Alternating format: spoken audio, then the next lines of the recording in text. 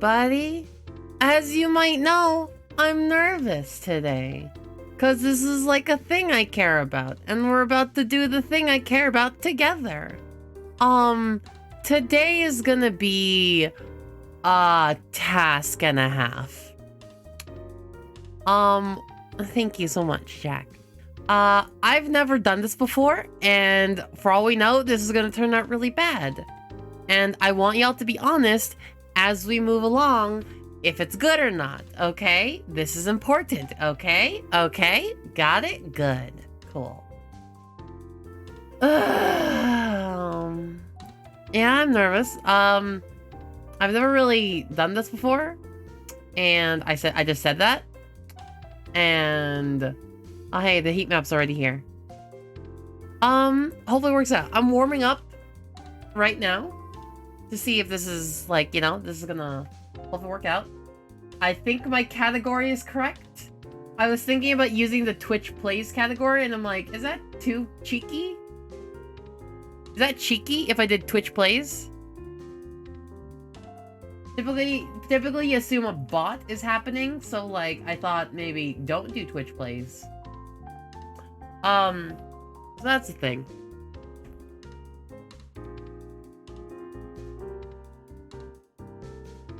Oh shit, I need to post about this somewhere. Oh, right. That's a thing I need to do. I need to promote it on my Twitter. Cause that's the thing I gotta do. Oh, you're booping me. Why you booping me? Y'all, we are playing a very different game today. Yeah. We're playing Twitch Plays D&D. And by D&D, I don't mean D&D, I mean me. Your best girl D. Hi, everybody. My nerves are kind of there and a half because I've run a lot of games in the past. I've never run a group thing like this. Because, we're here at the precipice of something new,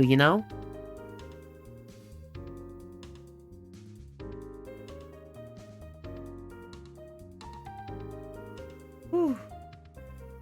So, hopefully this works out. My nerves are shot. It's a work in progress. If it's a little scuff, it's okay. Ultimate Hero, that's a really good point. That's a really good point. I shouldn't be so nervous about this. It's a work in progress, and we're gonna do this together. Shit, just let me warm up for a bit right now, okay? Let me just warm up. Let me just warm up. I'm gonna welcome everyone to D&D, except it's me. I yell out. It's D-I and D-I, not Dungeons and Dragons. I'm a liar. A liar. Man, how y'all doing? How y'all doing? Please help me feel better right now. I really desperately, good for fuck's sakes, need this.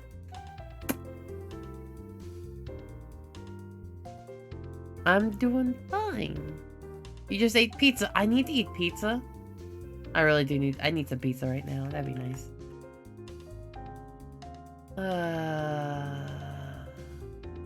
I'm still trying to fix sleep, but I didn't take a nap in the afternoon. It's something you love to do. It is something I love to do. My main concern comes from the group aspect of it, and I'm ready and willing to have something new. I hope y'all are ready for this too. Sorry, I'm just gonna keep talking a little bit. I'm just gonna keep talking about it over and over again. Y'all want to see what it looks like? Y'all want to see what the board looks like? Looks like this.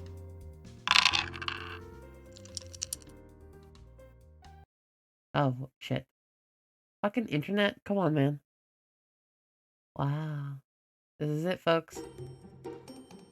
Let me extend my thing out a little bit. And let me move it. I need to move some stuff around.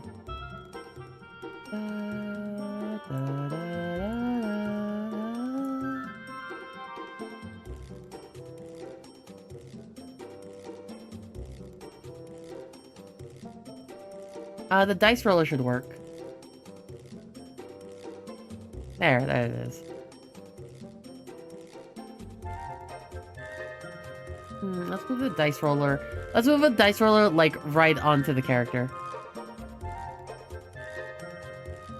Ah, yeah, so it's overlapping. Oh, that's actually really good. There you go.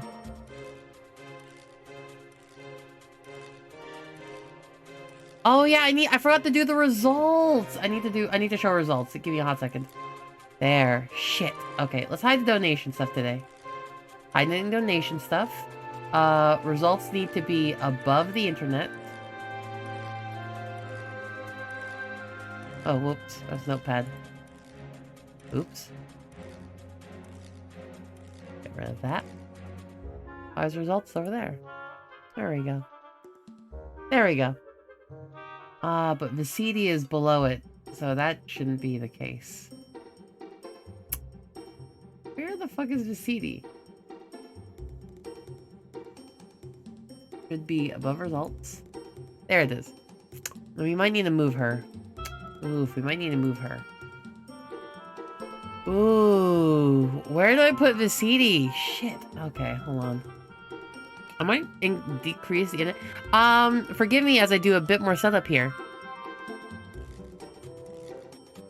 Need to do just a little bit more setup. Results. Maybe shrink the size of results just a little bit. Move you a little bit to the left here. This is not so bad. Let's move the dice roller and Viscidi. Wherever she is. The one thing that says token. How come I can't find that? Wait. Did I delete you? di&di. What picture of the white-haired girl? What? Results? Oh. Chat box, result views, chat box original. Yeah, that sounds about right. Notepad should be gone. I lost Viscidi. I lost her picture. Where the fuck did you go? Oh, there you are. You got moved as a token? Okay. Weird. Okay. I'm gonna take Viscidi and the dice roller. I'm gonna move you down here. This is where we're gonna put the dice. How about that? Well, let's group these together real quickly. Group? Where the fuck is group? Where's group? Dice. Hello, Seraphix. Hello. So if I do... It should do... If I do this. Yellow dice.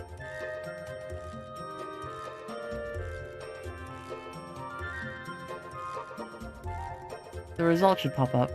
6. There you go. See, something like that. I can now move the results back to the right. And I can make the internet a little bit bigger. Which is good, because the internet is going to be our major backdrop. Fantastic, folks! Is that pro Genji? Genji? Oh, wow. Alright, everybody.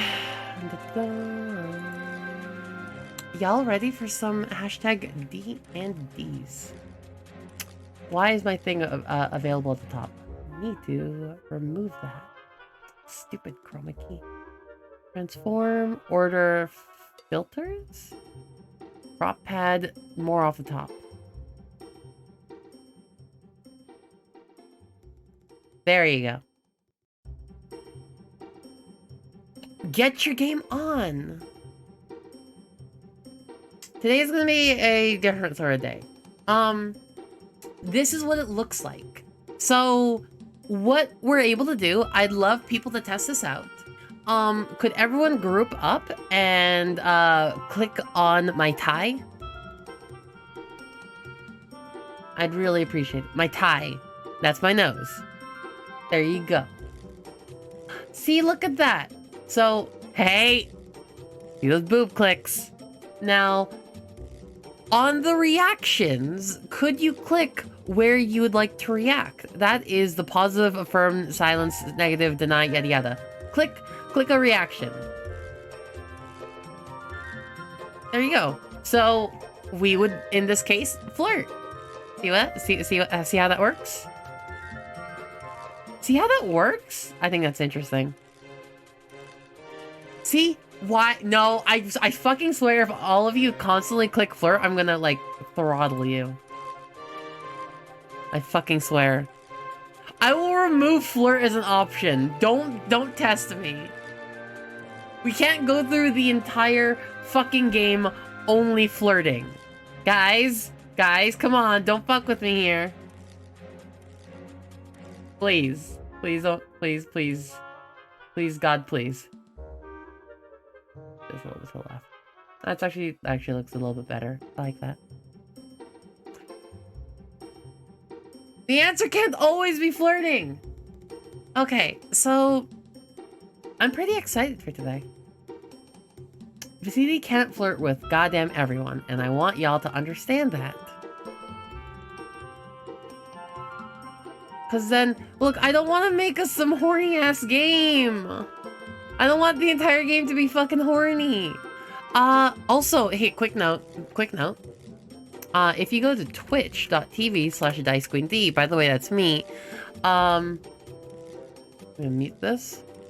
If you go here, and if you scroll down to the panels, there's a couple things that you can check out.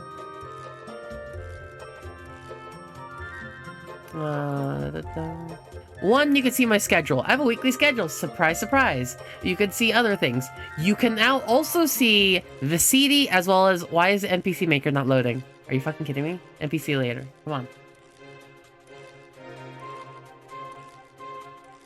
NPC loader, come on. NPC maker typically loads. I guess it's not today. But you can see the character. Oh, there it is. So something that you can do is that you can input NPCs that you think should pop up.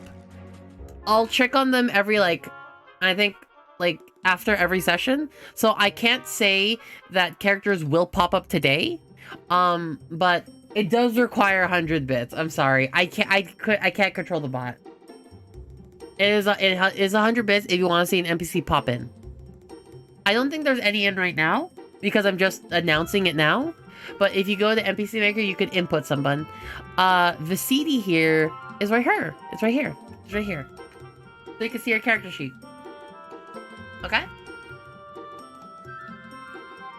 What's this? I'm gonna click this Moku. Don't fucking... Moku!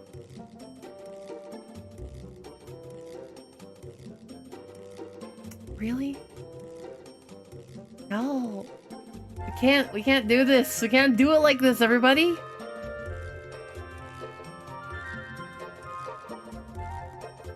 So, this is how the game is gonna play. We're going to be playing...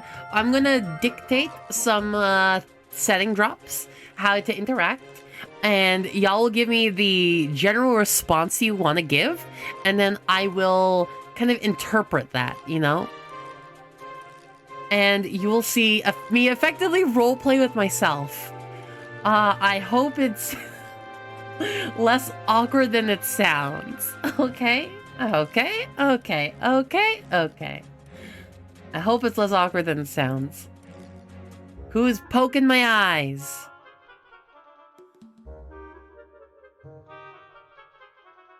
You are both. You are both gold. You are both.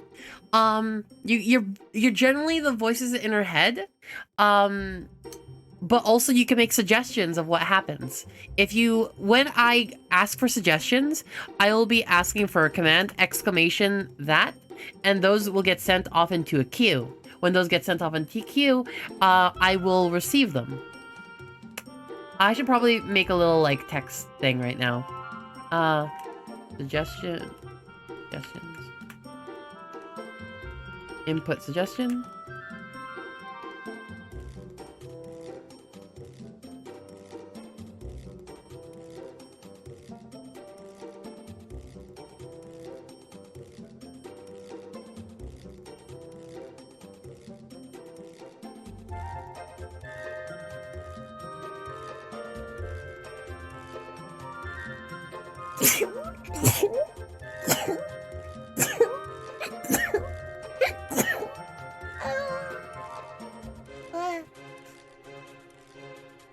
Sorry.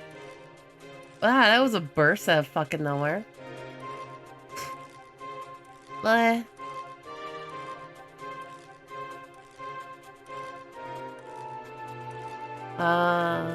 We're just doing a little bit of setup for now. We'll get there soon. We'll start in a moment.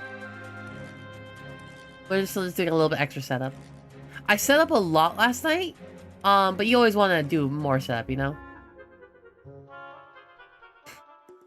Let's make this bold. Maybe 28? Let's give it a better color.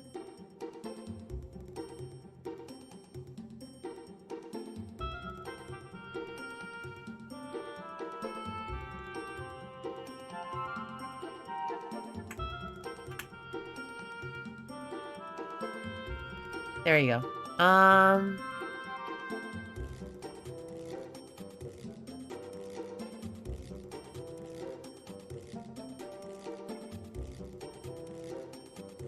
Where did I put this?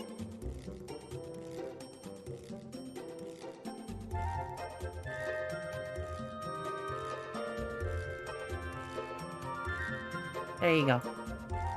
There you go. In order to do a suggestion, you put exclamation, that thing, and the thing. When I call for it, otherwise it's closed. This is going to be a very different game. I've said that already, and I'll say it again. I'll keep saying it until I understand it myself. But I'm hoping this isn't. This works out. I'm sorry. I'm sorry if I keep like repeating myself about it. I need to put results underneath base rig. There we go. There you go. See that? Now my bow's right in front of the results. Whoa, this is a busy ass board. Look how busy this looks. I might need to have a separate. Someone's touching my boob.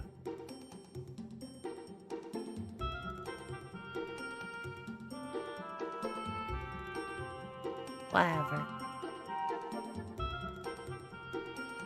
It has to be this busy to make something weird work. We need it in order to make something different work.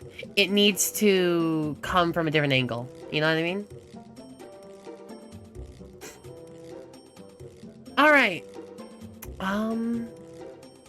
God, are y'all ready? Are y'all ready for this? I'm as ready as I think I physically can be. But, you know, I could always be wrong. There's gonna be a lot of lore dumping today. Are y'all ready for a lot of lore dump? There's gonna be a decent amount of lore dump.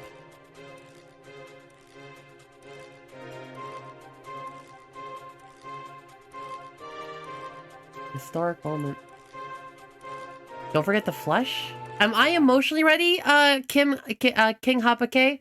Here's the thing. Oh yeah, by the way, thank you for the follow. Welcome to the hunt. I just noticed it says up there, top left, you just joined. Hi, I'm D. I'm a witch hunter. I do D&D tabletop-y stuff. Thanks for hopping in. Today, we're gonna be playing a very unique game. Am I emotion ready is the question. The answer is probably no.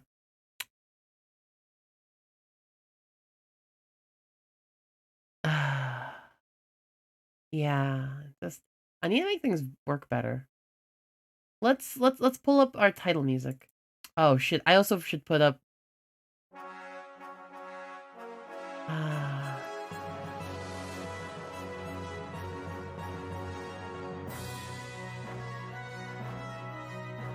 What's that for music? Oh, let me actually pull up one more thing. Drive.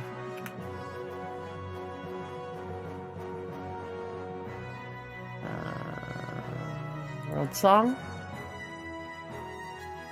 Geography. Maps.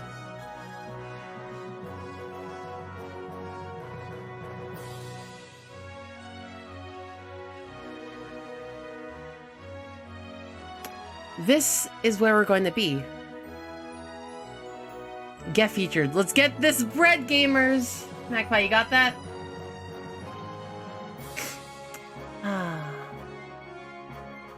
Here we are at the beginning, at the precipice of something new and different.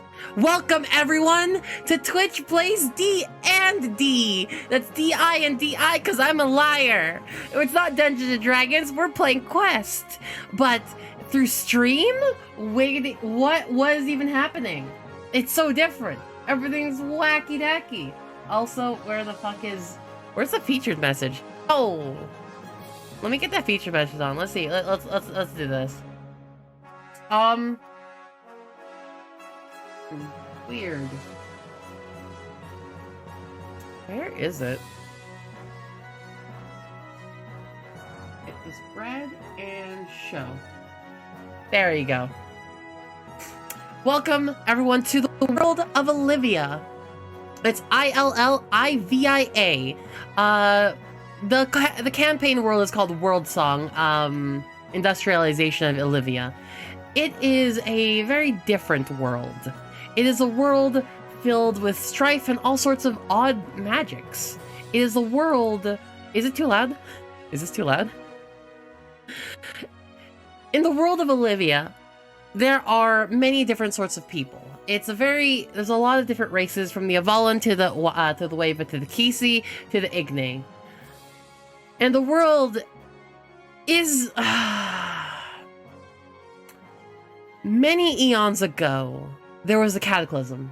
Kind of, but not really. A world-ending event that shook and changed everything.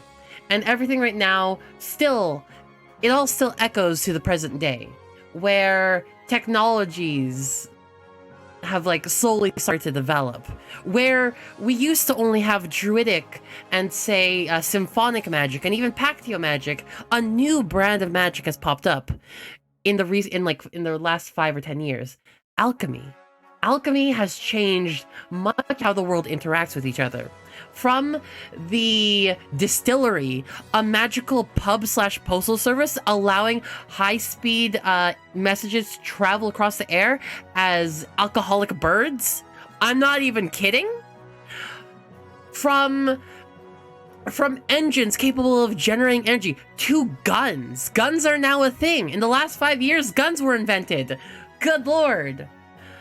All using a magical power called Elits. Elits, well, we'll get to that later. None of that really matters because while the world in which we stand primarily involves the mechanization, industrialization, primarily in the 5th region, or Rudera, the city of guilds, we are on practically the other side of the world. We're in the Mystic Lands. Now, our story begins in Olivia, specifically the Mystic Lands, southeast of the kingdom of Netzavare. We're here, you can see my cursor, right? Yeah, okay, cool. We're in the southeast of the kingdom of Netzavare and northeast of the deep forest of Cisedria. Well, that is most certainly a mouthful. Nothing else properly describes it.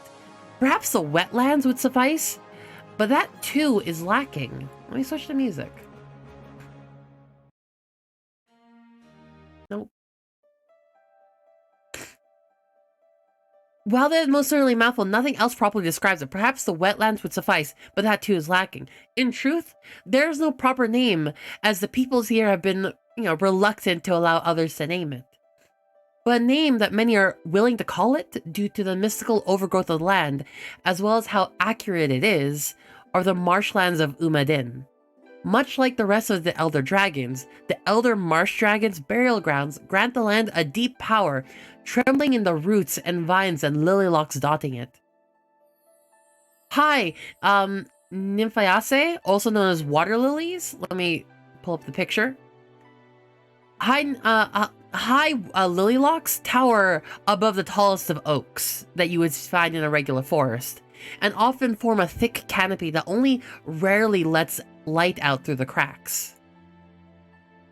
Water drips from them regularly from both sources unknown, but also the floating islands above, formed by means that you don't necessarily know. Today, we are Viscidi, and from an old race known as the Avalon, or as puddles as they're colloquially known. Viscidi stands 4 feet tall and wears oversized spectacles and a layered dress. She moves with neither a sense of urgency nor a sense of space. She's compassionate but oblivious and hails from a home, a city at sea with a crew with little sense of time.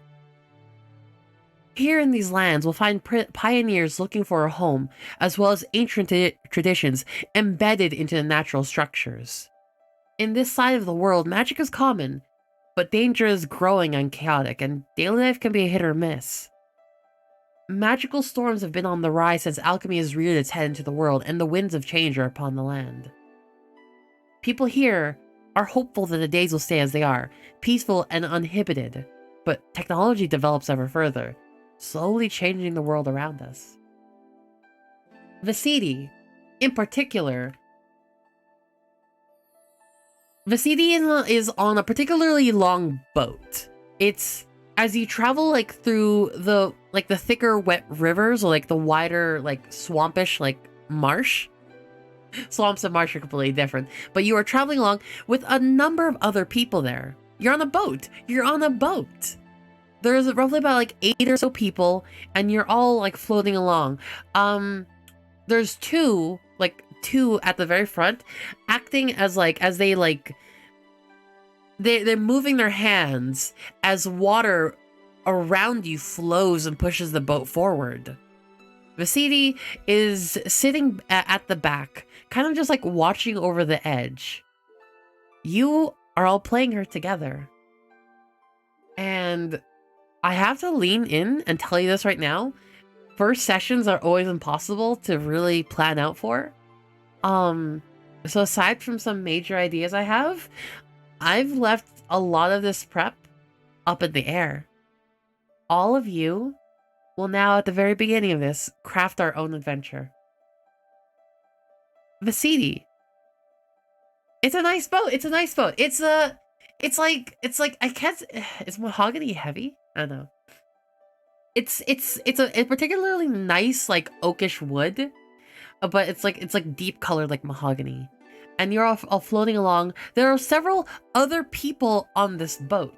There is some owl people. There's a lot of people on this boat. Like only like 10-ish. Does anyone have any suggestions what to do right now? Otherwise, I will leave it up to fate.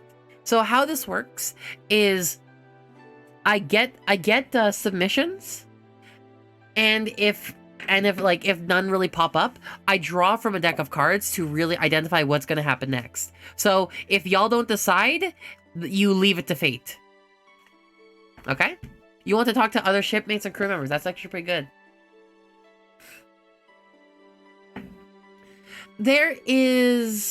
There's a guy beside us. There is a man. Let me pull up a picture. There's a man. He's drenched in like a coat, and he's like a Baiku. A Baiku are the owl people of this land. Like not just this land, but like of the world. He looks from a stack of papers held in like what looks to be a satchel, a bag, and he looks through it. He's very excited, and you hear the clinking of glass bottles inside.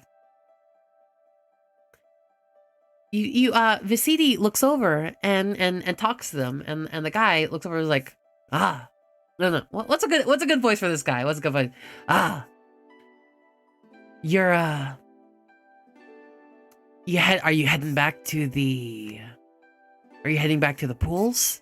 Are you heading back to wherever you puddles come from? He asks. He's not Hootie. Who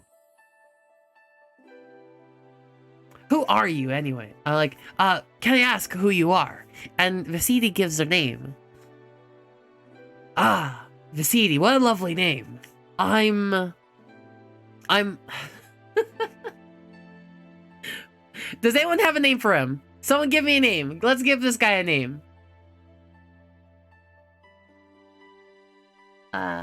I'm activating submissions. Give me a second. I'm activating submissions in just a second.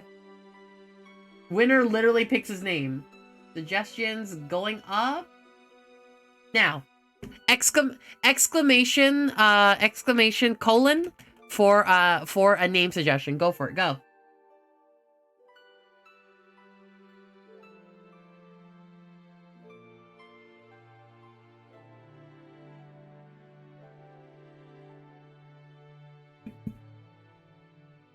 I really hope Awesome Sauce does not win. Collection off. And let's draw. From what we got, pick random. What do we got? And the vote winner is... the Doctor! He just calls himself the Doctor. The Doctor looks, he just says, you can call me, the Doctor. I research. And Viscidi's just like, why are you called the Doctor? And he goes, it is more a title than a job. But that's the same thing. He, like Viscidi goes, well, not where I'm from. Does anyone have a question for him? Anyone have a question for him? In particular. You can call me the Doctor. I research. It's more than a title job, but no. I'm not doing redeems right now. I'll leave the redeems to the end, okay? I'll leave Hootie and like voice redeems till the end. Sorry. What's dangerous in the water? Oh, those are good questions. Viscidi goes, what's dangerous in the water? Oh, so you have... But aren't you from these parts? I imagine you would know. Don't you know of the pools? And like Viscidi just like tilts her head. The pools. There are several areas dotted around this place where the liquids in them are, how can I say, more than curious. I'm here to do a bit of research. I've seen and heard many things from these pools, from creatures turning into other creatures, from creatures exploding or gaining wings, from changing to different colors. In my research, I hope to discover more of this and perhaps utilize and see if I could create, he like looks shifty-eyed for a moment, reagents to help and create medicines. Yes. Where are you going? Well, I'm not necessarily certain. I just simply knew that the marshlands of Umadin was where this belongs, and hopefully, I would be able to find one. Hopefully on ground levels. What are you doing here? Well, he just answered that one. What are you doing here? Everyone, what is Viscidi doing here? Collections are on. What is Viscidi doing here?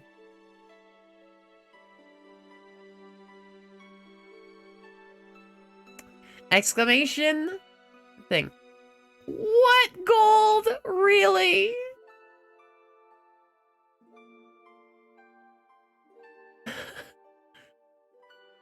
Oh, that's a really good one from Magpie. Really good one from Magpie. Okay, and 1, 2, 3, and closing. And activate, pick random. Activate, pick random. What is that? I'm getting weird ones. I guess I need to clear them out from past ones. I got like a name, like Mark, and I'm like, wait, what? She's not out here for Mark. She's out to explore new lands, people. Out here to explore new lands. And then he just even looks more confused. So, you're not familiar with these lands? I thought this is where all puddles originated. And it is true, by the way. Well, no. Let's see if Viscidi even knows this. Let's see if Viscidi knows. I'm gonna make a roll, and if Viscidi would know this area anymore. With an 18, she knows this area very well. Viscidi responds like, yeah, yes, what's Viscidi's voice like? Light and sweet? Yes, I think so.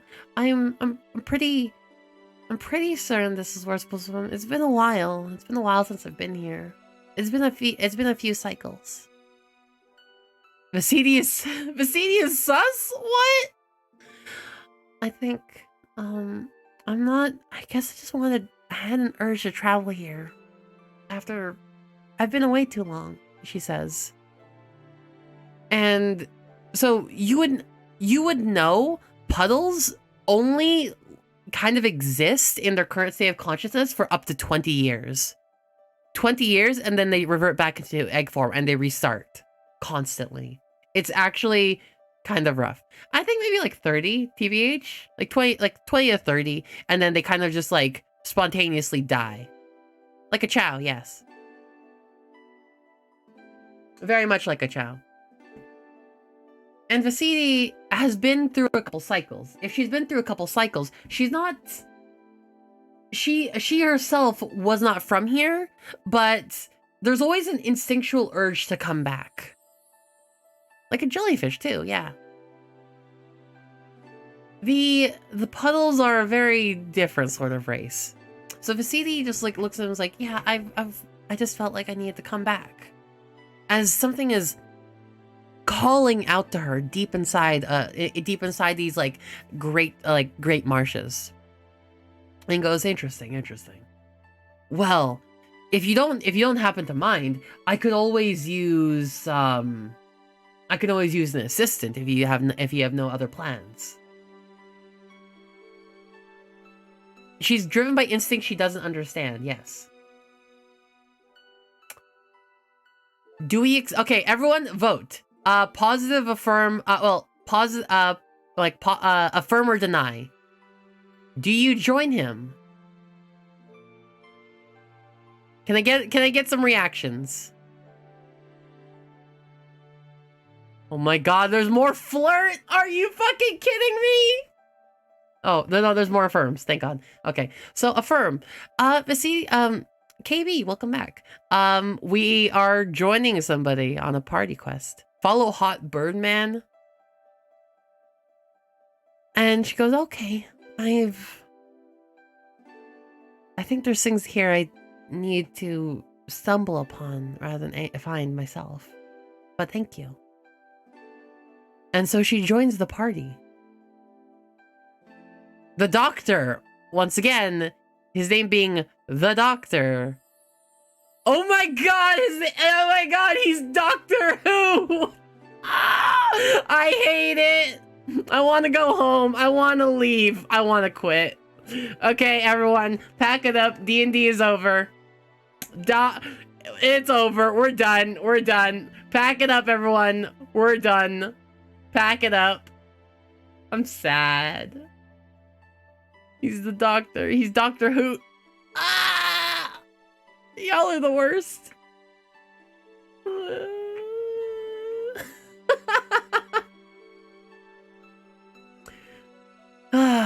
And he says, yes, it'll be good to have an assistant, a companion, if you may, to join me on this adventure. Currently, we're headed to the town of, let me get a name generator. Currently, we're headed to the town of the High Dragon. And it's like, the High Dragon? Yes, it is... It is said it is very close to the burial grounds of Din, but not so close that it is over top of it. The burial grounds themselves tend to be, how can I say, sacred. Assistant, companion. How much does the dragon smoke? Can I get some of that? Oh my god. Okay. Is that an honest question, Necromancer? Because I can roll for the Viscidi right now, if she knows how much she knows. She's 16. Oh shit. Okay, Viscidi would know that Din is one of the great elder dragons. The elder dragons all died in the cataclysm, like eon, or I would say minimum 2,000 years ago. They all died. and they were all buried, but the places in which they are buried have great spiritual power. And in order to become a druid, you have to kind of bond with one of these areas. So there's many that make pilgrimages out here. So there many folk tend to make pilgrimage out here just to become, like, to gain druidic powers. Are you gonna fight Fatalis? We'll have to see. But the elder dragons were, they say 5, but many there were 5 main ones. There was the, let me write them down real quickly. The 5 elder dragons. There were, let me pull up my notepad. This will help.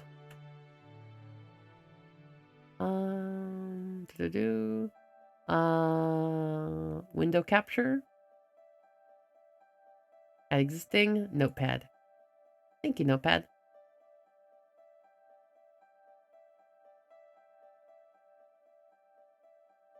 There were five elder dragons. There were, I guess I'll just put it here. Maybe I'll just make it a little bit longer. Shorter and longer.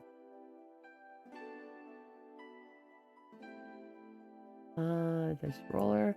Put you into, I want to put these in the results table. Ah, it's fine where it is. There are 5 elder dragons. They were the steam dragons. The steam, forge, dust, rose, and marsh dragons. There you go. All of these were of such great power and strength. They were able to fend for themselves and protect various other to protect various people. The one they all have a different burial grounds, and the marshlands of Umadin is where obviously the elder marsh dragon like is buried. And Dr. Hoot, the doctor goes, well, we'll be moving a little bit close to there. Just moving free Raven TTV. Thank you so much for the follow. Welcome to the hunt. We are going to be moving close to there. And not so troubling, but yes. The Steam Dragon was a major gamer. Wow. Okay, folks. Do we keep talking to him or do we move on to another NPC? We can hang around with him more and like get more development with him, but there are potentially other NPCs that we haven't made up. Ask, what are we looking for there? That's a good question, Obsessive Looter. We are looking for the pools. The various pools of that kind of populate the land. One that has odd properties and often adds a physical, but not necessarily different effect. It's said there might be ones of like emotional effect, ones that might even change your personality. That's what we're looking for. Can we get some chow? Yes, we can. So here's the thing. Viscidi and puddles are typically omnivorous. They can kind of just absorb shit. They could eat, and they would enjoy it, but they can also just like, they're kind of also like a plant in that case. They can kind of like eat amoeba, stuff in the air. Not gonna eat the doctor. Well, we could. How it works, free Rave TTV, is it's kind of like a choose your own adventure as we move forward, but the players are able to decide on abilities or responses together. It's based on voting. If you're not on mobile, you can click on the screen and boop something, and we can vote for that to be the thing. Oh, hold on. Hold on. Size up. Size up is a good ability to use right now. If people want to use the ability Size Up on the doctor, everyone click that.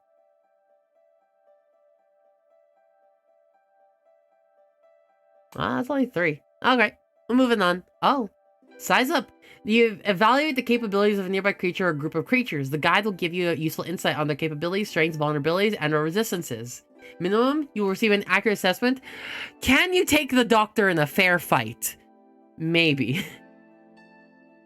The best assessment is you're probably around the same level. Well, no. In physical capability, a Viscidi is better. Viscidi has like 5 ranks in fighter. So they'll be able to fight them. They will be able to beat the crap out of this nerd. They will be able to beat him. Physically, is what I can tell you. See?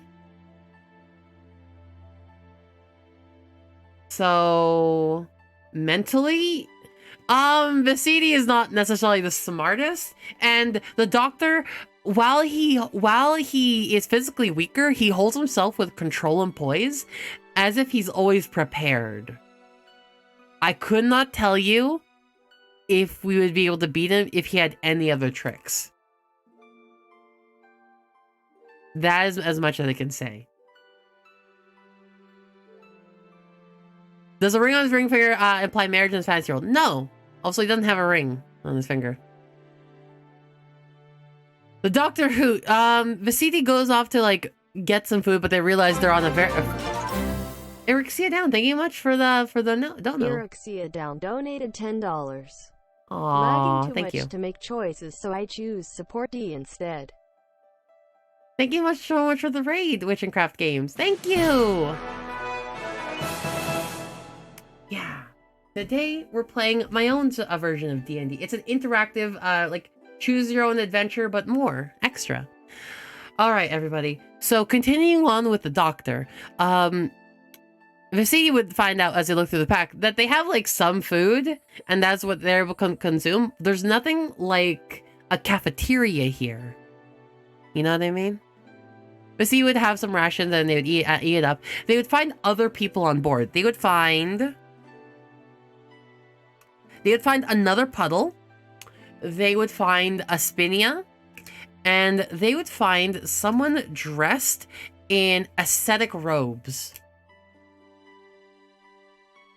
If any, so between the puddle, between the spinia, which is a spider person, or someone dressed in ascetic robes. Oof, that's a... You know what? I think this is time for a poll. This is time for a poll. Let's do a quick poll. No, you want... Here it is. If you want... Okay, if you want the puddle, click to the left of the Doctor. Like on the left side. If you want the... This is for the puddle. This is for the spider. And here would be for the robe person.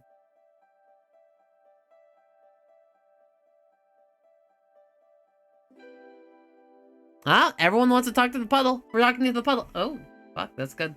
We're talking to the puddle today. You approach yet another puddle, and they, like, look up, and she's like, hi, hello, welcome, hi. And they're very excitable. And then she's, like, almost reaches out to give a hug, and then she, like, stops, holding her hands up and back. She's like, oh, I'm sorry, I was about to initiate contact. Is that okay? Is that fine? Sorry. It's so nice to see other people here. Oh my god, are you coming back? Are you here for the festival?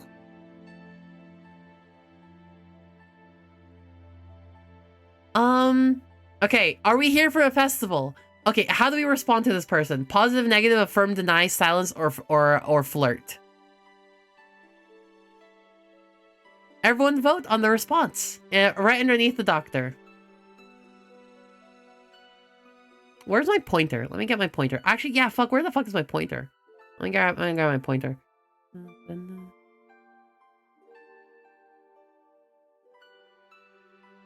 Pointer should always be here. Hello, pointer. Here. Please vote somewhere here. Ah, shit, that's really good. Deny? Viscidi goes, oh, no, we're not here for the festival. There's a festival going on? And she's like, yeah, every, you didn't feel it? It's somewhere inside. Like, I felt a call, and it felt like everyone back at home needed us, wanted us. It's a feeling deep, like, I mean, I've only been out of the pool for maybe 5 years, but I've learned so much. I've gained so much. I'm so excited. Would you like to see these? Oh my, you would know, Viscidi would know, innately, that puddles, if they touch each other, they're capable of sharing information, experiences, memories.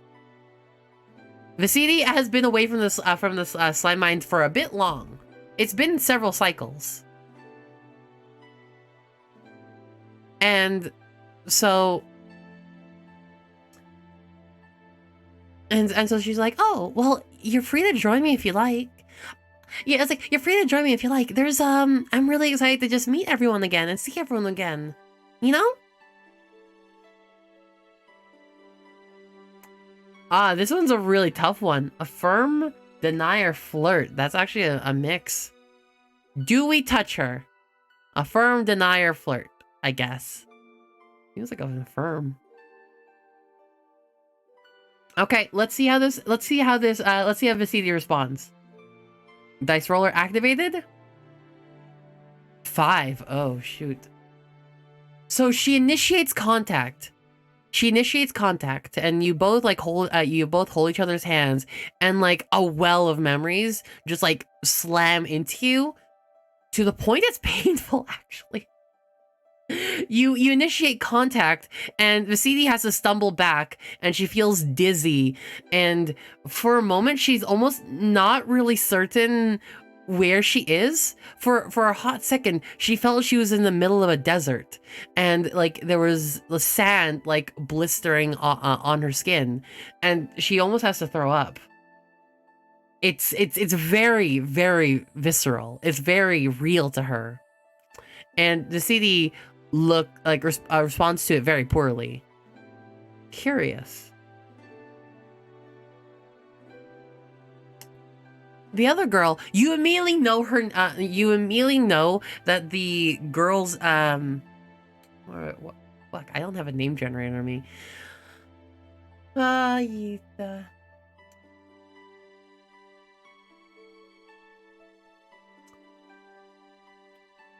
Sorry, give me a hot second. You would immediately know that the girl's name is Ever. Ever. I just named the other slime girl. You know her name's Ever. Is she rogue from like the other X-Men when she thinks she's a person? So, so the puzzles in my world, when they share memories, it's a very intense feeling, and sometimes it's very good. Sometimes it's very wholesome and well. Rogue kind of felt like she was her for like a hot minute. Like Rogue. Like kind of like Rogue, but Viscidi, that's what she felt. It's a very intense thing. Ever and like leans over towards Viscidi, not specifically not touching her. And she's like, I'm sorry. Are you okay? Has it been a while?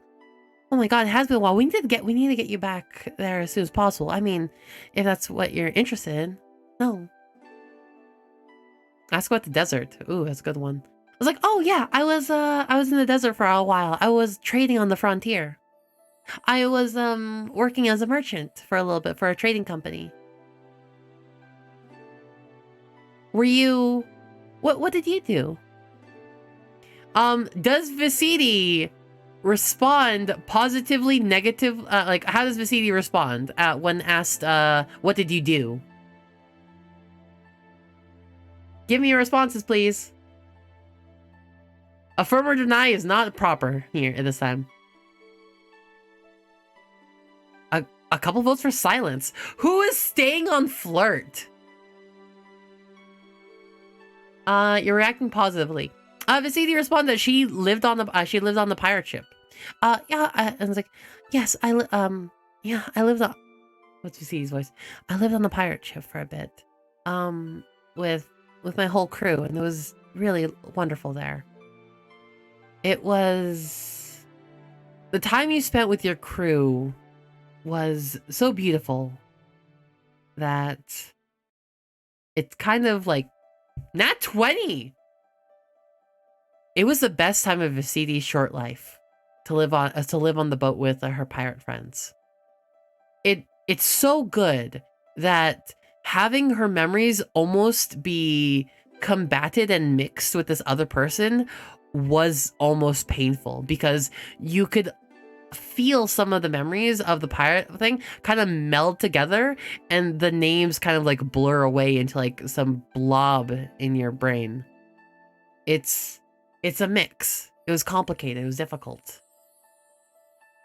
Did the pirates give her magical flask? Yes.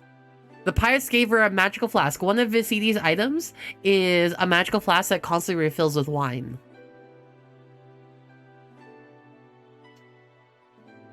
So that's how that worked out. The reaction to the to the other person was very poor because your memories kind of become blurry the more you have of them, especially when you're a water slime. Remember, this is you almost caught Captain Viscidi. She wasn't the captain. She could have been, but like she wasn't the captain. Like she's a sweetheart. She's compassionate. Why would she be a captain? Okay, everybody, let's vote. Affirm or deny. Was she a captain or not? I'll let y'all vote. Oof, ooh, that's good. That's a lot of votes for affirm. What the fuck? Viscidi was a captain for a short period of time. She mostly acted in the place of first mate, but there was a couple of years or two where her like captain went missing, so she had to go on an adventure to like go rescue her, and so she had to be a captain. After that, she learned how to bandage people up. She was it was a complicated series of events. It made her captain for a day. Okay, everybody. She's a very wholesome captain. Okay, everybody. What do we do next? What else does Viscidi want to do? I have one more action in me before the boat departs, okay? So there is still the spider or the ascetic robes.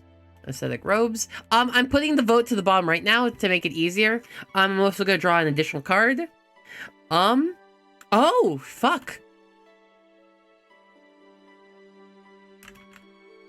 All right, everybody. I got another vote. There is a spider, there's the aesthetic robes, and there's a suit of armor.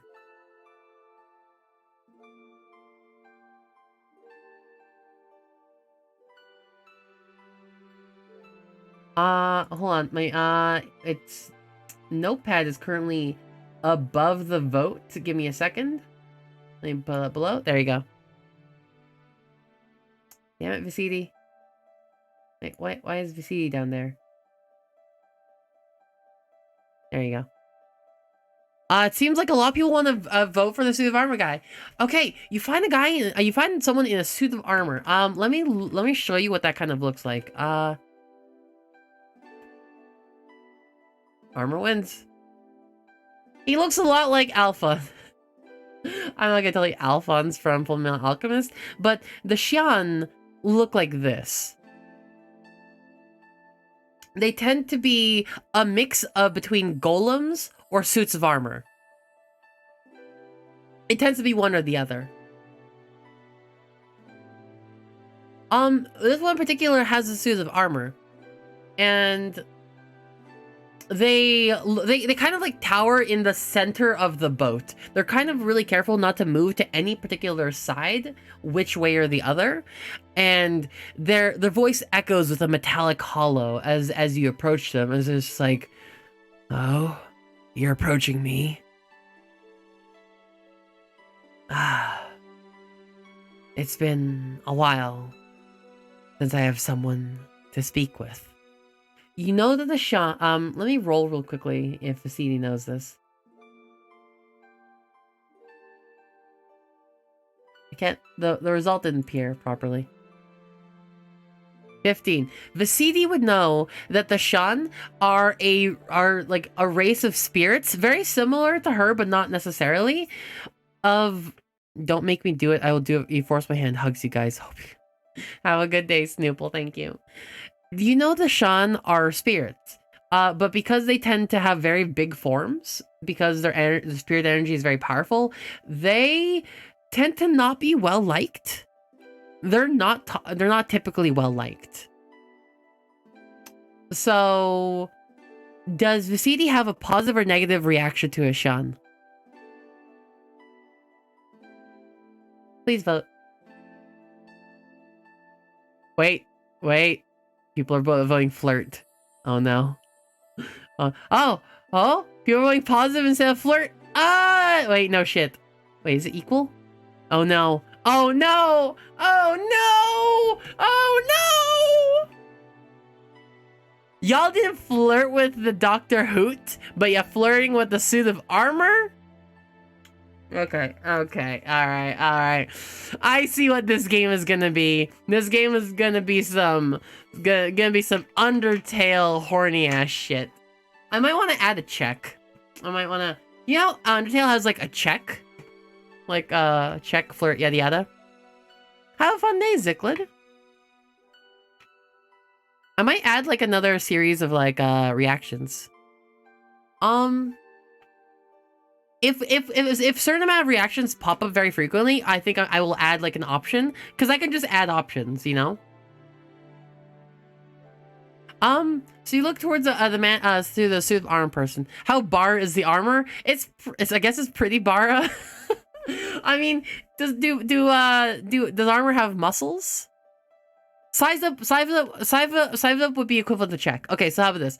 Normally we'd have to like check them out, be like, oh, this is what they look like. Size up would tell us, could we beat them in a fight? So size up tells us how combat capable someone is. Size up shows that this guy would definitely beat the shit out of you if you got into a fight with him. He has a giant sword on his back. Come on.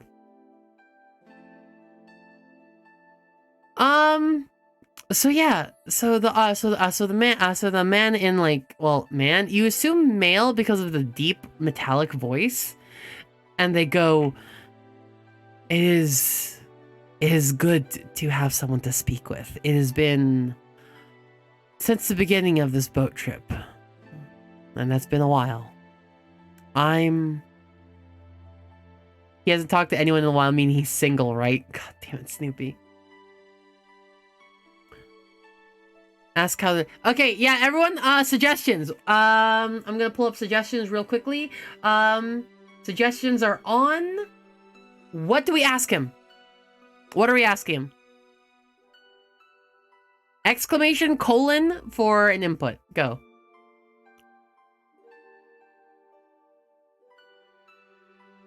Bum, bum, bum. Are you...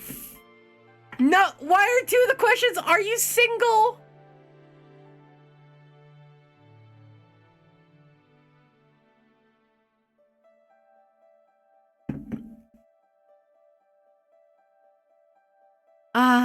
Okay, all right. Turning off suggestions in 5, 4, 3, 2, 1. What's gonna happen is I'm gonna pull up 3 questions, and that's what we're gonna ask him.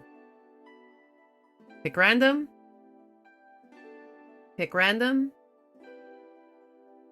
Pick random. Let's see who the winners are. Are you fucking kidding me, you guys? First off, are you single? And the man goes, it's been... I don't remember ever being intimate with anyone. Not since I became like this. I would suppose, by your standards, I have always been alone. If that means single, then yes. Single. Oh, fuck, I made a mistake! I made a mistake allowing y'all to flirt! Next question.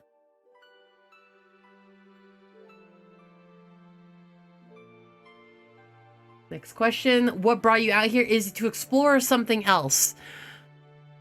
He goes, I've been looking for a new body. And I feel the suit of armor, while home to me, very similar to the form I had before. I'm not well appreciated in society. I seek to perhaps forge a new body from these woods and perhaps make my way here as a pioneer in a sorts. Find maybe purpose and family. I know it will be difficult. And he trails off. Last question. Are you fucking kidding me? Sheep!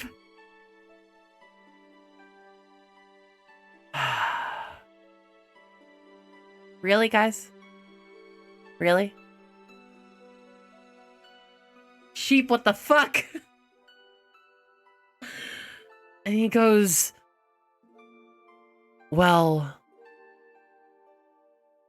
I would suppose I've worn this for nearly 30 years or so. I could use a tune-up. I've just been...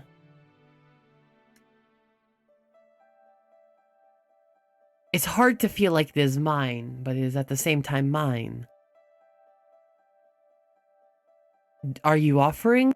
Is that something Puddles can do? The answer is yes. The answer is yes, Puddles can definitely do that. And he goes, I'm not sure if that would be appropriate as we just met, but perhaps in time. To clear your fucking horny brains, everybody, we're actually gonna ask him his name. Oh, I've not given you my name. My name.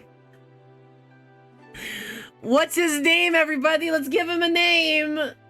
Pulling in suggestions. Starting now. What's his name, everybody? Please, I hope it's not horny.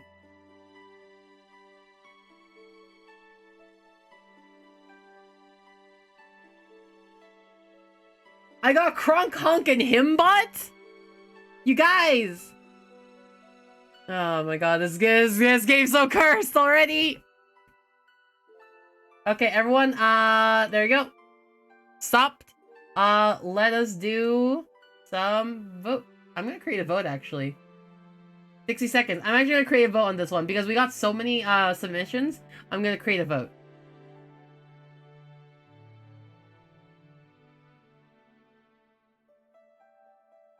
A vote should appear as one of the overlay options. I think.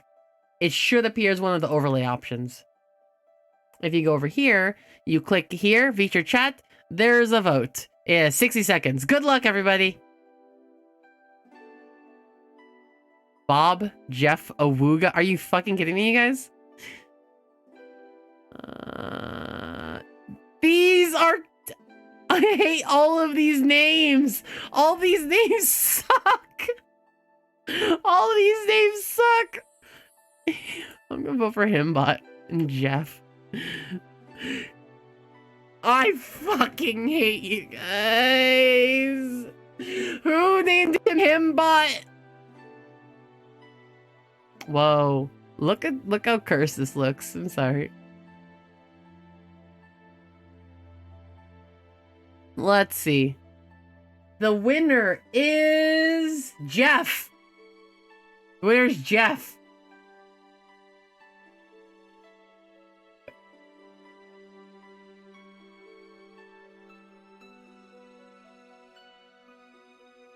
Jeff, really, guys?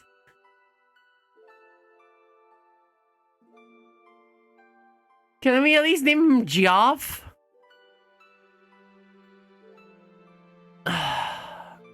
No, fuck you guys. Okay, his name is Jeff. My name is... A long time ago, my name was Jeff, I believe. But you may call me Geo. That sounds a lot cooler than whatever someone would imagine to be.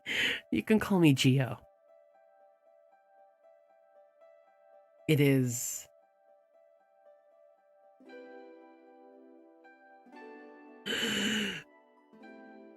Gio's a great name. My name was Jeff. My name was Jeff. All right. All right, everyone.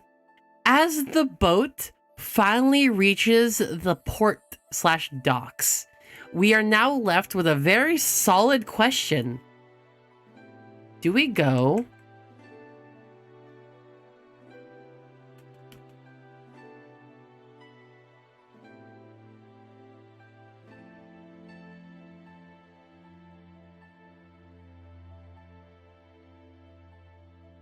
Who do we go for? Let me organize this. We're not gonna ride the boat again.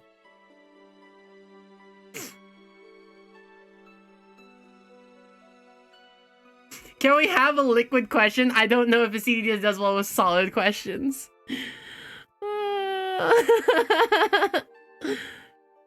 Okay, everyone, I'm gonna need you to vote in the bottom right. Who do you want to come with us? Who do we want to join in their party?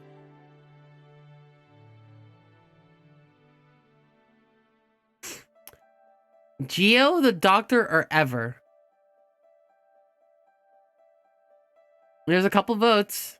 It's actually pretty good. It's pretty close. People want to go with Ever? Really? I'm surprised.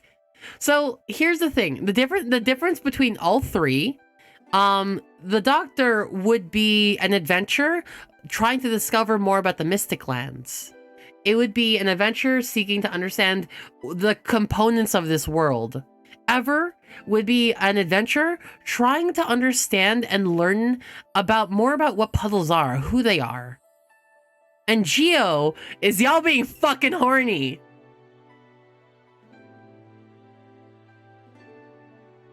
Please vote wisely.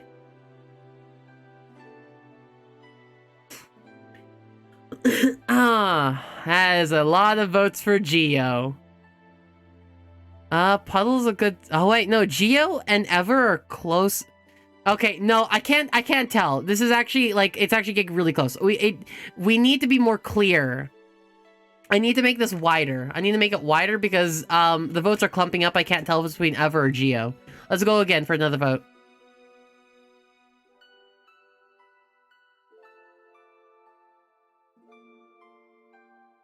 Who is voting between Ever and Gio? I will not count your vote, you fuck. Gio on the right, Ever in the middle, Dr. Hoot on the left. I can't fucking tell. I can't fucking tell. There are votes in Flirt and on Viscidi and on my goddamn nose. Can y'all please vote? I will close this in 10 seconds. Well, 20 seconds.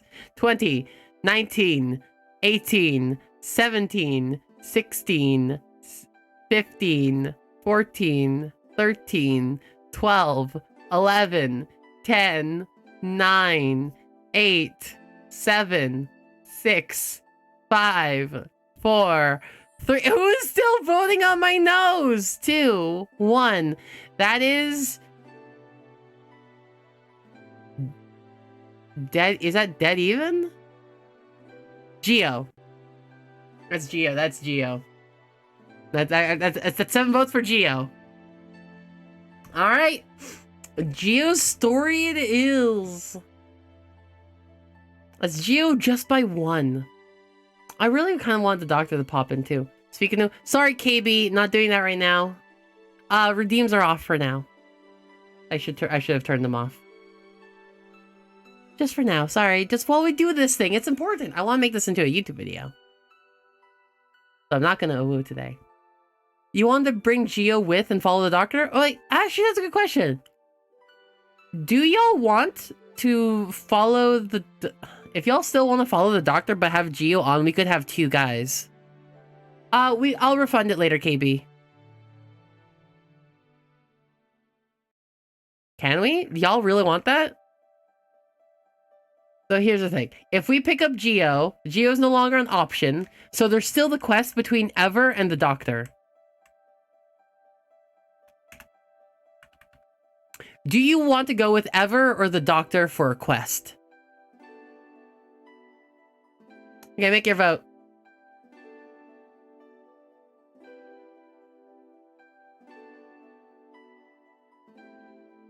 Because the doctor and Ever are separate quests. They are very separate. 3, 6, 9. Oh, fuck, I can't count. That seems like an overwhelming vote for the doctor. All right, everyone. All right, everybody. We are going with the doctor and Geo. Sorry, Ever. We're gonna need some art for these guys later. I'll find some art for them later or something. I guess that's the goal we're going on. So Viscidi goes back to the doctor and goes like, wait, how are you doing this? So as you arrive onto the port, Viscidi holds like Geo's hand and says, I have, if you're still just looking and wandering just like me, I have an idea that where we could go. And she pulls Geo towards the doctor, who like looks up at this towering Hulk metal of a man and goes, have you picked up a friend? Like, how's the doctor? Have you picked up a friend? And he goes like, did you need us? I don't know their voice. I don't know their voices. What was the doctor's voice again? Ooh, did you pick up a voice? Hello, yes. Can we keep him, please, please, please? And the doctor goes, well, it's not up to me if we keep him or not. And Geo goes, if this makes you uncomfortable, I understand. And I don't want to impose by any means, but you are. It seems our friend here wants help. Come along. Who's still booping my nose. Viscidi wants everyone to be friends. Let's wave a goodbye to Ever. Yeah, I'll do that. As Ever goes off, Viscidi like makes a wave and is like, thank you very much. And so she's like, it was so good to see you. I can't wait to see you at the festival. Bye. As she like walks away. If this makes you uncomfortable, yeah, I get that. It's been... So what exactly are we doing? And the doctor goes, I'm gonna have to voice multiple NPCs. This is gonna be a pain in the dick. Why is all of this a romance option? These don't have to be romance options. They don't have to be this, but they are. Y'all horny. Share one at the party. That's actually a really good suggestion. Obsessive Lawyer. Let's go with that one. We share wine at the party. Like, Viscidi takes out their, like, flask that, like, has unlimited amount of wine and shares it with everybody. And, the doctor will happily take some, but Geo will look at it and be like, I can't drink.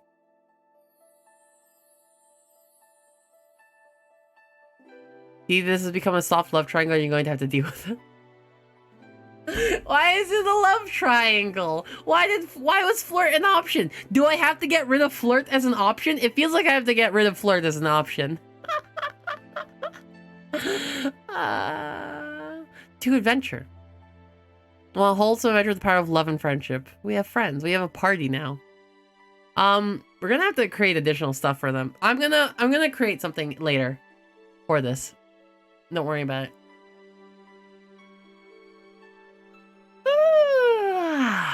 Okay, let's do a quick check-in. How are y'all feeling about the adventure so far? A little quick check-in. Good? Hopefully good.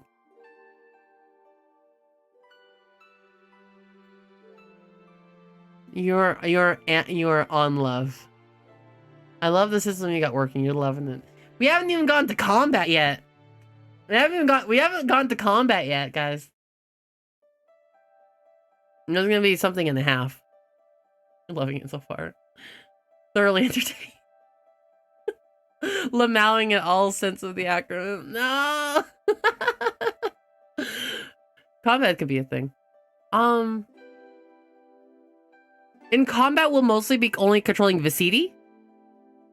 You know, for a lover, not a fighter, Viscidi tends to has a lot of physical combat abilities. Size up is really helpful. Go with complete capacity. Y'all stop treating this like Undertale. Oh, I'm gonna tweet this real quickly. I'm gonna tweet this. It's nothing like you've ever watched. I'm glad, Obsessive. Y'all, my chat treating this RPG like it's fucking Undertale. There's already a soft love triangle between a slime, a suit of armor, and an owl man.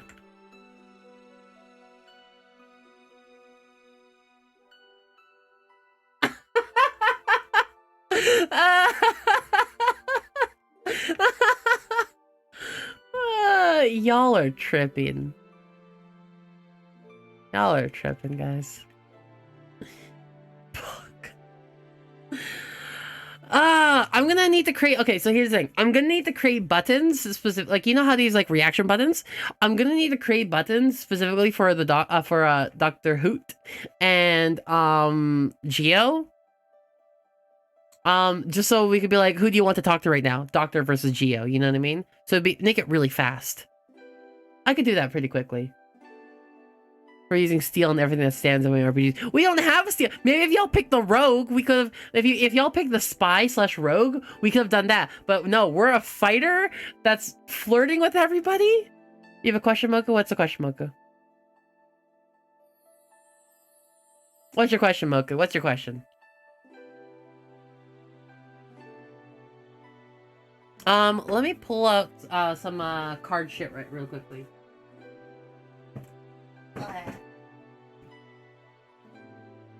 No rogue, we're basic as fuck. 5 levels in fire, 1 level here, 10 levels in lover. Are we gonna eventually do this with VC? What's this? What? Why am I clicking? Are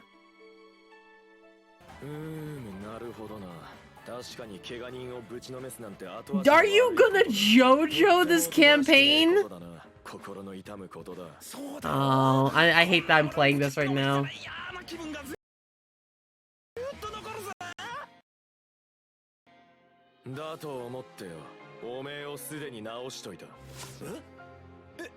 I already healed you. It's not JoJo dating.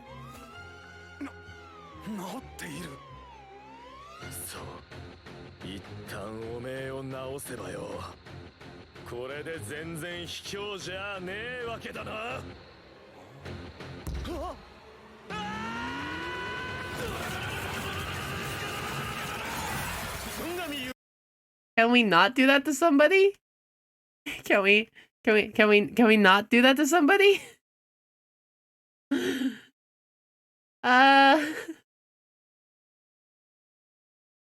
Could we not?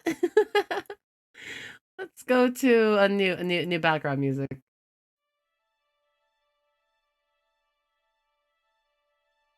Maybe this one. Capital.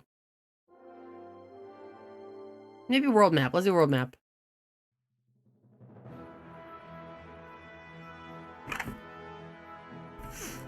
Okay. Nice world map music. And back on the world map for those reasons. Let's set the scene better.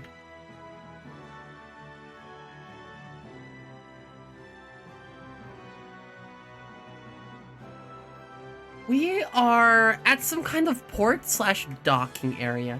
It is kind of like wood. It's like a woodsy marsh, like let me like a marsh port.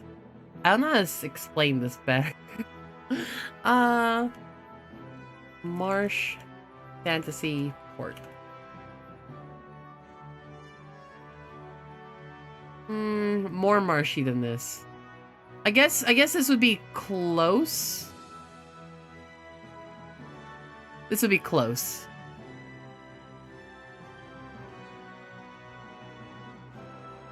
Off we go into off we go to adventure. I'm gonna when we're done, I'm going to flesh out these characters a lot more. So there might be some changes. Ocean dominated hemispheres, but I think it's upside down. Yo, everyone thinks my map is upside down. Everyone thinks that blue is water. How is it not clear? Like, I don't get how that's not clear. How blue isn't water? Like the gray, the dark gray is water.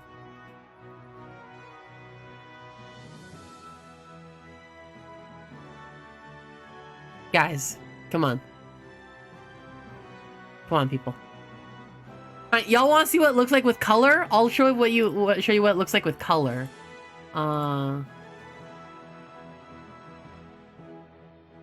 This is what it looks like with color. Happy? That's what it looks like with color.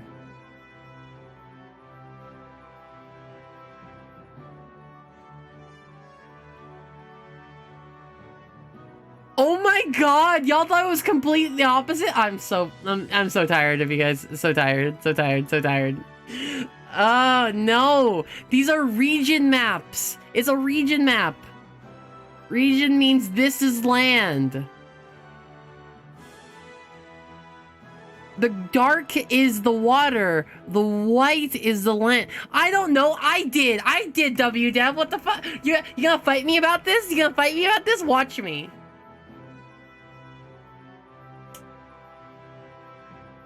Oh my god.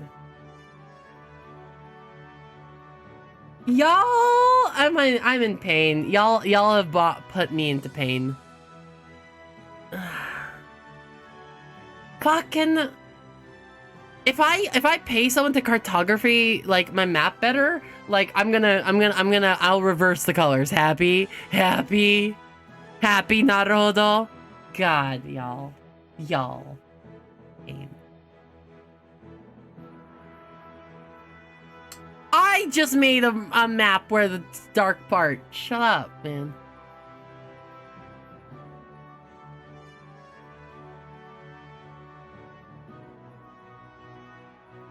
What kind of map maker do I use? Don't judge me! Y'all are judging me in the map! No, I planned out things for the map masses they are. Look, also there's rivers. Look at this river. How do you explain this fucking river then, huh? How do you explain that river? Look at that river. You see that river?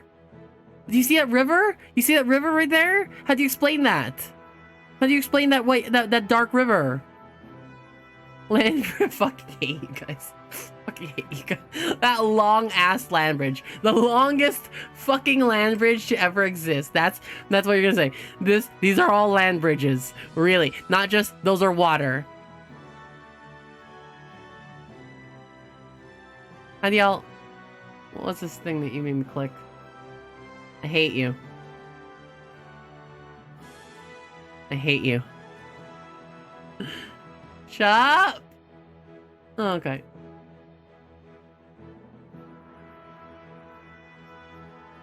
You come to what equates to like a marsh. I like so shit.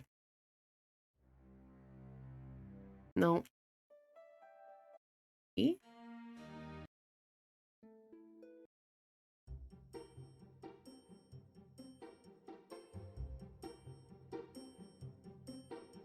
Y'all most of the map is fine. Shut the fuck up. Thank you. Map. I'm not a professional cartographer. I'll show you. I use a generator.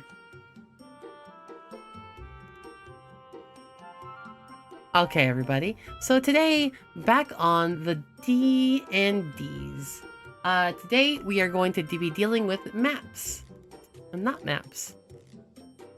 I hate it, Alphen. I hate it. So we've been dealing with the Dr. Hoot and Geo. All right. So the doctor says that he effectively needs to kind of identify these various pools. Does everyone remember what the pools here he's looking for is? Dojo, Donjon. Thank you. Does everyone remember like what the doctor wanted?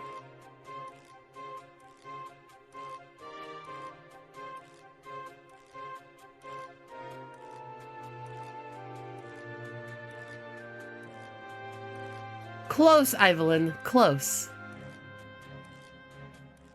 So, okay, so... Kind of. So in the marshlands, there's some very odd specific pool. Actually, you know what? Let's see if Viscidi remembers. Let's see if Viscidi remembers. If Viscidi remembers, then it doesn't matter.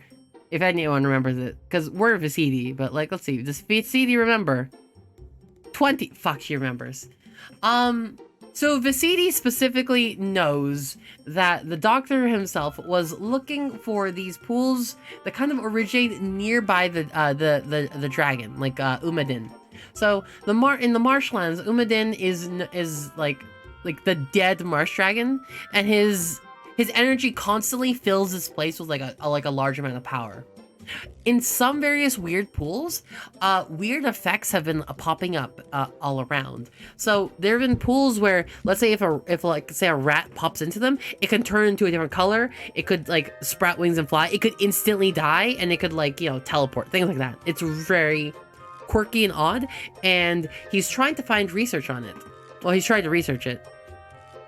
And so he looks to everyone. He looks at Viscidi, and he looks at Gio, and he goes, all right, it might be best if we all split up and look for clues.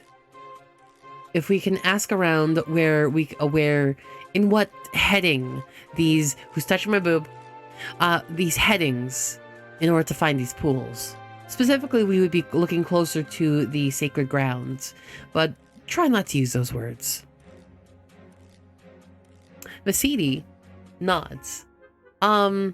But also questions like, so are we not gonna stay here? And the doctor just kind of shrugs. It's still early in the day. It's a little too early to think about lodgings and a place to stay. But yeah. Viscidi's gonna get lost in no sense of direction. Why are you splitting up when we just got together? That's fair.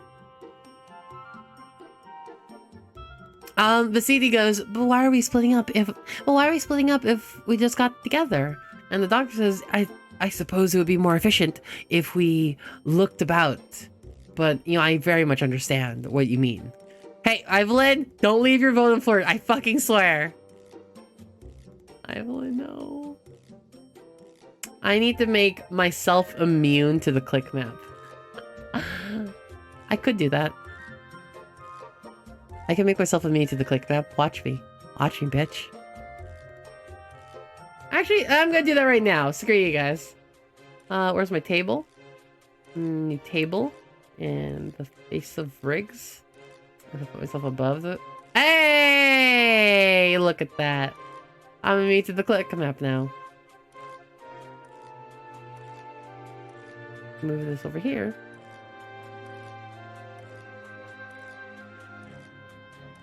I want Flirt to have a cooldown timer. I could give Flirt a cooldown. Hi, Scatty Boy, how you doing?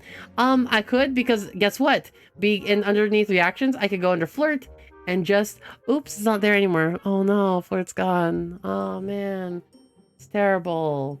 Whatever will we do with Flirt missing? Ah.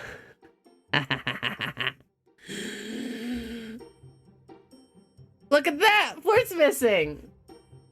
Okay, everyone, back to this. So here's the question. Protest in silence. The interactions for Flirt. Well, we just attack everything.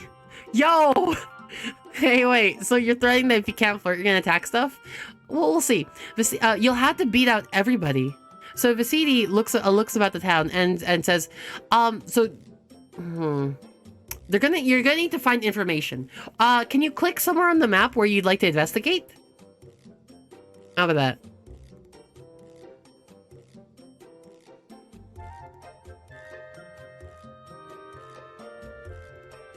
The water.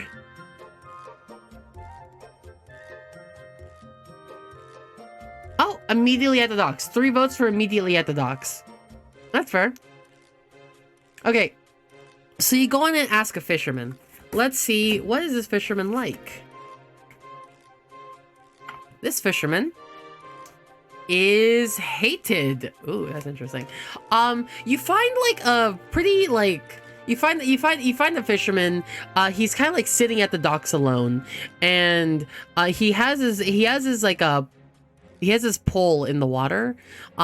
He's constantly like fishing out, and everyone seems to just be like giving him a kind of a bit of a stink eye. And as you approach him, he like looks at you quizzically and is just like, "Oh, did you need something? Did you need something?" And Viscidi, what does Viscidi ask, everybody? Immediately, what does Viscidi ask? Give me questions, folks. I'm gonna start collections. Starting collections now. Go.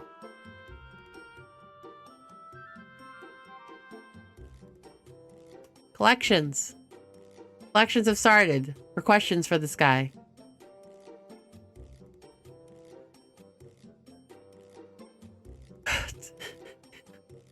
Obsessive looter immediately with any fish.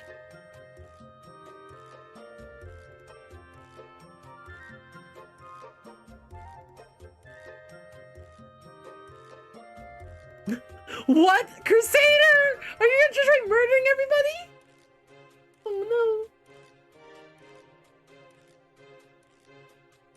no. Oh, those are really good. These are good questions. I'm gonna stop in 1, 2, 3. Collections off. And let's get some questions. We're gonna get 2 questions from this one. Pick random. And pick random.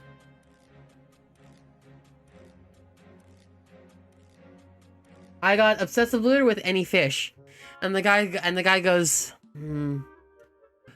well, a couple. It's not the best of bites, but it's the best place around here, the safest sort of place. I have 2 mentalities. One is to flirt with everything if there's a choice. The other is to murder everything if there isn't a flirt choice. It applies to everything in the game he plays. Oh, painful. So it's either, you're either flirt or murder, and since I took away flirt, you want to murder. Next up, oh, why you fish in such weird waters? All right, and the guy goes, all right, well, it's somewhat safer nowadays to fish in these waters. It can be really difficult out there. It's, as I was saying, it was safe because you're never really certain what you might get into, especially when you're this close. You're a puddle. You get it. You understand how dangerous that these lands are, especially with the elemental storms that's been happening lately.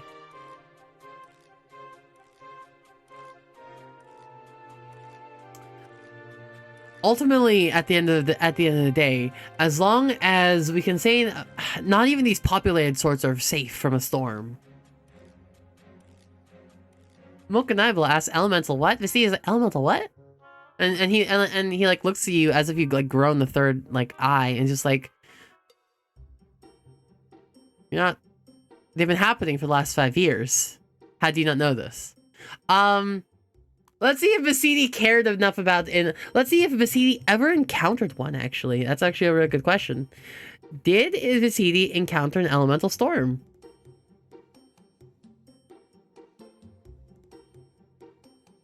Nine.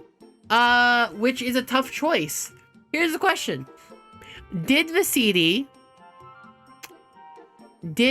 encounter a storm before? Or did she not? This is actually, I guess, a choice here. Yes, she did, and she was caught up in it. Or no, she didn't, and she has no idea. This is a vote. Let's do another vote. Yes, she did, and was caught in it. No clue. Okay, top. It's a top.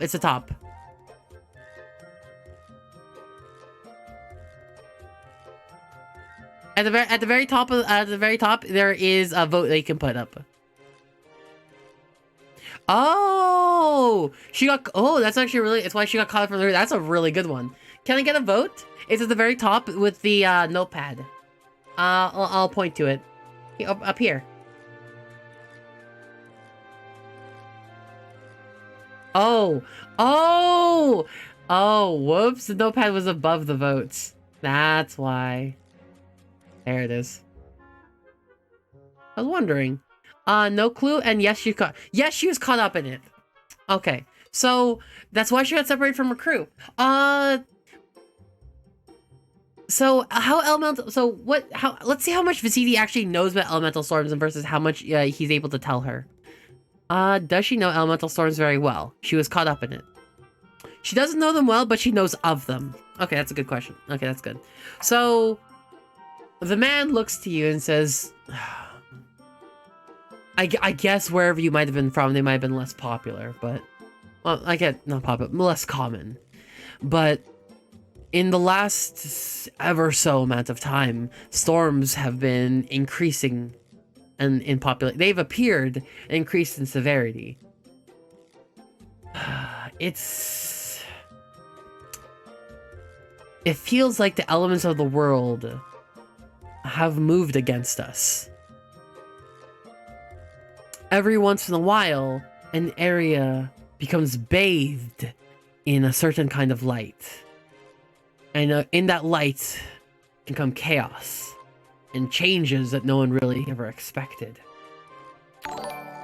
Oh, Miller 35, thank you for the follow. Welcome to the hunt. Can you punch the elements away? I don't think so. Have you ever seen trees that were on fire but never burning? Have you ever seen dolphins that had metallic legs capable of walking on land? It's been trying and difficult.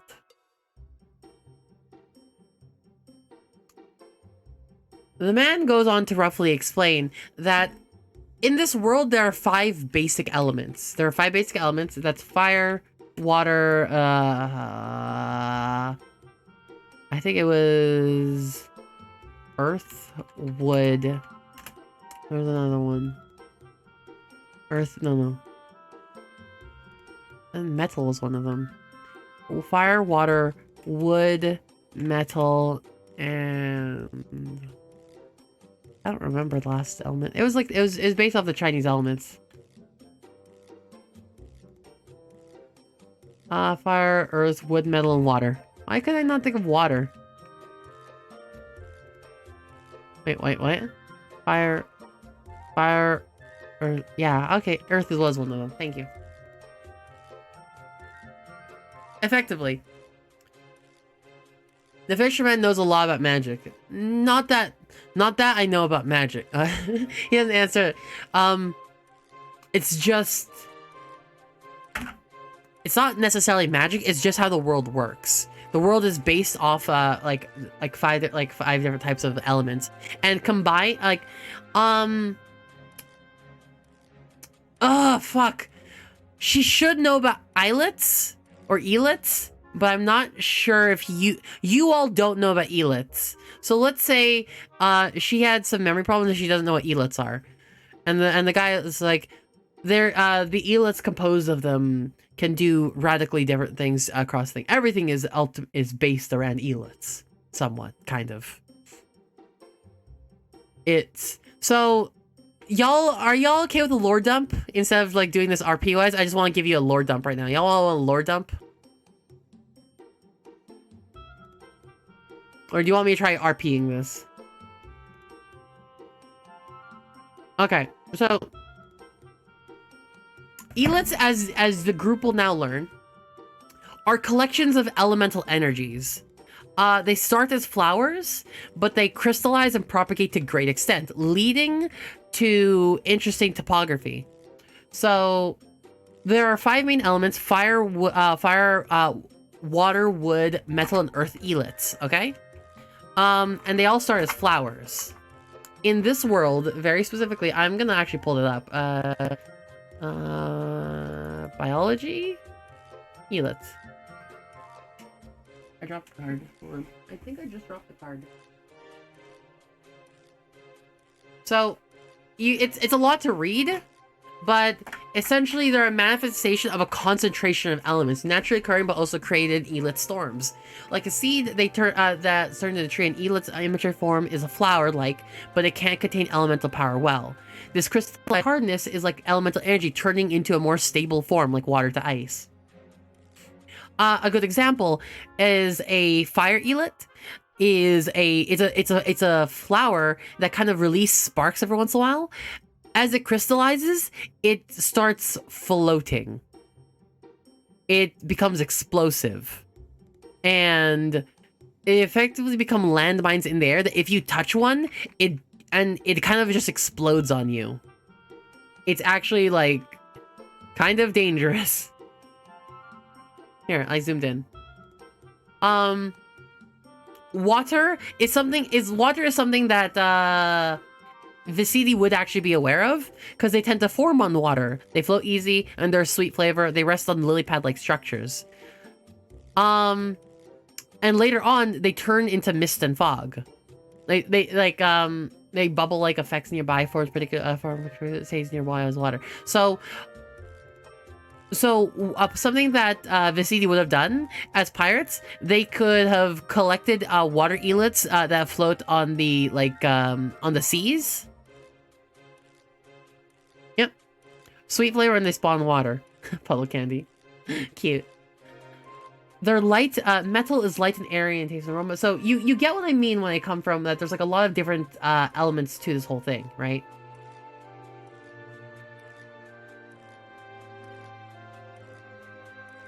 So, Elits, how they are right now, does he have a rock default? No, they're different. A rock isn't an Elit. It's a very specific sort of thing. You can have a rock, but an Earth Elit, they tend to float.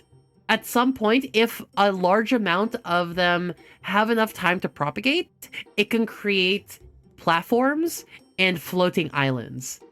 The marshlands have floating islands all around them, like above you, as you like look upwards. And so you can kind of self-determine that those are made of earth elits. A mixture of earth, wood, and water elits can create floating islands.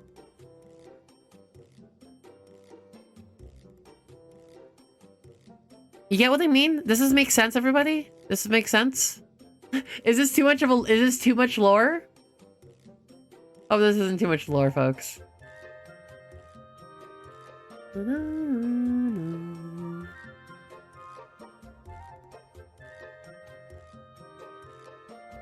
You don't have to read it, but these are the rules in which the world works. It's heavily influenced by 5 elements. And the guy goes, the storms bring elits of so much concentration of element that it changes the topography of the land. I was wandering out the other day, and there was just a series of fire elits just all about exploding upon each other. And as you can tell, that can cause quite a problem. Elemental storms have been on the rise. And we are not safe from them either. There's so much energy here that it feels like we get them almost every other day. Making a meme of this stream. Yo, there's so much lore. I'm sorry. I've been working on this world for several years. So I've been thinking about the rules of it like pretty extensively. And everyone is like just tuning in. I'd say he looks towards you. Be careful out there. Else, you might have difficulties being out there. Blah, blah, blah. What the hell? Any questions for him? Any questions for him? You all good? We're gonna move on? You got information? You'll be fine. Well, you're a tough puddle, exactly. You're a tough puddle.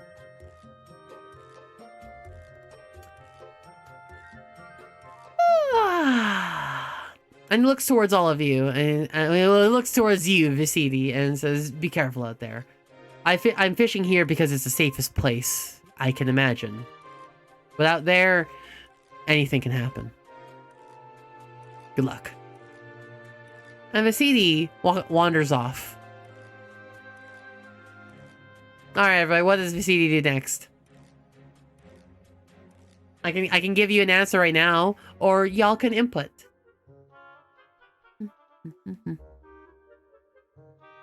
What are pilgrims? Does pilgrim word here? Settlers? Settlers is a good word. That's it. Settlers. The people here are all settlers, essentially. They're all trying to set, like, nearest food place. Viscidi had ate from her pouch earlier. She ate. She had rations. Look for people in need? You know, that's pretty good, too. That's pretty good. Gotta refill the pouch. Gotta refill the food. Viscidi goes to the market, and essentially like the convenience store nearby, and she goes to grab some food. Let's see how successful she is in finding good food. 14. Viscidi finds she finds food. She refills the pouch for like a handful of days. It's pretty good. Hi, Neko. How you doing? Pretty good. We got a lore dump about what elits are and how we have crystallized elemental flowers all over the world. And there's been an increase in storms, especially like outside of this element. Where it gets more elemental at Layton, there's you find the nearest tavern. Oof. You know what? Actually, I'm gonna turn on suggestions. Okay, there's a lot of really good stuff, so I'm gonna turn on suggestions. Suggestions going on. Go.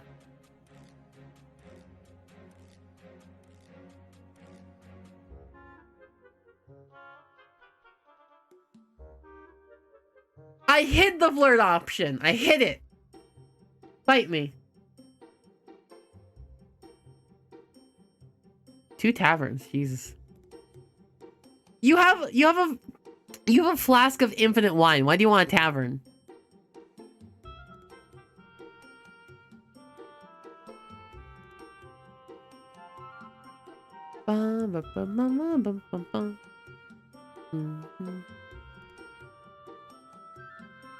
Yeah, for carrying beverage. Okay, you know what? I'm not even gonna do this because we have too many taverns. Or I'm just gonna say a majority vote, tavern time.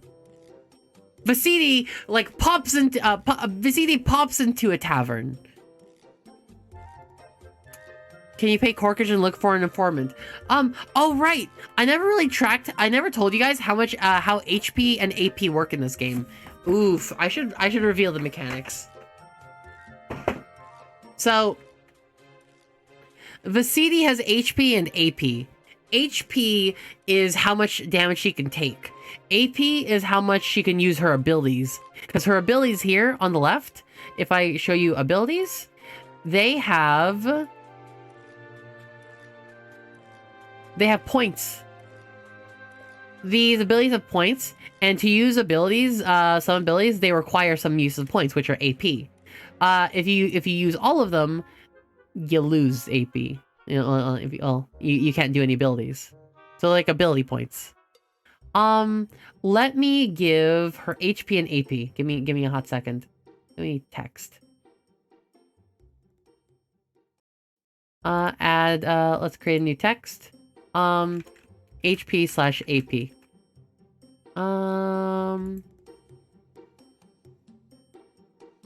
Montserrat alternates black.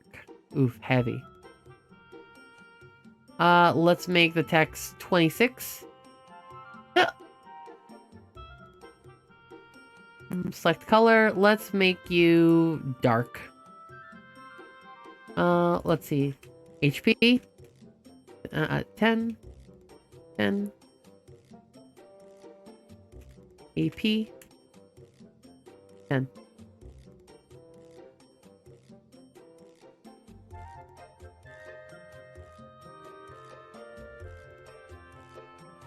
Let's move. That's a very small writing. Let's change this writing. Let's make you a little bit bigger. Let's make this 48. Pretty good.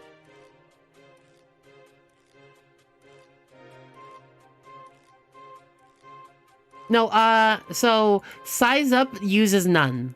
So that's how. So that's the thing. Size up uses no AP.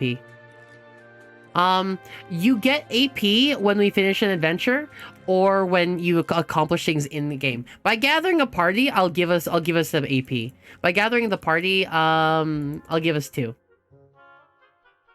So now you have 12. See? Like that. To do things like mend will require AP.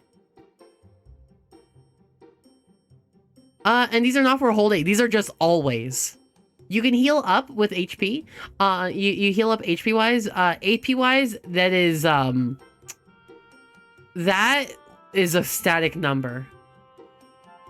I would imagine game over, but like also at the same time you now have a party capable of like rescuing you. So that's a thing.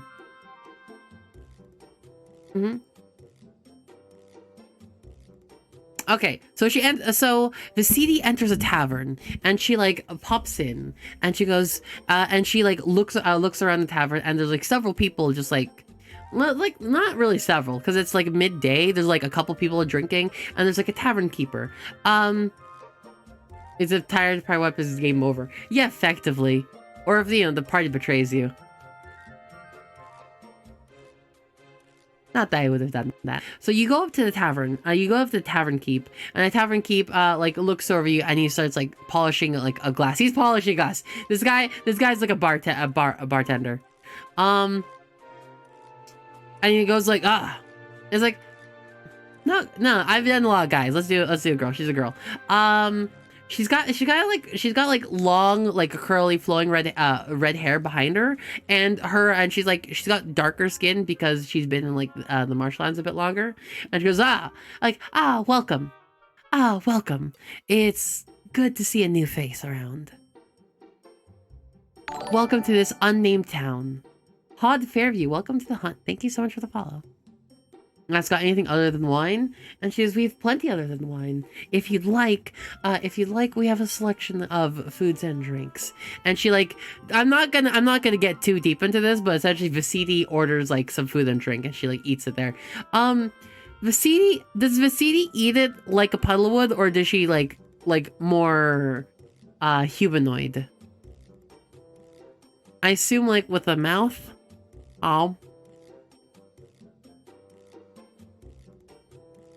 I assume. Okay, so she puts that mug in her butt. No, it's cursed. That's also cursed. All of you are cursed. How do puddles eat? Puddles honestly can just absorb nutrients. So oh no, she pops into her head and absorbs it. Oh, it's cursed, but I guess so. She just like pops into the head and she just starts eating it like that. Taylor. Wow. Hey, thank you so much for the raid. Taylor Labrinonel. Thank you so much. Raiders. Female. Hello. I am D. Hello everyone. Hello Raiders. I am D. I'm a witch hunter. I'm currently running something called DRPG, where we're all playing a tabletop together. Yeah. Clintron, thank you so much for the follow. Welcome. So we're all playing a tabletop RPG together, and everyone's currently in the tavern. Oh gosh. Okay, so today you've so far we're playing this character Viscidi. You can see her down here on the bottom. Talk shows and podcasts. Interesting. So you can see Viscidi here in the bottom. She is a puddle, or like a water slime like person. Dusty, thanks for the follow. Welcome. If he is taking the wine bath for, she could. She obviously could. At the end of the day, this is what we have to like really work with. So as like Viscidi talks to like the tavern keeper for a bit, eats and drinks and like gets her fill in. She hears things in a nearby thing. Let's see if she hears a room nearby. Let's do the dice roller. Boop. 9. So with 9, Viscidi. Okay. Here's another tough choice. Viscidi hears wrong information, or she kind of hears some good information. That's what we're working with. Click. Okay, let's make a poll real quickly.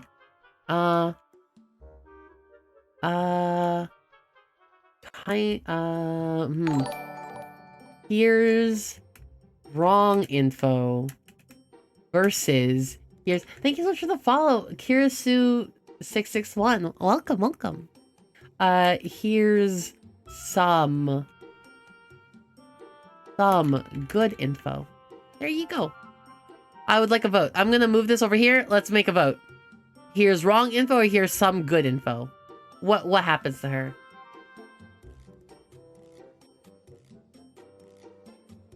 Oh, lots of wrong infos. If you tap on the screen, you're capable of making votes. Isn't that cray-cray? Here's wrong information. Viscidi hears wrong information. How do we play this? Dark Phoenix? How it works is that I tell a story, and I call for votes, and I call for actions, and I call for abilities. Cleasp, thanks so much for the follow. Welcome. I've already removed the flirt option, because, hey, look over here. You see this? You see? Tixus, thank you so much for the follow. Welcome. I had to remove the flirt option because everyone was getting too fucking horny. So that's a thing. Hey, you want to see this flirt option? You see that? No, it's not there anymore. What, you see that? It's like D&D, except communal and together and quicker. So you hear a lot wrong information. You hear the effect of... Let me get this card. You hear the celestial... That's the celestial card. Tells me... Let me do a read real quickly. Celestial is... 15, 16, 17, 18. Companion? Familiar? This is one of the... Okay. Radiance, you hear information that the various pools, you'd be able to find them directly in the grove, and that would be the best place in order to get there. And doing so in the best place, you are so confident. Viscidi is so confident that this is correct and exactly where they need to go, that she immediately goes over to Dr. Hoot. Here's Dr. Hoot, by the way. He's a sexy owl man. They're telling go directly to the grove, which is, by the way, a very holy place. Well, not holy, sacred to druids. He's a sexy owl man. He could be sexy, he could be sexier, he could be less sexy, I don't know. I hate that they named him Dr. Hoot, but, like, this is where we're at. It did come from... Shut the fuck up, Magpie. We all know it came from chat.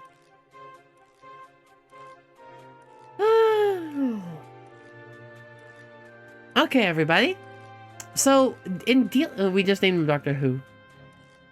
So you go over to the doctor as he's like kind of grilling like some other person. You see him like talking to this child, being like, "Look, we're just looking for some information. It shouldn't be too difficult." And the child goes like, "I think it's that way." As a child points, like, that is the floor. That is the floor, child. I need you to tell me where the pools are. Oh, I know. And the kid points towards the water. There. And it's just like...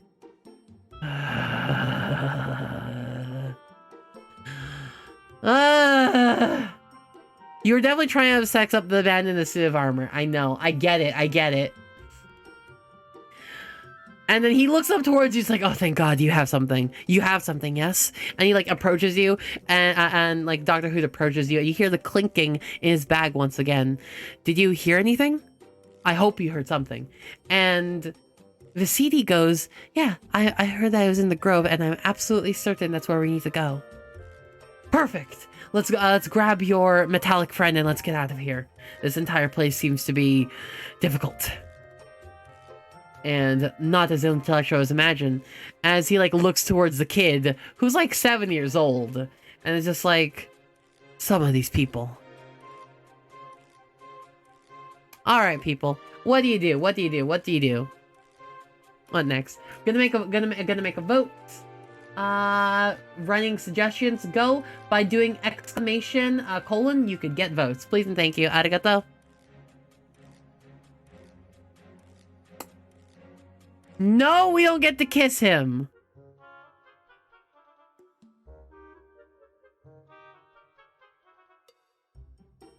No kiss. Look for marshmallows, make out. Kidding me? Are y'all fucking kidding me? Are y'all fucking... The flirt option is not available, people. The flirt option is not available. Awesome sauce. Oh my god. Please, I hope we get that one. I really fucking hope we get that one. Okay, closing suggestions in 10, 9, 8, 7, 6, 5, 4, 3, 2, 1. Oh my god, thank you. Selection over. Let's do pick random.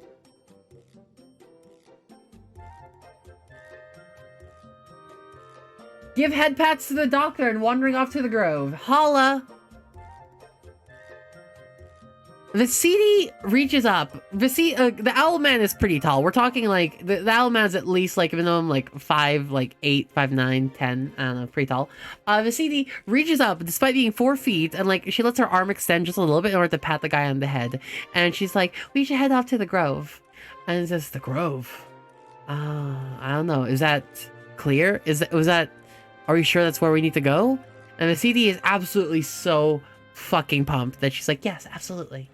And you all decide to go off to the grove. You gather up Geo, and you... Okay, let me put it... Let's pull up the map. No flirt.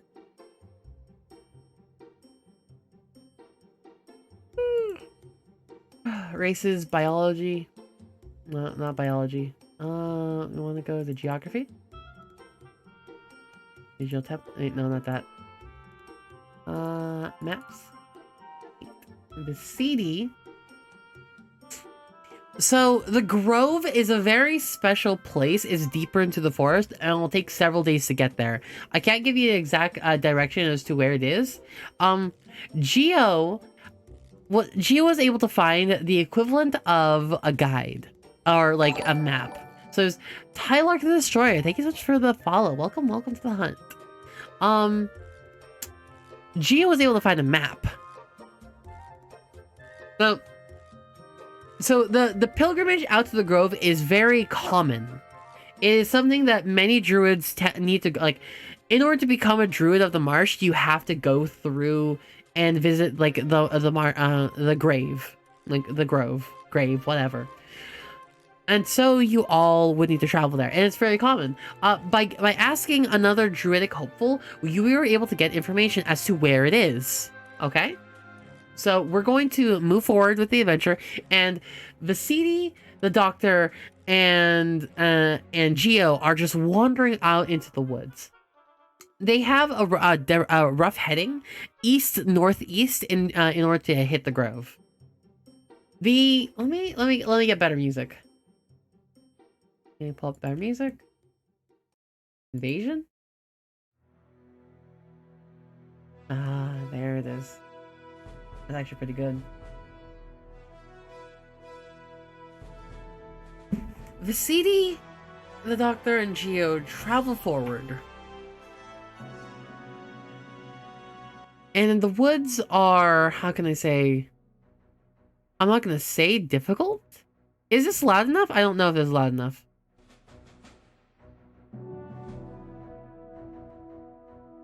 Welcome back, Moku. Welcome back.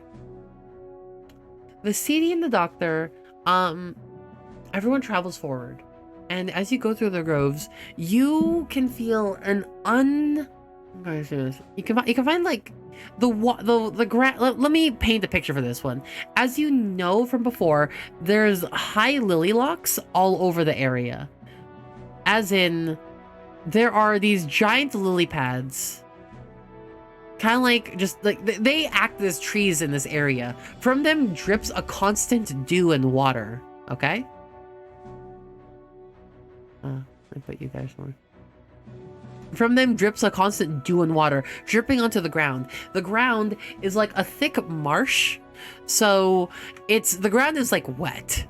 The ground is like slick and wet, and quite muddy, actually. As you travel through, is there anything in particular Viscidi wants to do? If not, where she's going to travel and something happens. How climbable are the lilies? They're thick enough that they're able to, like, you're able to, like, wrap your arms decently around them and climb up them. Is this what is Viscidi? Not necessarily. Viscidi doesn't, like, leave moisture wherever she goes. They have more control over their body mass than that, but they could. Want to climb up one? You wanna climb up? Oh. Okay, let's see how. Alright. Oh, Seraphix with the acid doctor, he knows more about the lilies. That's actually a really good one. So I'm gonna create a vote. That's actually a really good suggestion. Climb. Ask the doctor. Alright, make another vote. Climb or ask the doctor about lily locks.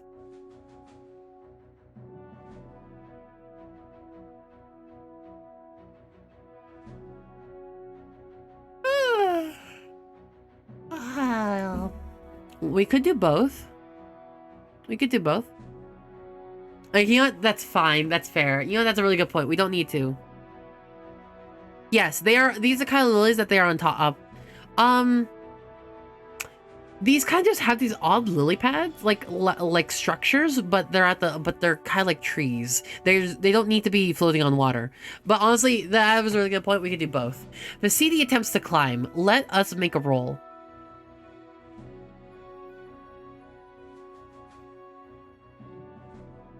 20? A nat 20? Wow. A nat 20, guys. I guess this is where we're at. We go. You all zoom upwards. Viscidi is really... You automatically succeed what you're trying to do, and you might find additional fortune. Oh, shit. Nat 20 is pretty good. You know what? Viscidi climbs up so quick because then she's used to climbing up masts. She climbs up with like the speed of like her pirate background that like gives her. So she like zooms upwards quickly, and from the top of one of them, you like hop off it and you bounce onto another lily lock, like sticking a landing. As Viscidi asks, "Oh, so what are these like?" And so the doctor like looks about. It's like, these must have grown primarily due to the influence of the marsh dragon here. The marsh elder dragon gives a lot.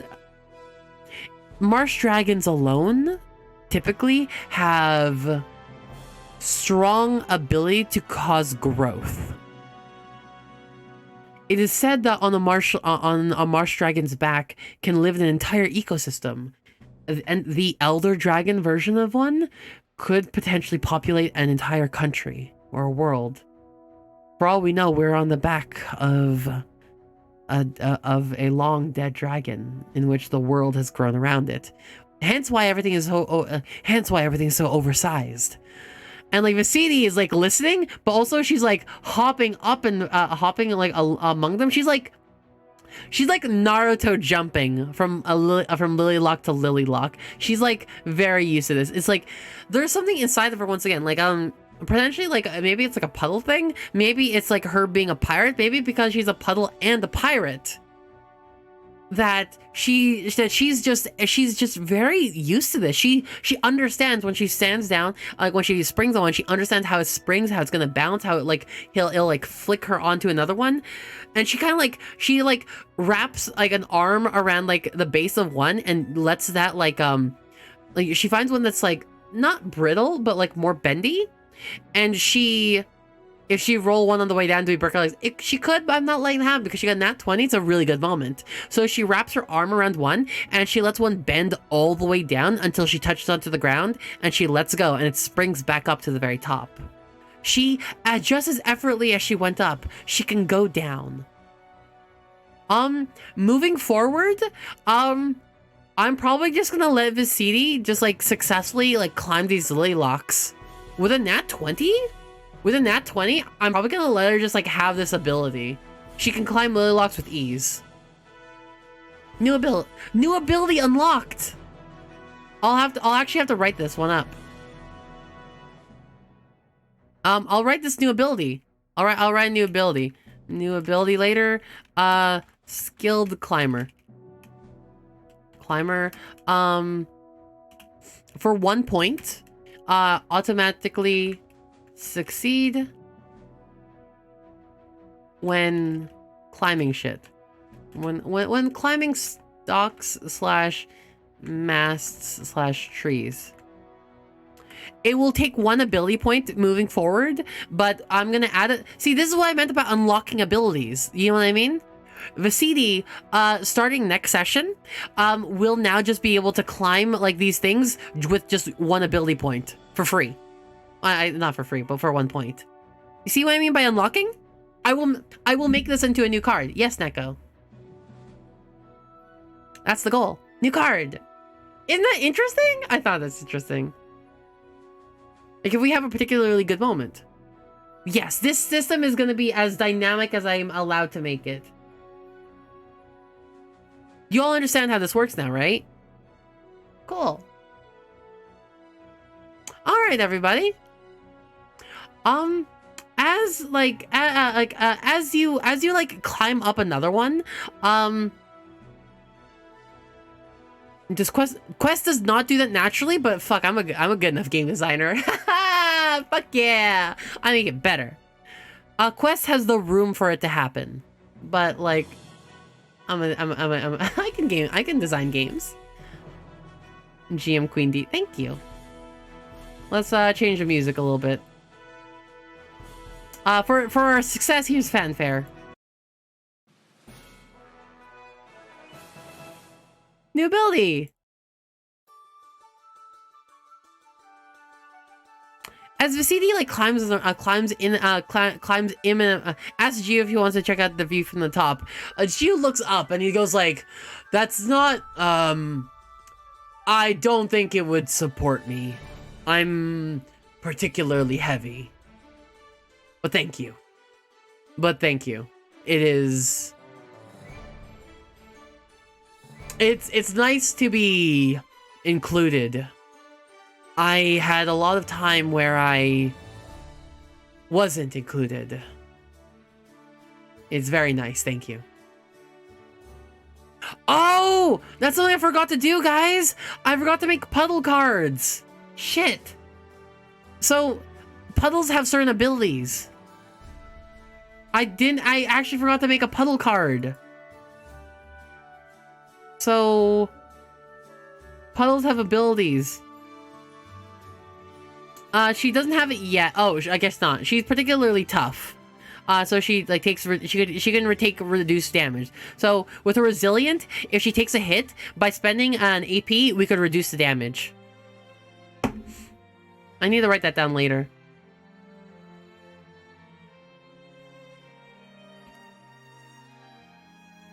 Puddle cards. Resilient. 1 AP. Reduce damage. And later on, puddles can also unlock additional abilities, such as turning into just a pool of water that can, that you could just turn into a pool of water that people can't, like, spot. Also, a hidden pocket lets you just hide stuff on your person. So you can just, like, hide something in your mask and no one can see it. Other things like that. But we can choose that for a level up later.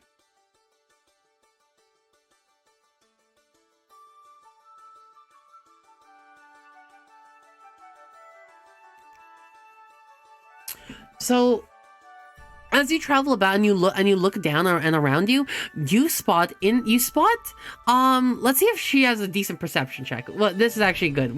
She needs to look. Let's see if she spots this. As quick as the dice giveth, the dice taketh away with a natural 1. Because she's hella oblivious. Olivia. Not Olivia. Oblivious. Not Olivia. Hey, we got a nat 20, Neko. Like, shut the fuck up. We just had a nat 20. Now we're back down. It's definitely in character. So she goes all the way down to the very bottom. And Doctor Who is like, did you see anything that could be helpful? And she's like, nope. Everything was just fine. She says, ignoring a large, muddy footprint nearby her.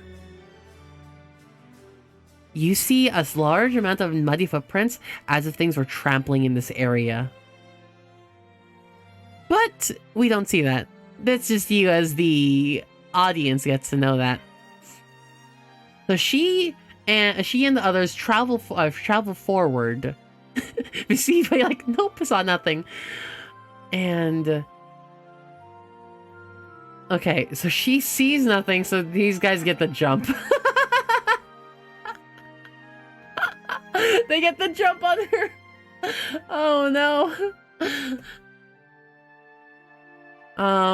Let's tell you what's gonna happen. Let's change the music a little bit. What's something more music config? Let me open it up. Anxiety briefing room, Coliseum lobby, or War Invasion Coliseum.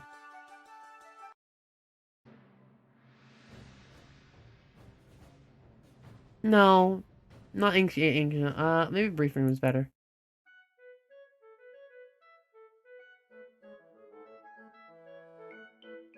It's pretty good.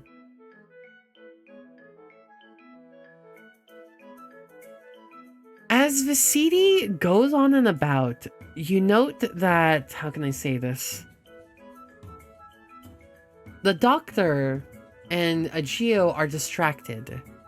And Viscidi is kind of like having like a blast.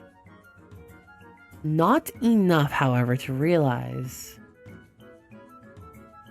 stomping muddy footprints coming forward at high speeds.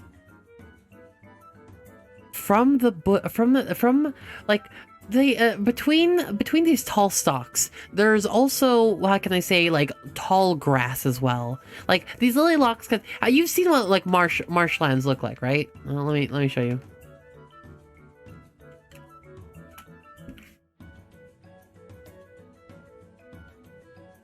Like, kind of like this. Like fen. It's not only is it wet, but like there's very tall grass all over. And the tall grass is very tall, like taller than people. Marshlands. Let's look up swamp. Oof. Well, it's not this wet. More like a fen. Yeah, it's closer to a fen. Hi, Plutia. Welcome. So, as Viscidi is walking in about through the bushes, through the fen, she rushes forward. Like, not that she rushes forward. You hear heavy, wet slapping noises, like being like. As from the fen, three giant fucking salamander / axolotl creatures pop out, riding on their backs. 7XP77, welcome to the hunt. Riding on their backs seem to be Wava, or kind of like draconic elves. They are dressed in rough clothes, like in leaves and leather. In leaves and leather, they rush forward.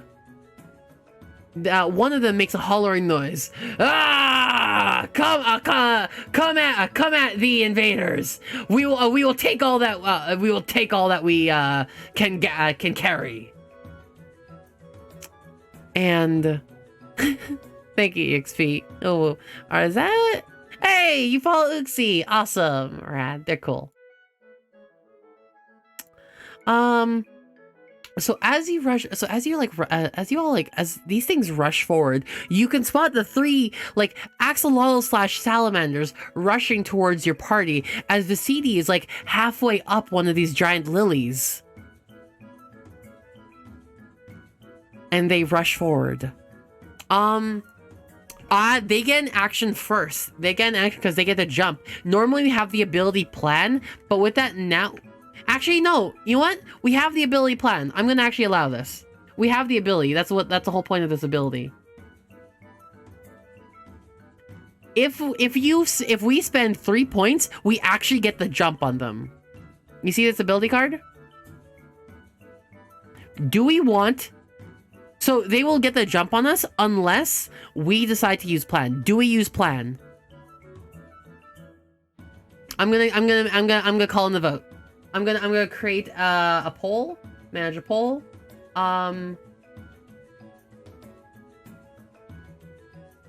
Plan? Yes. 3? No. Okay. And it's gonna be 1 minute poll. It's going up right now.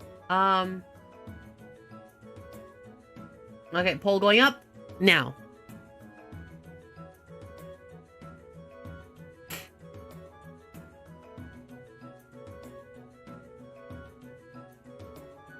Ah. It seems to be a pretty overwhelming vote to use plan.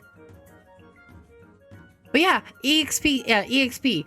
We're playing a tabletop RPG together, so everyone is deciding collectively how we deal with everything we use. Prepare before combat, and you can choose when it begins. You can ambush your enemies and take the first round. Before action begins, each party member must say what they will do.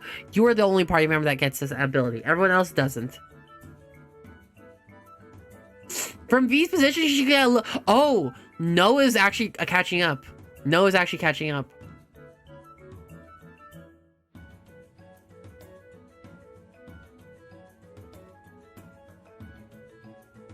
Okay, do we use plan? And that's plan. Okay, we use plan, meaning we spend 3 AP. And AP does not regenerate unless like we accomplish something or other things happen. So AP as it is will always just go down or go up, I guess, as a whole thing. At the end of a session, we gain 5. Okay, what do? We have plan. We have the first move. We activate plan. Okay, I'm going to... Oh my god. Okay, so we can use any of the abilities, or people can throw in suggestions. Go for it, go. You can use mend, flow, counterattack, attack, or move, or you can make suggestions. Size up will also work here, so you can get an idea of what they're like.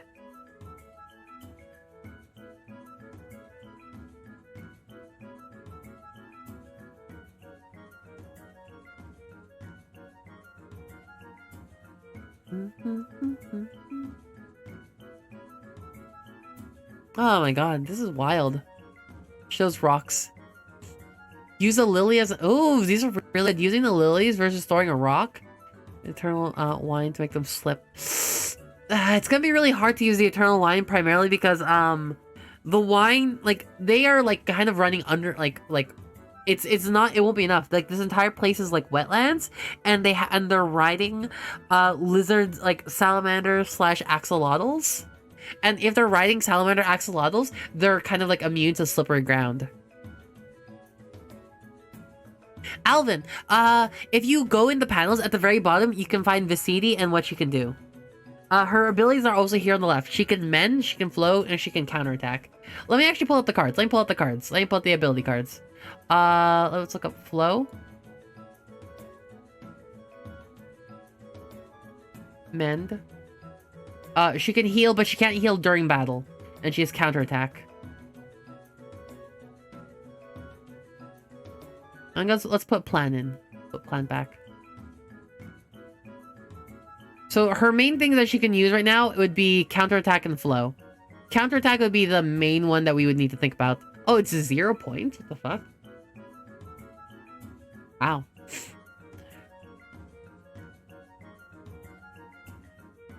Yes, you can use okay, yeah, you know what? That's a good point. I'm gonna activate I'm gonna activate suggestions. Okay, suggestions, please. Please don't suggest kiss.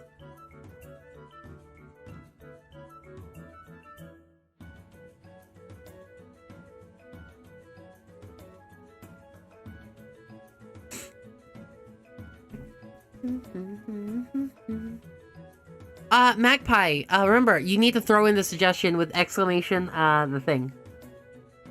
Okay?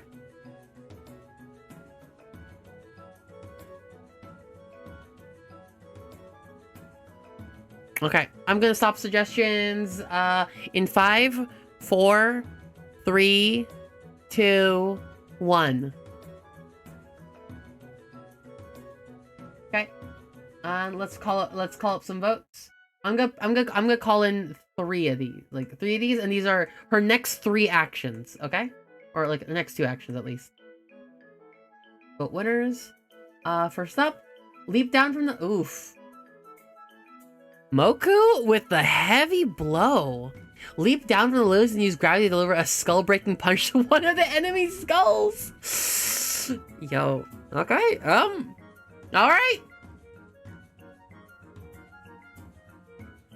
Oh, okay, wow. That was one that won. So she leaps down from the lilies and she rolls an attack. Let's roll an attack. Oh boy. Dice roller. Can someone move the fucking their ping? Oh fucking I can't see the thing. Give me a hot second. I can't see it. Dice and dice roll. 9. So with a 9, ooh, tough choice. Here's the thing. Do you do the full damage of what you want to do, but something bad happens? Or do you take 1 damage and nothing bad happens?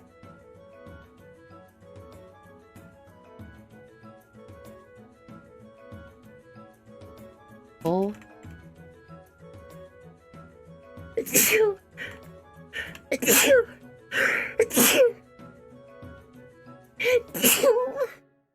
Hold on.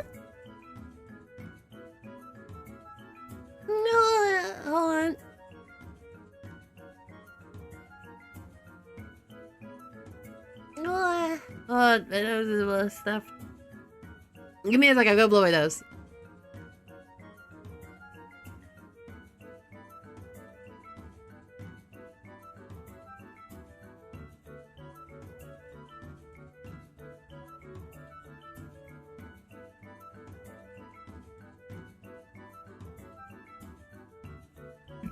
Hello, sorry. Okay, so with 2 damage, she goes for the she goes for the full damage. So she delivers 2 damage to this guy, and the guy. Okay, so here's the thing.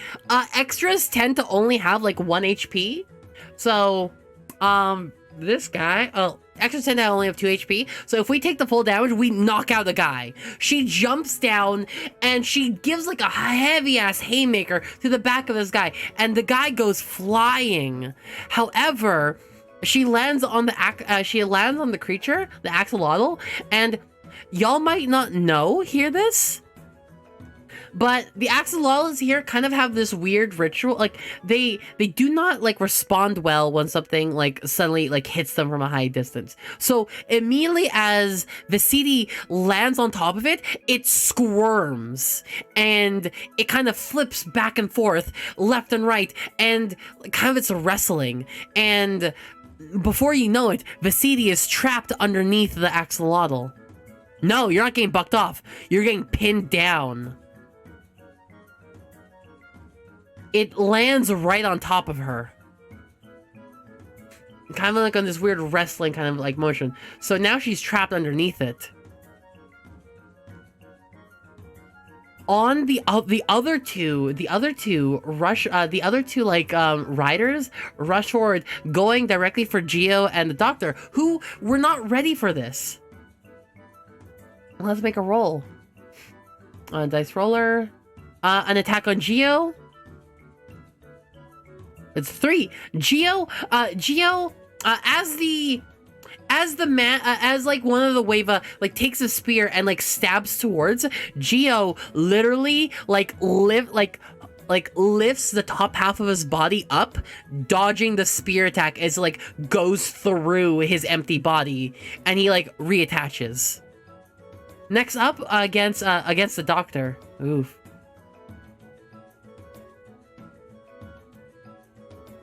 What's that? I can't, the number, if the number doesn't appear, I do a complete reroll. Sorry. 5. Another hit! Okay, so... everyone looks so cool in this game! The doctor, always ready and always prepared, kind of, no offense, expected something bad to happen. Immediately as the guy like attempts to do a swing, the doctor kind of like ducks super low to the ground. And the thing that was aiming right for his head swings over it at high speeds. The doctor and Joff attempt to make a move. Geo is, I'm going to assume, to be some kind of like I'm actually, the doctor goes first. So the doctor, oh shit, what does the doctor do? The doctor, I know what kind of shit he has. I'm actually gonna think the doctor is going to put out to the side, and he says, this isn't my sort of, my specialty. I'll leave it to you. He says, like, hiding behind Geo. Geo looks, Geo's just like, oh, god damn it. Let's do it. I draw the giant card. Okay. Geo goes forward. Actually, with drawing the giant card, Geo would probably go and help Viscidi. Viscidi goes, Geo goes over towards Viscidi and attempts to lift the giant lizard off her. What'd I get? If the number doesn't appear, I re-roll. That's it. That's a 17. With a 17, Geo like goes over and he like hefts the lizard thing and he like kind of like pushes it over, and Viscidi is like untrapped from it. Oh wow. You know, that's actually not so bad. That was a clean move. That would have like locked us up next turn. The doctor is not a fighter, so he's not gonna like do anything. But now we're left, and now we're back all the way back up to Viscidi. Viscidi, what do you do? Okay, I'm gonna throw in more suggestions. I'm gonna actually just pull from what we already have, and like I'll interpret it differently. Genji Ranoe, Viscidi wants to climb up immediately. Okay, so here's the thing. I haven't implemented the thing just yet, but remember how I said Viscidi now has a new ability? So Viscidi can either choose to make a roll or instantly succeed the climb. Would Viscidi like to instantly succeed the climb? It will take up like a point though.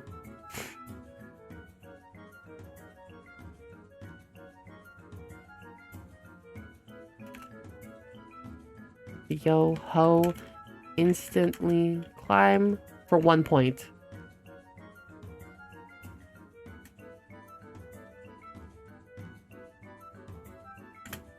Succeed climb.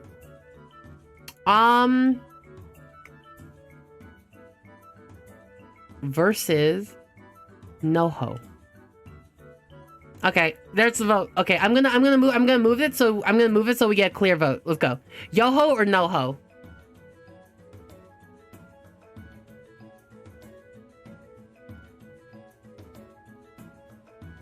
Okay, yeah, all right, yeah. You're right. Okay, one of the elf guys is down. One guy's down. There's 2 left. Okay, instantly succeed. She uses up an AP. She immediately climbs. One of the lily locks, and she hucks a rock at high speed towards one of the other ones. Let's do a dice roller. 17. She successfully hits with a rock. One of the other guys, one of the mook. Actually, I'm gonna roll quickly to see if we got the mook or we got the not mook. Above 10, we get like the leader. No, below 10 we get the mook. Got it? Mook goes down. 2 mooks down. She throws a rock, high speed, flung through the air, and it hits one of the riders right off the thing. And you hear like a heavy thud as he like fall, and a squelch as he like hits the dirt. One guy's left, and the guy is just like, Oh, now here's what Wavens are good at. A couple things Waven is good at. He looks towards you all, and he's just like, this isn't going to do, is it? Give me a hot second as I pull this card. Can everyone give me just a little moment? Give me a moment, please. I'm sorry. Just give me a second. This is gonna be something else entirely.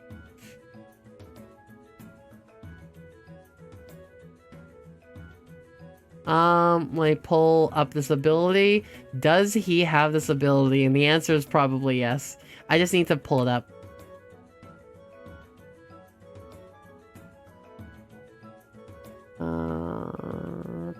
Naturalist. There it is. Okay, yeah, he activates an ability. Y'all haven't seen this ability as yet. He activates an ability called Vortex. Vortex creates a howling vortex within a loose body of liquid that you can see. The vortex lasts until I leave the area. Any creatures touching the vortex are instantly sucked in, submerged, and spit out, each taking 2 damage. He does that directly on Viscidi. Wait, no, Viscidi's on the ground. Oh, Viscidi's up top, above. The only one he can target is the doctor. Oh my god, it's either the doctor or Jeff. Ooh, I don't know. Okay, rolling top half, it's Jeff. Bottom half, it's doctor. Let's go. Top half is Jeff. Jeff gets sucked into a vortex of mud underneath him, and his body parts kind of like go flinging off in different directions. He takes 2 damage, and it'll take a turn for him to get back to normal. All that's left is Viscidi and the doctor. The doctor, realizing that this guy is kind of a problem, is going to act. Okay. Let's do it.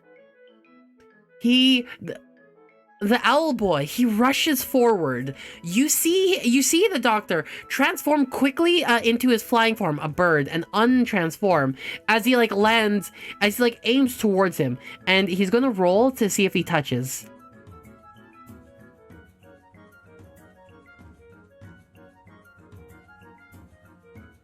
A nat 1?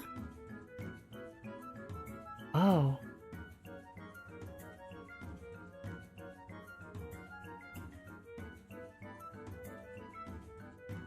Oh. Oh, that's not good. Because I was activating this ability called Nox. Nox touches a creature, giving them different effects. You can choose up to 3 from a list. And he was gonna knock out the guy by giving him... He was gonna knock out the guy by causing him to give him chills, nausea, and sweating. And in that one, the doctor is instead infected by this. The doctor, as the doctor reaches out to touch towards the man, the Wava kind of like grabs the guy's arm and makes him touch himself. And the doctor immediately gets chills and nausea and like sweating, and as if come with a fever, he lays down onto the ground, and he kind of starts like he looks sick, as if he has a fever.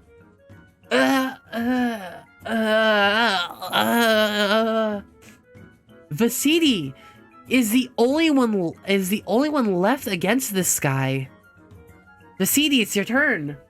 It's your party member Gia, which rescued you, is split up body part wise. The doctor, who was about to probably instantly knock this guy out, nat once and gets knocked out instead. Viscidi, it's just you. Viscidi, I have to ask, what do you do? Okay, I'm doing suggestions right now. Activating suggestions right now. Collections going up. Go. Viscidi, what do you do?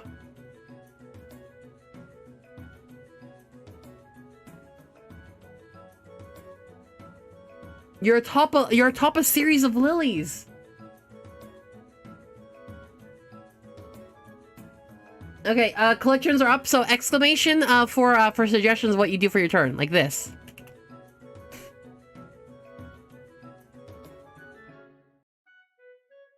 Jeff isn't trapped. He's been vortex, he took 2 damage, and he's been split up. His body parts are, like, slipped up. We don't have a large enough rock. Use a lily as a net to cover him is pretty good. Hail of rocks is pretty good, too. How precisely can Viscidi control her water? It's kind of, it has to be consistent. She has a certain amount of form to her. She's not, like, too great at it. She doesn't have the puddle ability that lets her control it too much. Weigh on the stalk and comment the Draco for the polearm. That's a pretty good one, too. Hit him with the rose of profile hanging if it's an option. That's pretty good. I'm gonna stop collections in 10, 9, 8, 7, 6, 5, 4, 3, 2, 1. Collections are now off. Let's pick some randoms. And what do you get? Got 2. What the fuck?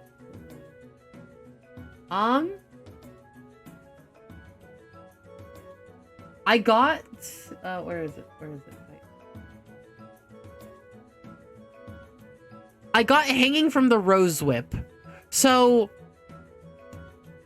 she's gonna attempt to hang this guy.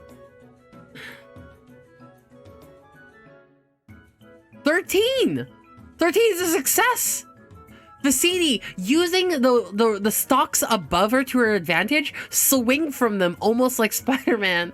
And she goes around, she wraps the rose whip around the guy's, like, chest. And wraps to the very top, like she ties a quick knot. And causes him to hang. Not from the neck, because, you know, that's, like, too morbid.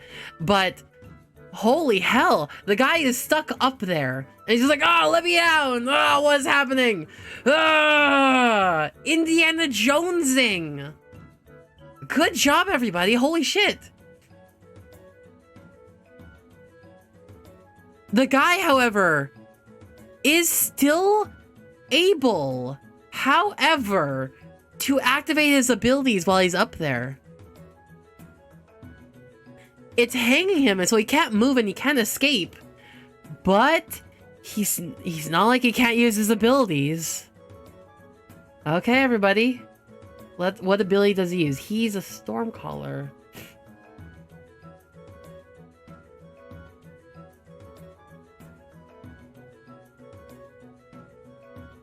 Oh my god! Guys! Concentration is not a thing, no. He's going to activate Gale.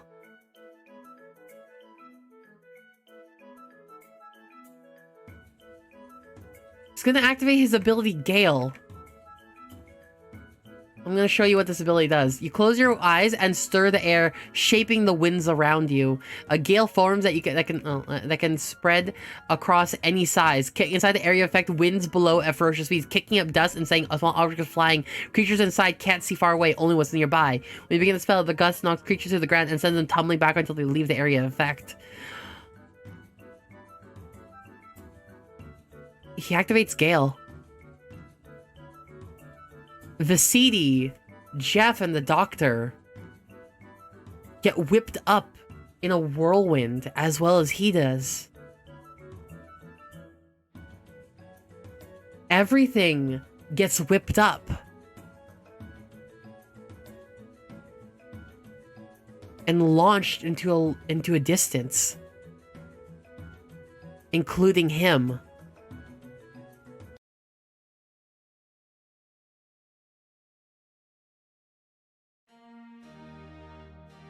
You're not holding the whip, you tied him up to a thing. A tornado, like a small gust and tornado whips up, and everyone goes flying off into the distance. You, him, the various body parts of Jeff, and the doctor, all split up.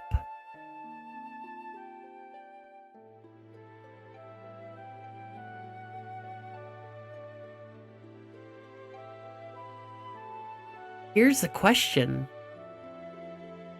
When we come to, who are we with?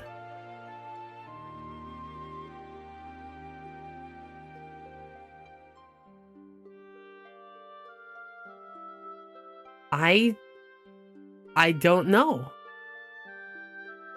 When we come to, who would we be with? There's a chance that we roll the bad guy. There's a chance we roll him. I need to roll. I need to do a roll. This has to be a roll.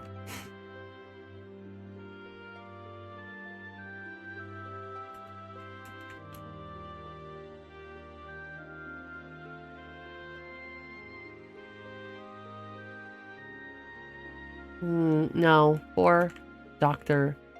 5, Jeff.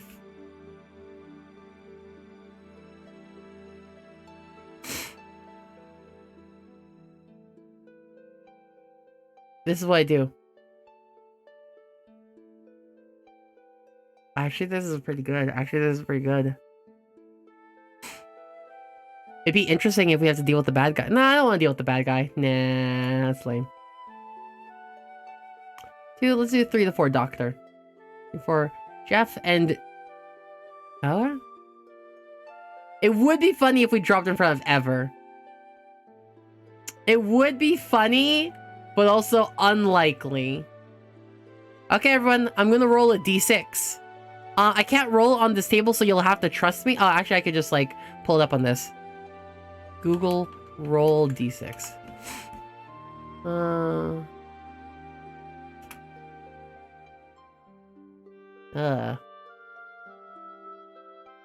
Roll dice. Roll 6. Ah. Wow. Okay. I'm gonna roll another d6. I want to show you. I want to do a thing. I want to do a very different thing. 2. Okay, we're doing a thing. So what's happening is we drop when we come upon Jeff.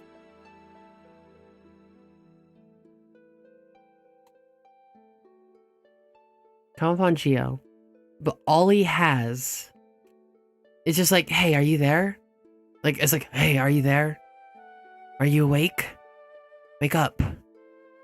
And to see, like, rolls, and I was like,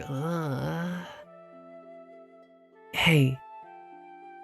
Over here. Could you get me? I'm over here.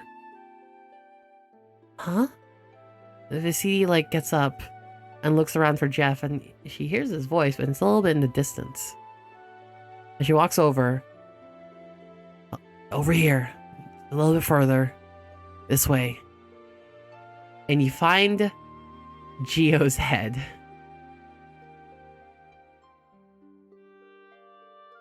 You find his head.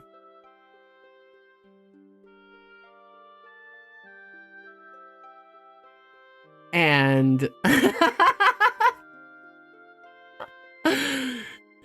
And he says, hey, I guess I'm still here. This is where I put the core of myself. But I don't know where the rest of my equipment is. I don't know where everyone is. Where's the doctor? And Viscidi, how does Viscidi respond? A positive, negative, affirm, deny, silence. And you know what? I'll activate flirt. Can anyone vote for her response for this?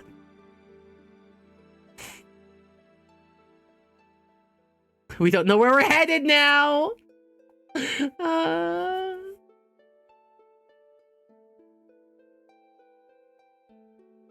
That's a solid multi-way tie. Flirt. Don't put on as a helmet. That's super I think maybe offensive. I don't know. Silence. She responds with silently flirts, I guess. She looks down and she like gives a soft smile and it's a little nervous looking, but she doesn't really respond. And he nods. Well, he metaphorically nods, being like, I understand. This is not what I expected. No. Could you carry me? Please don't put me on. But could you just carry me for a bit? And Viscidi carries him. Like kind of like you know how you like like hold something in your arms, kind of like a cat or a baby? Kind of like that. And Viscidi is all fucking alone. What does she do now? Aside from Jeff. Well, she doesn't know where the doctor is, doesn't know where the route is. He'll even say, the map was with my supplies. I have no idea where we are. We're here in the middle of the marshlands and we're completely lost. She has the head of Geo. Which of which she could probably use as a rock. We need to find we do need to find a doctor.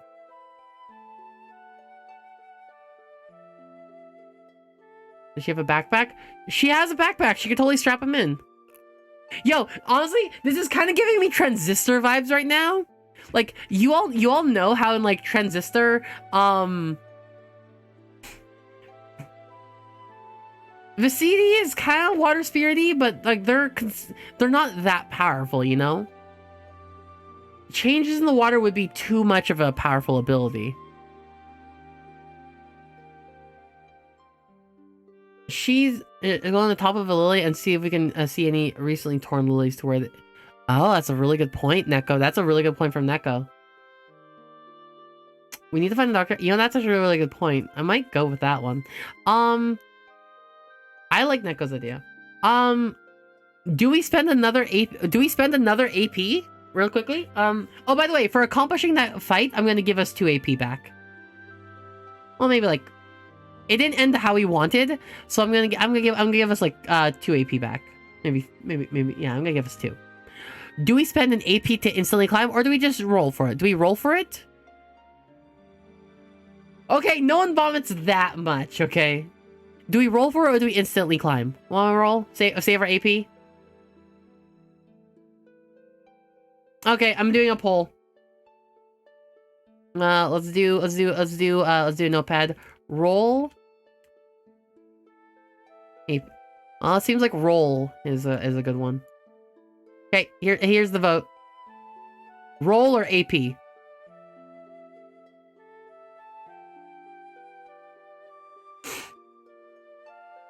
Vote, please. A bunch rolls. Okay, we're doing the roll.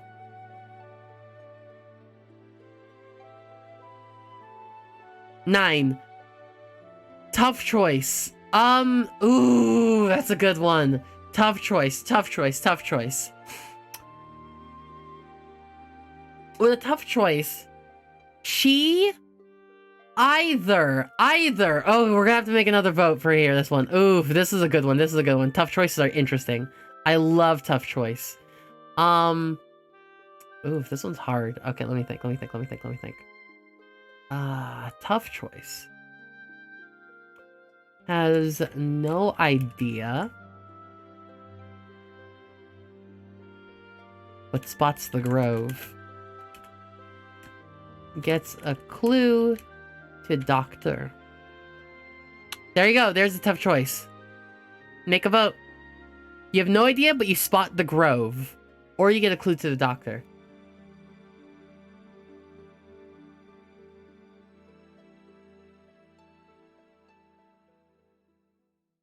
Pretty good. Pretty good.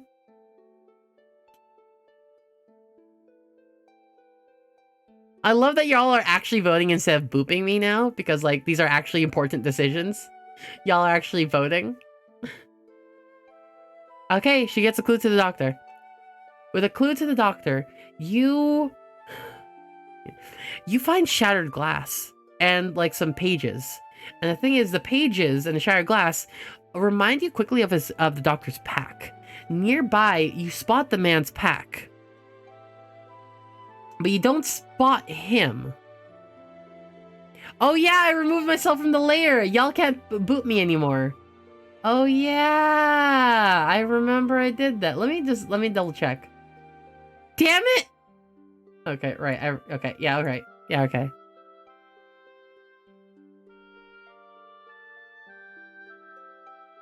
Viscidi spots a clue to the doctor. Does not know where they are exactly. But you get an idea. And if you follow the trail toward through the you find the doctor's notes. You find the doctor's notes and the bag, but you don't see him at all. What you do see, however, oh, this is interesting. I'm gonna draw a card. I'm gonna draw a card to see if this is what happens.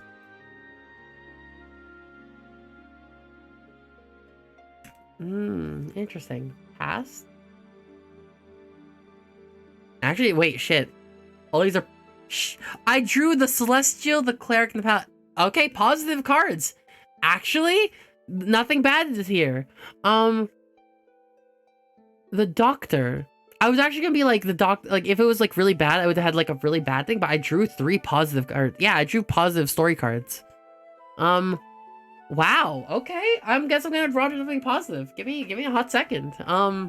I was thinking about doing... I always have the natural instinct to make something tougher and more difficult. But these are, like, really good.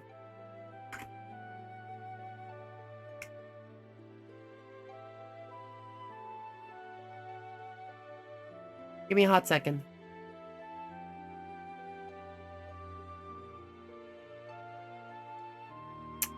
I don't know.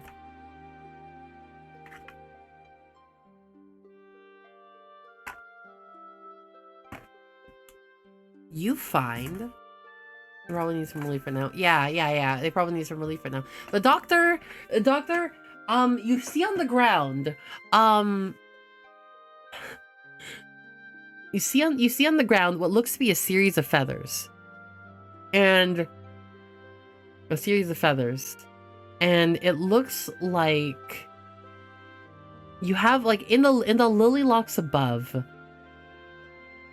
some have been torn. The doctor's notes are scattered upon the ground, and he doesn't seem anywhere close to this, but you have a stinking suspicion that the doctor's probably fine. Collect the feathers. You collect some of the feathers. They're, like, muddy and dirty. I'm surprised Viscidi got that whole fight without taking any damage. Damn. Oh my god. Pick up the notes. You pick up the notes. Let's see how well, like, let's see how many of the notes, like, kept it. Let's see how many notes kept it.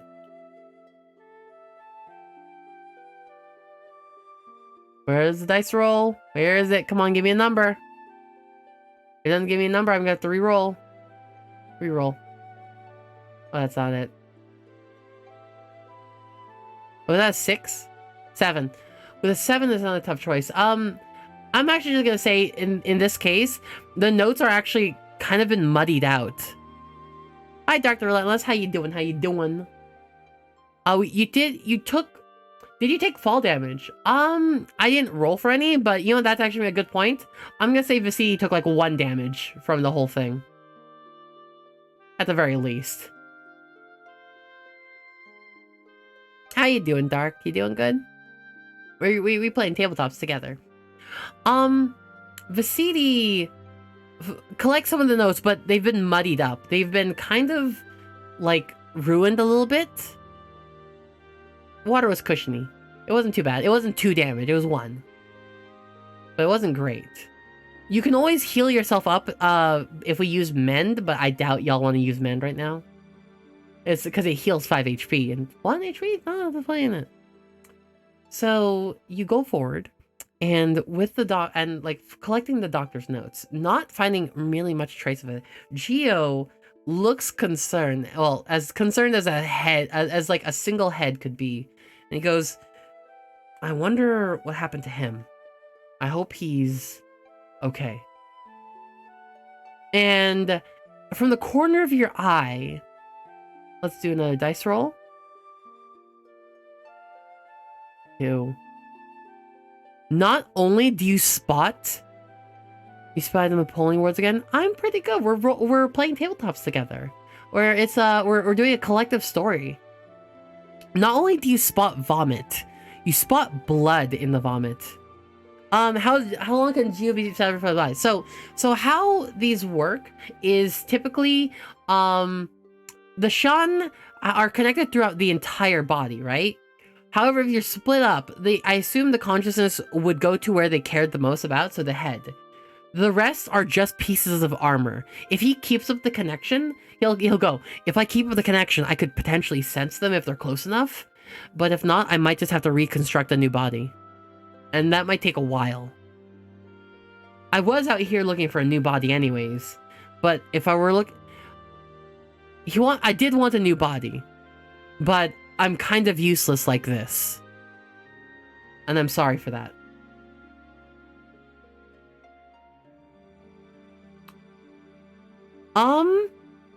Here's what's gonna happen. I'm fucking hungry. So I'm going to turn on suggestions of what we need to do. If they feel they would if they were close enough. I'm gonna turn on suggestions right now. I'm collecting suggestions to what we want to do next. I want to grab food real quickly, but until then, y'all throw in suggestions of what we should do next, okay? Cool. Break time, we'll call it 5 minutes. I'm gonna go, be right back. Like 10 minutes maybe. Be right back.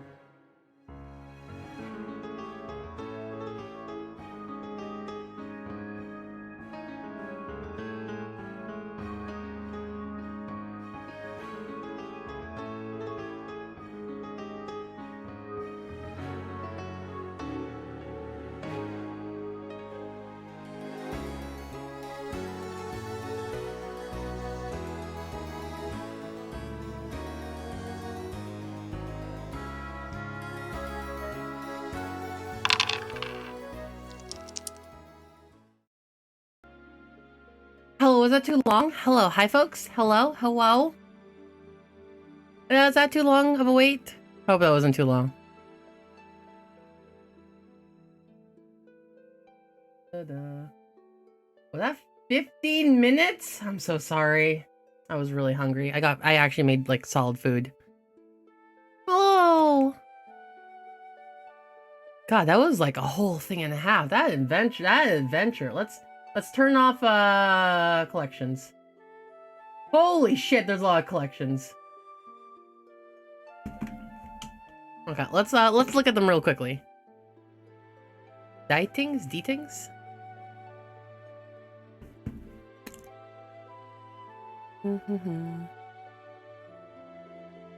Let me look at these real quickly.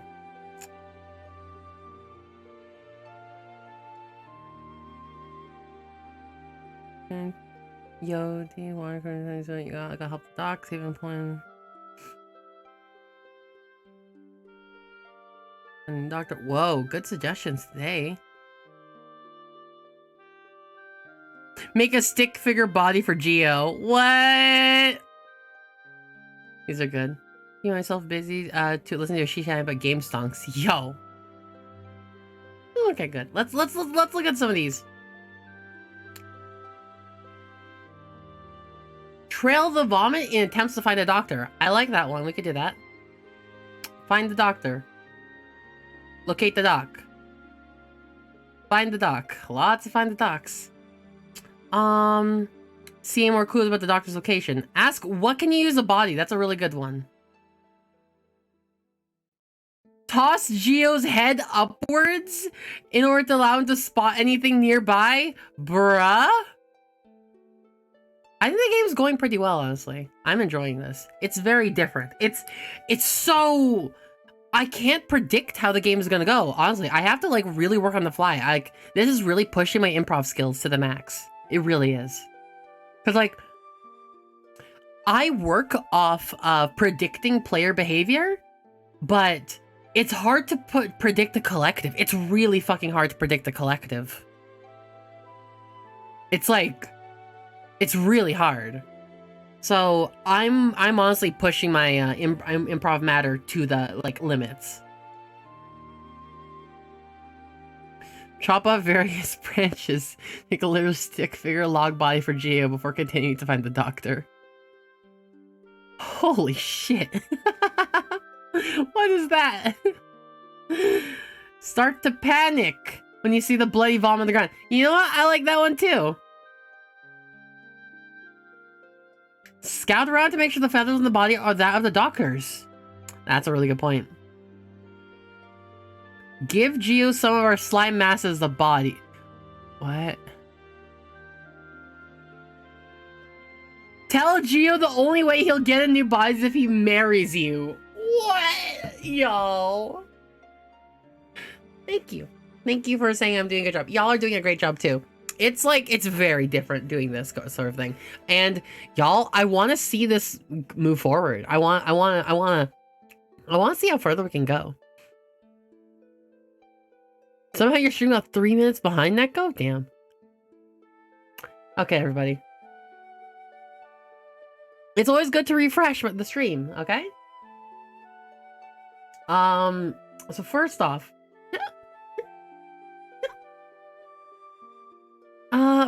let's go back. Let's go back to the beginning. We need to figure out what the fuck is going on. Are these feathers the doctors? Let's see if we can identify them. Dice roller? Trigger? 19! You can most certainly identify that these are definitely the doctor's feathers. They have a very, very specific mat to them. Very specific mat form.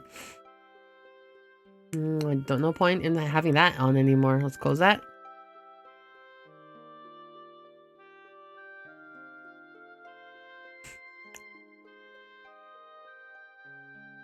He has a very specific, like, colored mat to him. And it's not common of birds in this area. So, obviously it has to be his. Right? Right.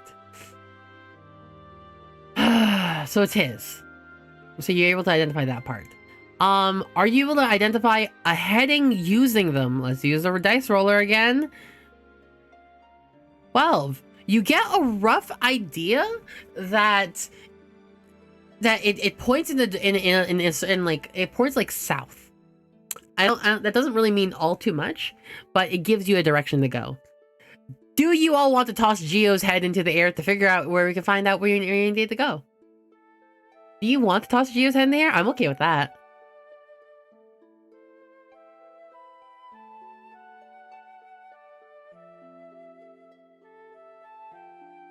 Fine. That is definitely negative romance points. Why are you all so horny for him? He's just a head. You might get upset, that's true.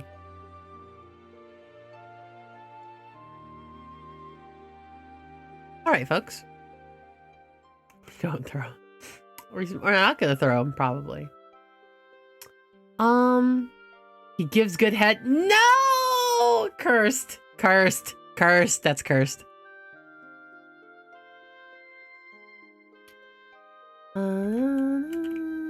No. Throw him upwards. Up. Spoopy. Scoopy is like throw him into the air, into the heavens.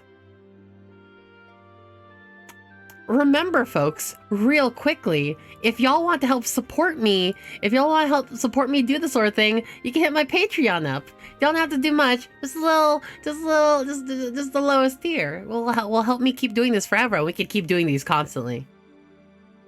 I want to run these at least once or twice a month. I think it'd be really fun to run these once or twice a month.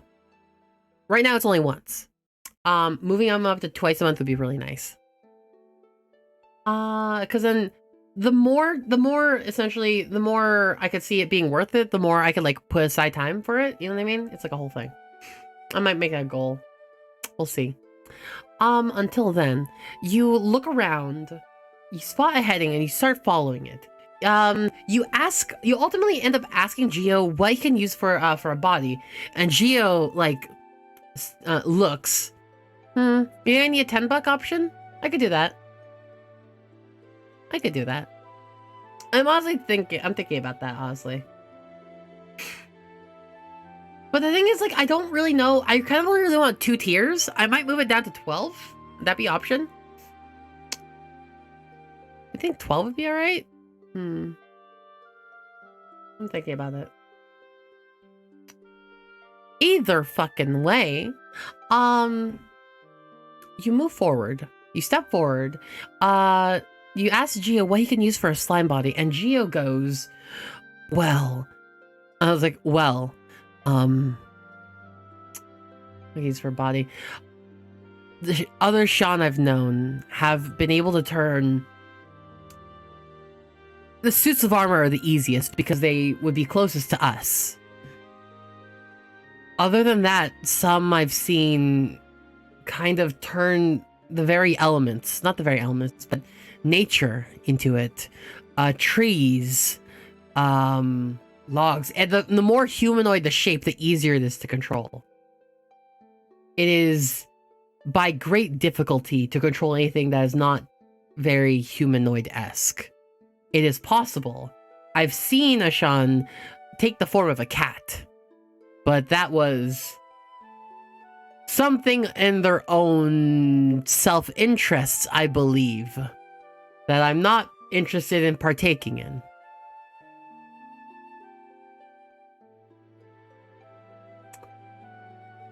Viscidi asks, what if I made you like a little stick body? And he's like, that would be very difficult and take a long time for me to get used to.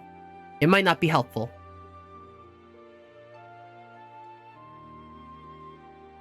The closer it is to a humanoid shape, the easier it is for me to control. And anything less than that would be straining and troublesome. And I hope that isn't too much trouble. So, long answer short, slime body will not help. Using some of your ooze to do that will not work. A scarecrow mannequin? A mannequin? No. Oh, that's cursed. That's some cursed ass shit. A mannequin's cursed as fuck. Scarecrow is doable. All of your ooze? It would need to control all of it. That's not how that works, Erixia. That's not how that works. Because you would need the energy to form the human body shape of it. And it's complicated.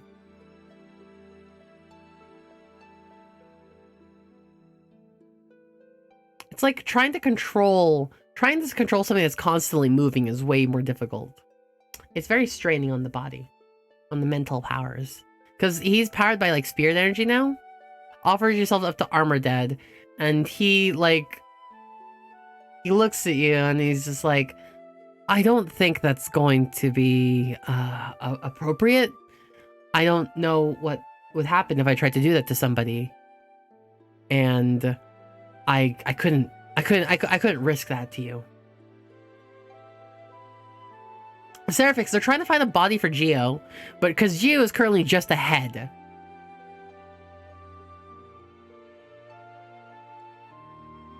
I would suggest perhaps the best thing to do right now is to just walk. Thank you for the offer, but I can't say it's going to be easy moving forward.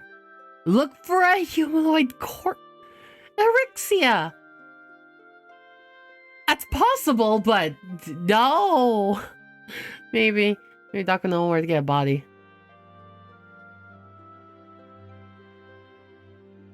Geo can only give you head. That's what we need more. That's why we have to find the body. Right, Harg. You got it. You got it.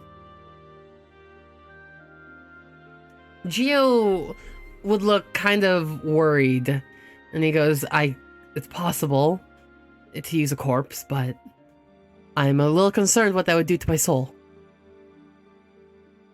I am quite terrified of becoming that of what they fear.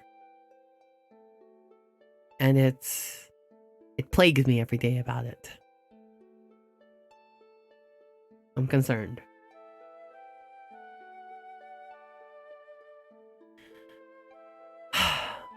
Their best bet might be to just keep traveling and hopefully look for the doctor and ways, and hopefully he's not been hounded by others.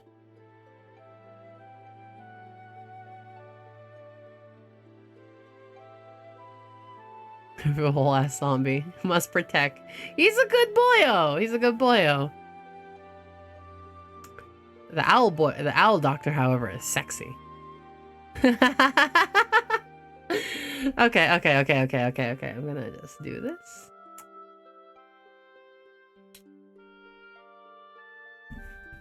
Okay, so we need to find the doctor. I don't think it'd be easy enough to just roll and say we find the doctor. We need to find other ways to handle this. Viscidi looks to Geo and says, I don't necessarily know where we can do other than just travel. And Geo responds, I don't know if there's anything else we can do but travel. What options do we have? How's the view of the sky from where Viscidi is? Oh, let's go back.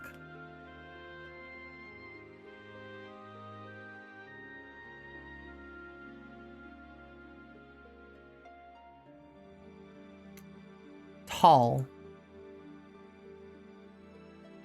It's a lot less bright than it is right now. It's a cat. It's a cat.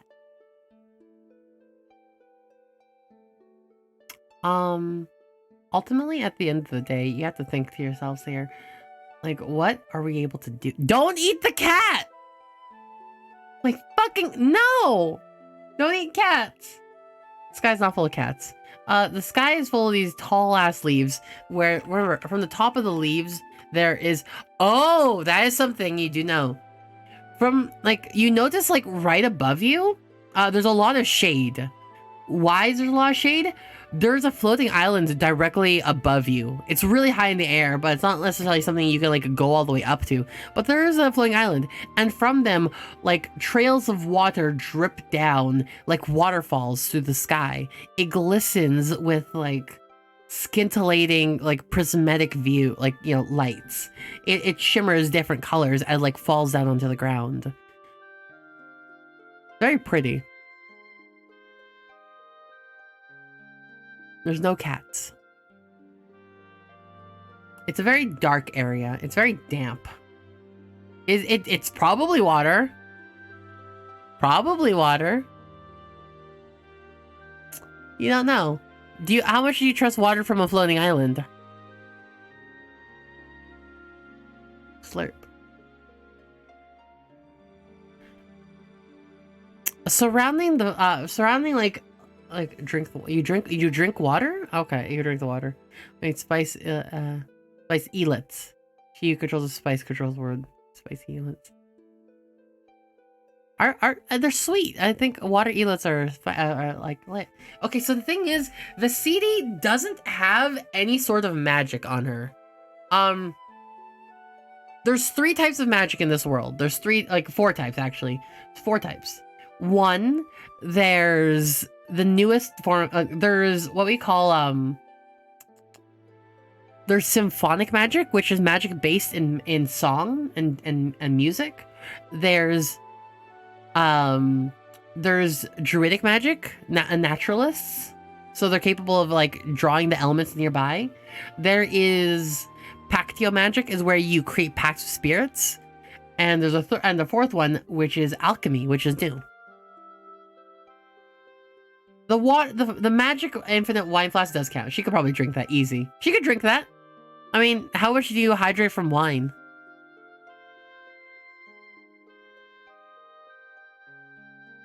Completely forgot about the blood vomiting doctor off somewhere in the marsh. You don't know how long it's been, so you don't know if he's like still okay or whatever. Negative hydrate. So, here's what ultimately is going to happen. You all... Did we get a new follow? Hollowed out?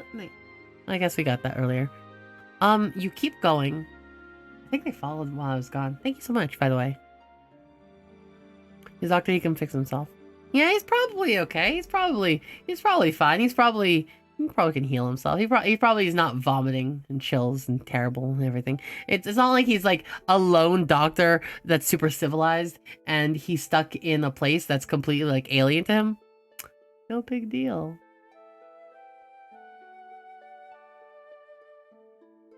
Any more signs of the doctor? Let's go. Let's roll. Let's see if you had any signs of the doctor. Let's roll the dice. 9. Tough choice. Tough choice. You find either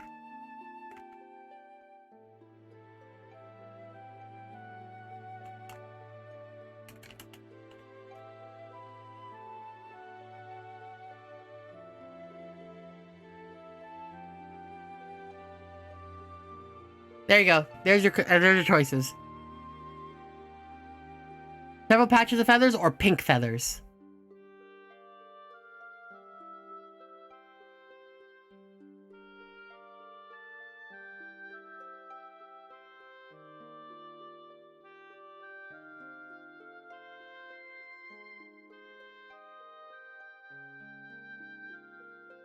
A bunch are voting for pink. Pink. 5 for pink. 4 for several patches. Several patches might be closer to him. Pink might be interesting. Just pink. Pink.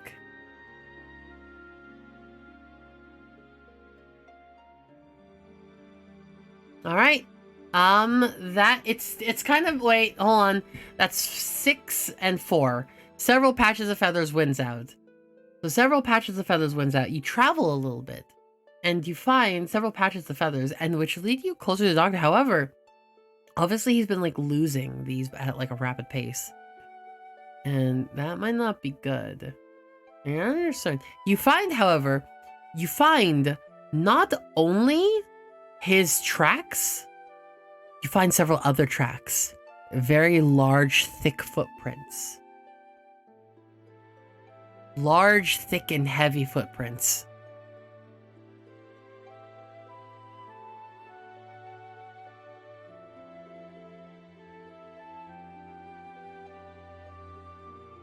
You follow it further on, and you find more feathers, like scattered about. The footprints all leading towards single direction. And you eventually make it to, what do I call this? Let me draw a card. Shape of the footprints have 3 toes, and they're very thick.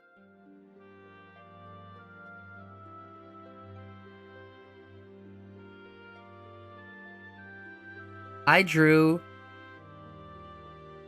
the slut and the adversary. Ooh! You crest over a hill to what looks to be a camp, a nomadic camp. It has several buildings, and it seems to be formed almost naturally in the midst of several ruins. There, you spot several like hordes of people like talking in the about and milling. You can't hear them at all, but over like tied up to like one of those like stakes is the doctor. His hands are tied behind his back. He's strapped to this thing, and he's just sticking like straight out from the ground, like attached to a pole.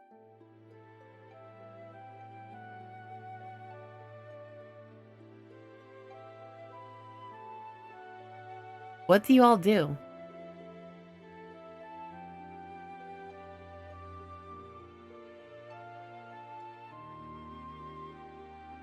If y'all have to think about this a little bit more, you can also ask Geo.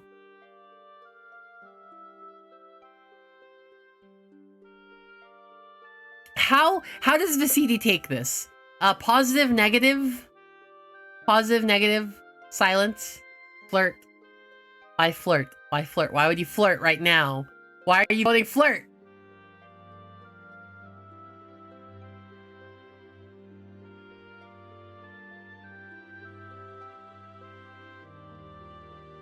Okay, I feel I'm gonna have to move the thing to make sure I get raw votes because I'm pretty sure some people just left their vote on flirt. Yeah, fucks. Okay, I'm gonna move it. I'm gonna move it and see what I'm gonna move it and see if we get like any updated versions of the results. I'm gonna move this. This? Wait, reactions? There we go. I'm gonna move it.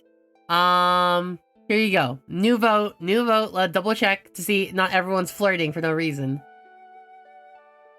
Fuck, there's not already a flirt.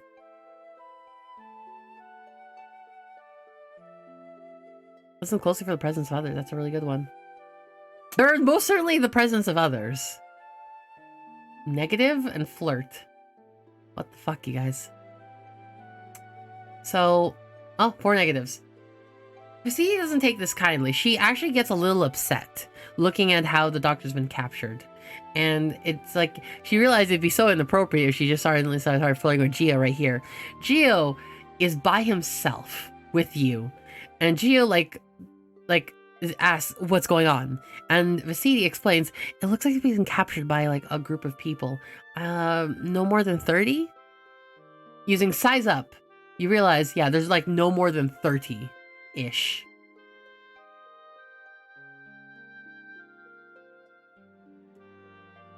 Ah, God. How close can you approach? You're not sure. Like you're cresting on a hill, hidden over like a series of like a canopy of like lily locks, so it's hiding your position quite well.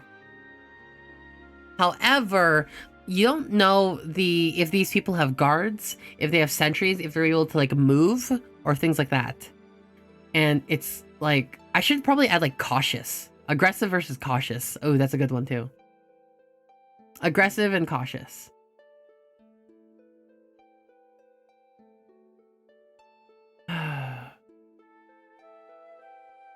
Scout using the lilies? You mean like scouting while on the top of the lilies? Thing is that like puts you into like a very high location. Won't they be able to spot you very easy?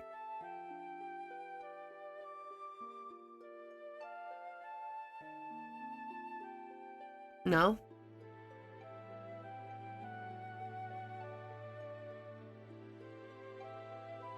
It is hard to deliberate on. This is a camp that you are outnumbered. You are a single person. You don't even have Geo to assist you. We can mend, but what can we heal? Like obviously the doctor, if we could heal him, that'd be great. But how do you get to the doctor? Geo is like a single like unit. Like he's a head. What else is he supposed to do? You drop down Lily as a target, that's possible.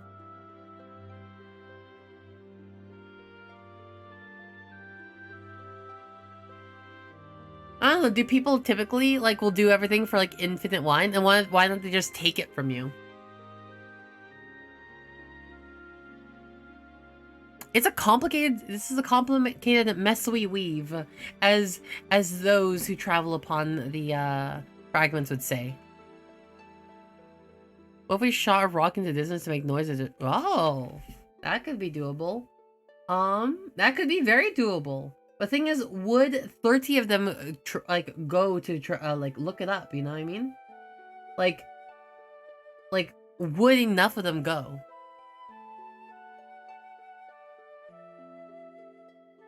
There's 30, easy.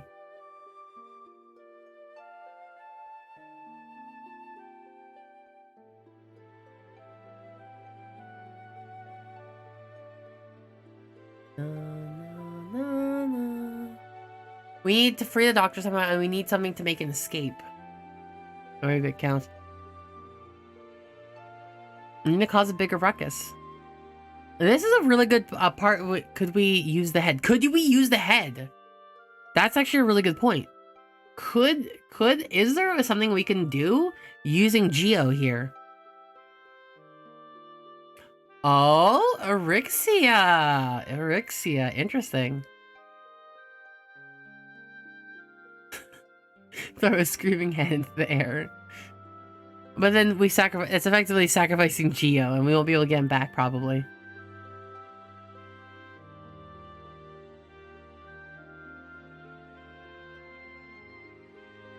Geo does not have teeth. He is literally an armored head. So,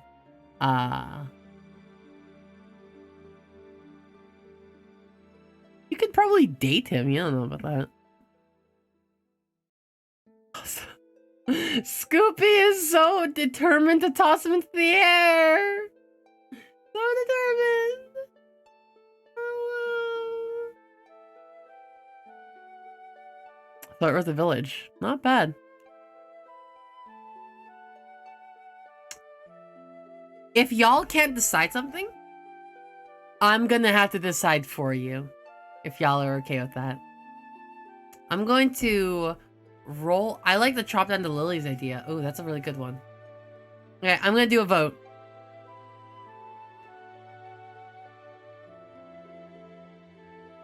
I saw some good ones, so I'm gonna put them up.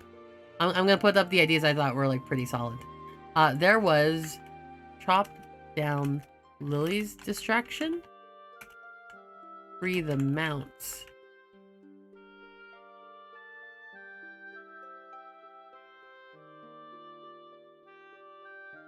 Okay, everyone, I'm gonna need a vote. 1, 2, or 3.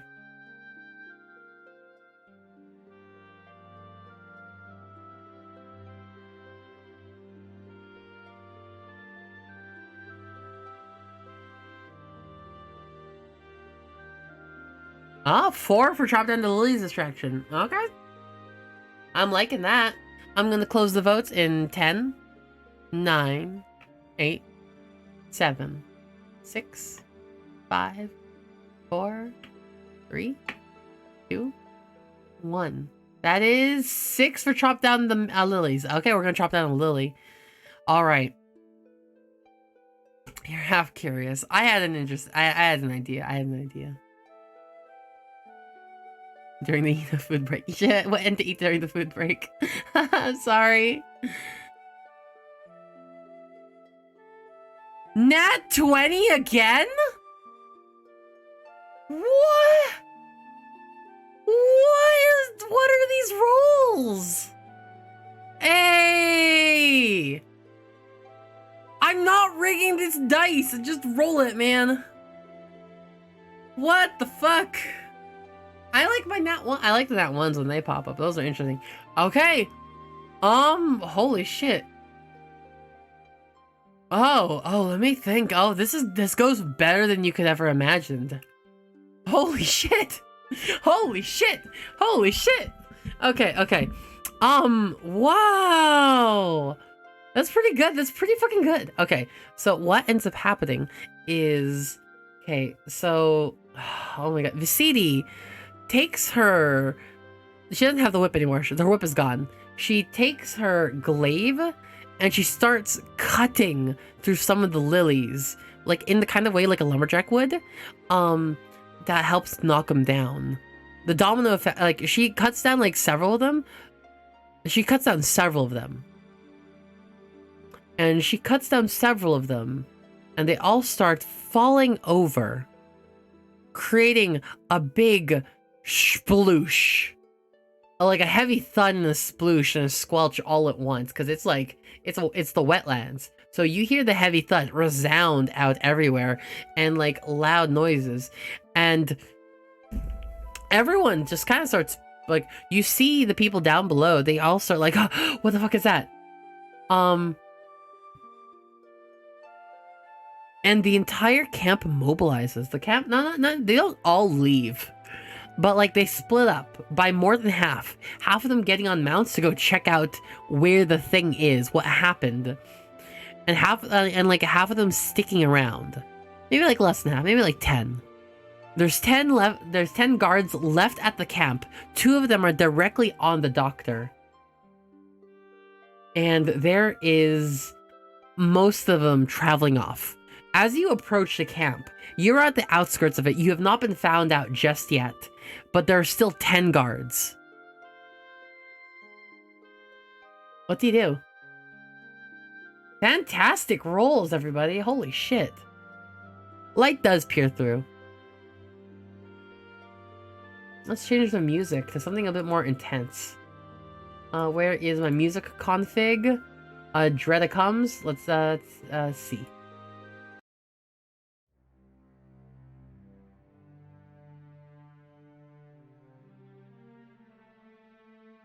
You could throw Geo's head at them if you'd like.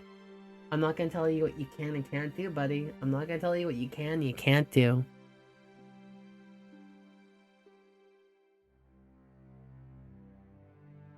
How bright can Geo's eyes get? Not bright at all.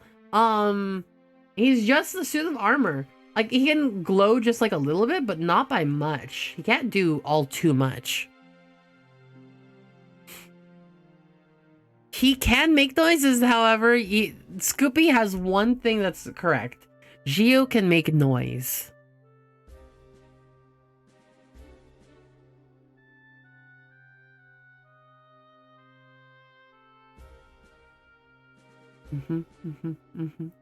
Naruhodo ne. It is a tricky situation we're in. Do we just rush in? Are you all confident enough in Viscidi's fighting skills to take on 10 guards? We're 4 hours in. Are you confident enough to take 10 guards on? Are you? Signal to the doctor. Oh!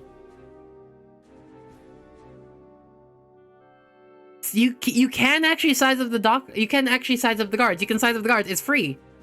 Okay, so I can size up the guards. The guards look primarily covered with the mooks that you were dealing with before.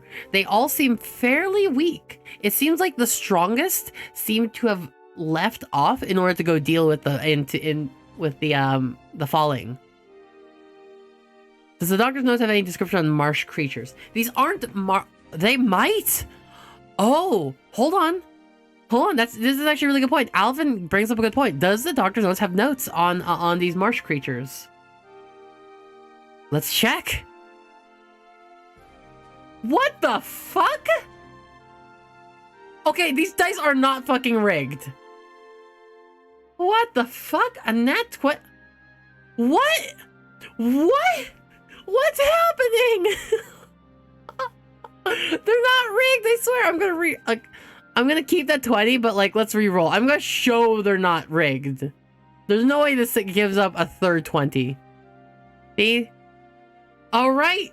Okay, yeah, you all find notes. You actually all find notes. Okay. I just did. I rolled a 13. Okay, you find notes. You note that the marsh creatures, that the axolotl salamanders, the axamanders, they have a very particular mating ritual. Remember that wrestling thing you did that happened earlier? If enough of, like, you note that when they're like kept the mounts, they're all separated by a good distance, because when they are next to each other, they start wrestling.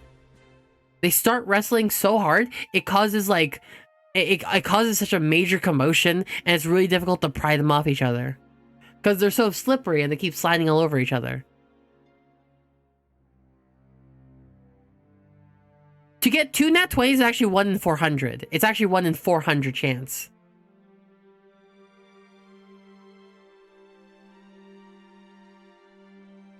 Those are the notes that you found. Freeing the mounts might honestly be the best idea, especially since there's only 10 of them left. Play matchmaker for Salamander to distract the remaining guards. That's possible. There's several guards along the way. There's like at least 3 or 4 guards, like guarding the like axolotl salamanders. How do you deal with them? You won't need to rush into the camp, but you can, like, do we roll sneak? Are y'all gonna roll sneak, or are we just gonna rush in and try to do it first? If we use plan, Viscidi will get a chance to go there and do her thing first. If we use plan. We can actually throw his head. That's actually not so bad of an idea. Do you all rush in? Do we use plan? What do we do? Plan is a particularly helpful ability.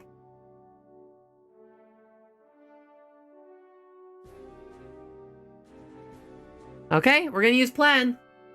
Plan uses 3 AP, which means we've shortened our AP sources a lot. Okay, everybody. Alright, we're at 9 HP, and remember, we can't mend in battle. Mend only works outside of battle. So, look, it only works outside of battle.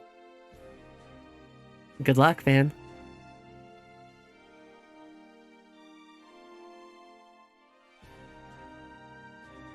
All right, we go. Let's switch music. Let's switch music to something more combative.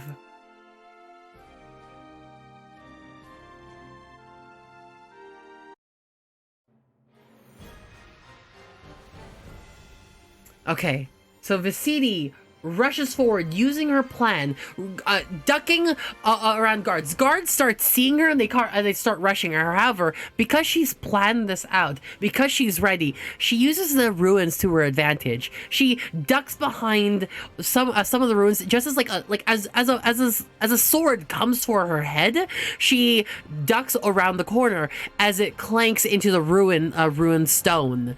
She like another one like appears before her, aiming an arrow and fires right at her, and she using her like climbing abilities, she fucking practically runs up the side of like one of the ruins and hops over him, completely dodging his blow. However, one of them will get an attack off on her, or at least they'll get a chance to roll.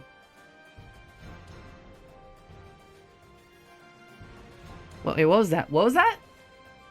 What was that roll? Well, I can't see. If I don't get a number, I have to re-roll it. Okay, re-roll again. 2! With a 2, a third guard comes in. Oh my god. Actually, so it triggers her counterattack ability. Counterattack: when an enemy within reach rolls a tough choice or worse on a basic attack against you, you parry their attack and take no damage. If they roll a failure or worse, you can immediately roll the die to make a basic attack on them.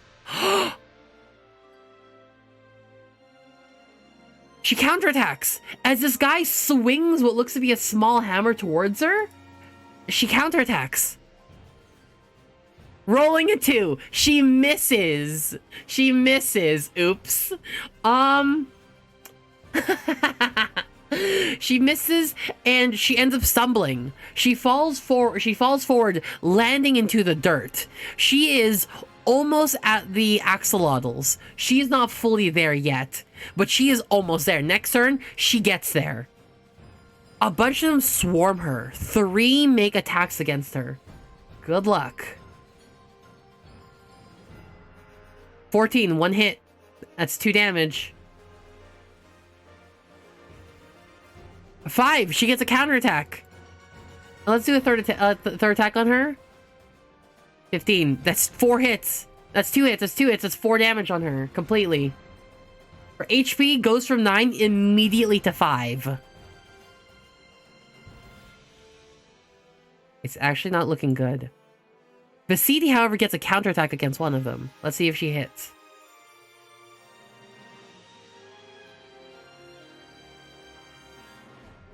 Hi, Wizards and Means. We're calculating. It's not popping up. 17. So the second one, when they miss, like she takes that person's bow and arrow, and she takes the arrow, grabs it, and she gets it into the shoulder of another one, and that person falls to the ground. Viscidi is down to 5 HP, and it's not looking good. But with using her remaining turn, she rushes over and she starts freeing the salamanders one by one, unleashing. And you know what the like axolotl salamanders start doing? They start wrestling each other. They start mating. They start just like constantly just rolling into each other over and over again, and it causes such a storm of mud and just flinging everywhere into every direction, here and there. Viscidi is right behind it. This storm, and as like a bunch of guards are like, what the fuck is happening? And a bunch of them come up. 2 of the guards that are still up go like, there's someone here. They did something wrong. She not used her puddle ability at all. She doesn't have one yet. She doesn't have the puddle ability. You should turn around and give him some privacy. There's still 9 guards. When we're down to 5 HP. We can't use men in combat. They're distracted. What do we do? Everybody, what do we do? We could run for the doctor right now. We could. Or we could take some out while they're distracted. I'm actually going to make a vote. I'm actually going to make the vote. Run for the doctor. Throw Geo's head.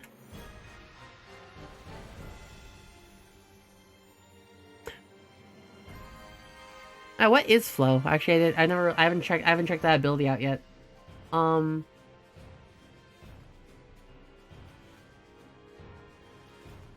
When you roll a nat 20 on a basic attack, you can briefly enter a state of intense focus. If she can crit on attack, she immediately gets a basic attack on everyone within reach. Holy shit. Holy shit, that's actually pretty good. She needs to nat 20 though, which is complicated.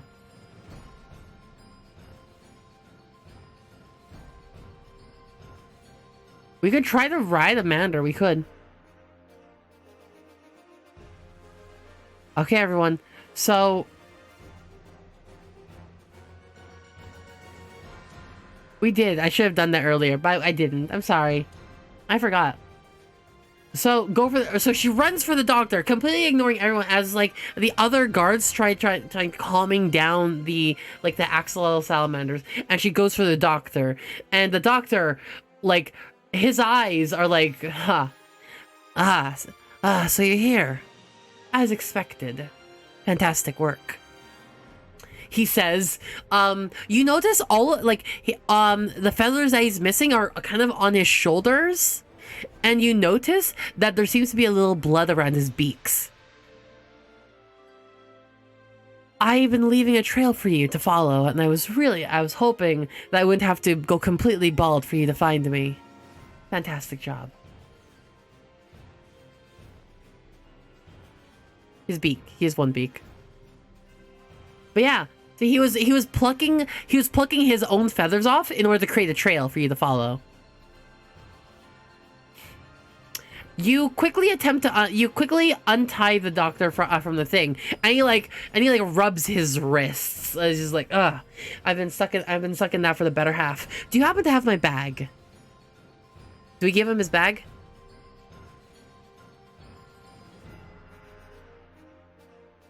Do we give him his bag? What up? Keep the bag. There's a lot of gift bags. Do I still feel sick? No, I've it's more than worn off now. Okay. We are so okay. I'm gonna need the vote. I'm gonna need the vote because there's enough of controversy. Give bag, keep bag. I'm gonna move this around for a refresh. Give bag or keep bag. Vote. This is an important question.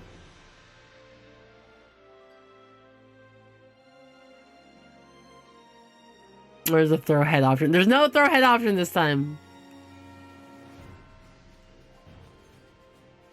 Give bag.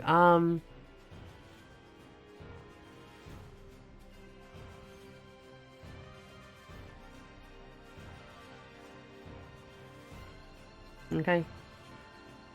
Let me look for this. Surveillance sonography. I'm gonna copy things. We can toss here. Any site infiltration. Feather hook. Give me a hot second as I grab his stuff.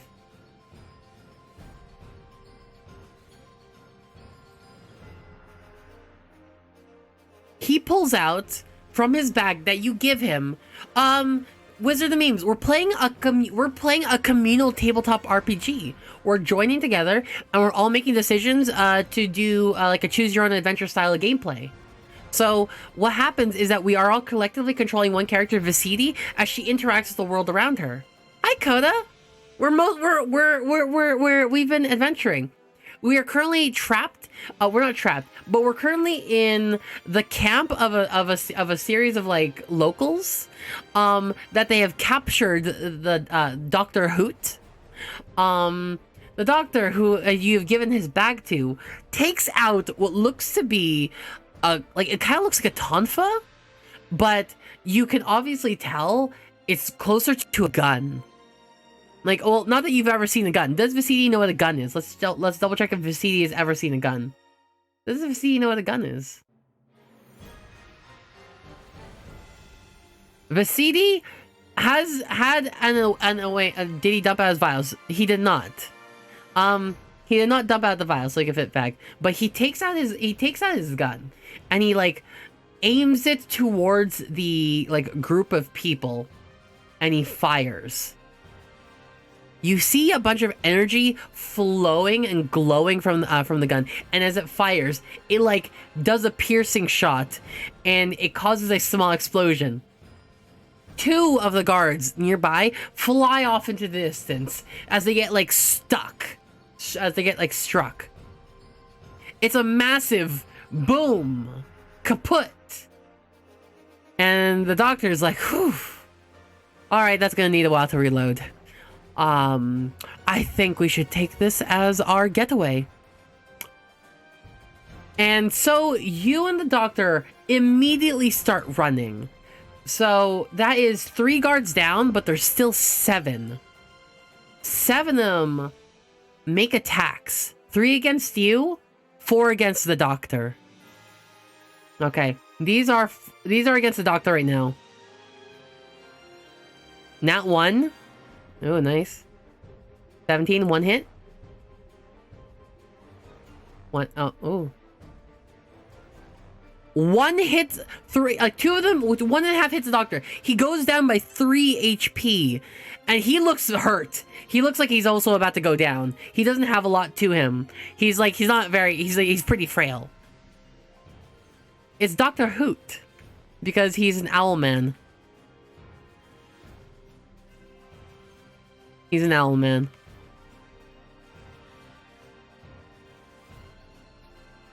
The doctor, who didn't look, he takes 3 damage, and he's actually looking really bad because he took damage early. He took damage earlier on. He took damage now. He's actually like bleeding out pretty bad, but he's not down. Now let's see the 3 attacks on you. If any of these rolls a crit, we might be fucked. 1 hit. 2 hits.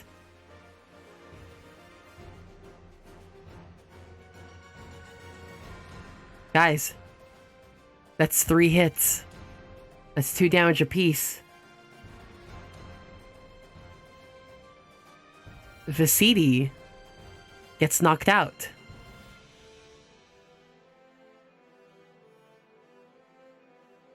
Hold on, let me switch these into this.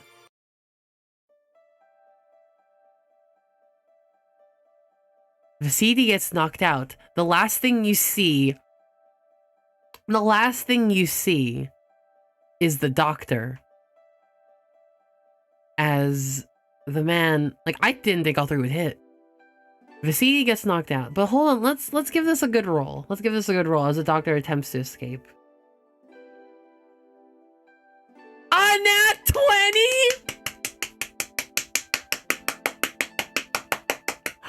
A nat 20 again?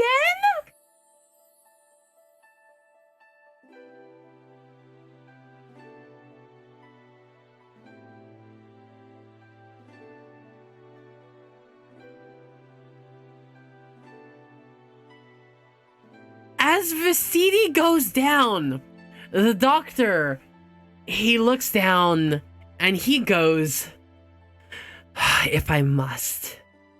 And the last thing you see is the doctor transforming into a dark shadow looming over you. And Viscidi passes out.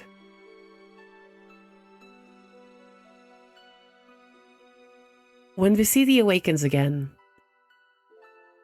the pain is the first thing Viscidi feels. It hurts. It hurts everywhere. It really fucking does. Nearby, however, you hear the crackling of a small fire.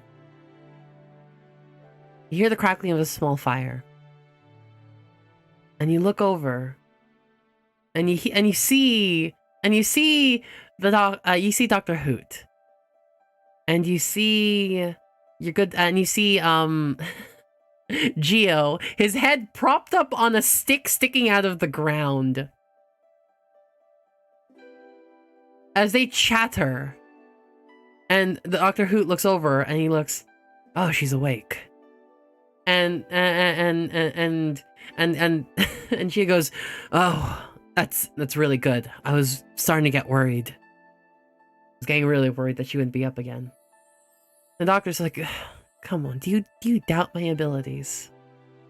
I thought you'd know better by now. And Viscidi, you kind of like reel upwards, and you're like, ow, it hurts. And you feel a chill as a high wind like caresses over the area. Dr. Hoot says, hey, don't move too fast. Don't move too quickly. You have a lot to recover.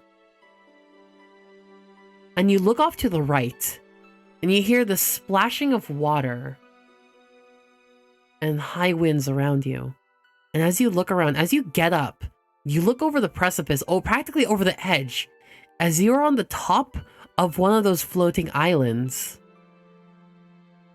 The water streaming down from the rivers nearby you stream low and back down into like the massive like canopy of lily pads. It is honestly breathtaking. And Dr. Hoot just goes, well, I didn't know where else was safe from those beasts. The uncivilized people of these lands, no offense, are not necessarily... They are no different from the ruffians I've had to deal with, and often I'm not one for honor, nor valor. Living another day is more than enough. You're on a floating island, as Dr. Hoot has seemed to have brought you up there. Viscidi, you move a little bit closer. You move a little bit closer to the fire to like warm up. And Gio is just like, glad to see you. I'm glad to see you're back. To the land of the waking. Not everyone is like me, and you might have been fine, from what I know of you all, but Puddles just come back, yes? And Viscidi responds, We do, but we're not always ourselves if we come back. And Gio goes, Well, I'm glad we have you here and not anybody else. Also Hoot. Hoot, like, goes over, he, like, rubs his wrists, the cufflinks there, and he goes, and he goes, I'm talented in many ways. I think this journey, he looks at the group, the fire, the chill night air, the beautiful stars up above. I think this adventure is going to be quite the hoot.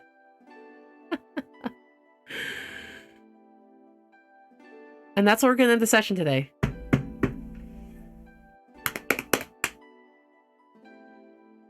You drink to celebrate the not dying.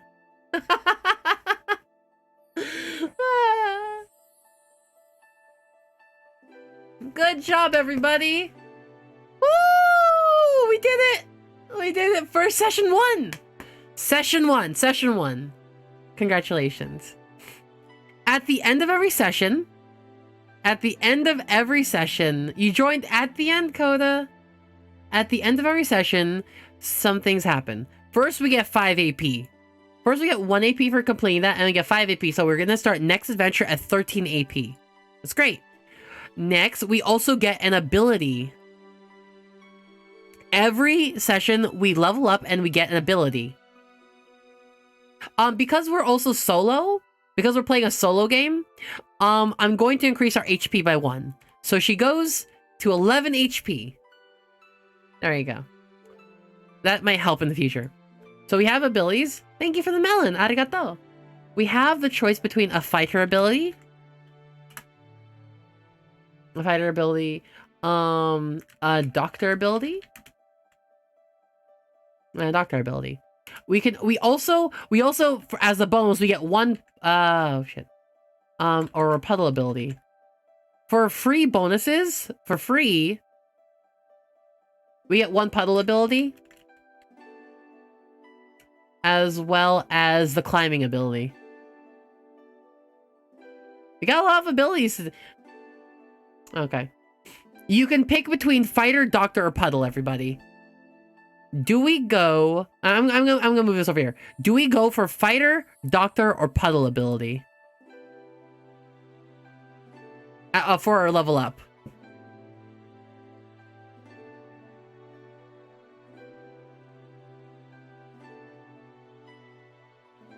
So it's really appealing here. So here's an interesting thing that happens. It's kind of different, because if we learn a fighter ability, it's Geo teaching us. If we learn a doctor ability, it's literally the doctor teaching us. Puddle, we learn more about ourselves. Yeah, we only get to pick 1. For free, we get the puddle ability and the climbing ability for next session. Puddle abilities tend to be... Okay, so there's a couple that are possible. There's one that turns into a pool of water, so it's a disguising itself, so people can't tell if you're a pool of water. There's Hidden Pocket, which lets you conceal an item on your body that people can't detect. And there's True Common Knowledge, which means you can, like, every once in a while just know a detail that you wouldn't otherwise know.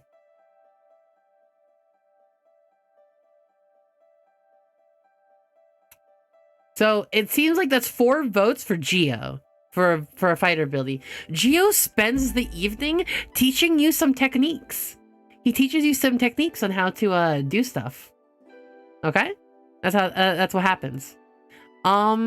Let's look at fighter abilities real quickly.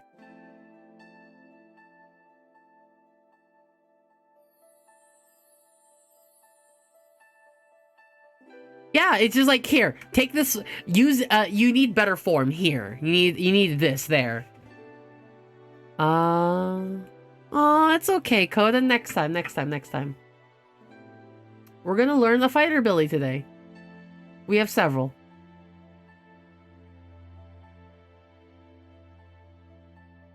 Yeah, kind of like that. That would be one of the puddle abilities. So, we have a couple choices.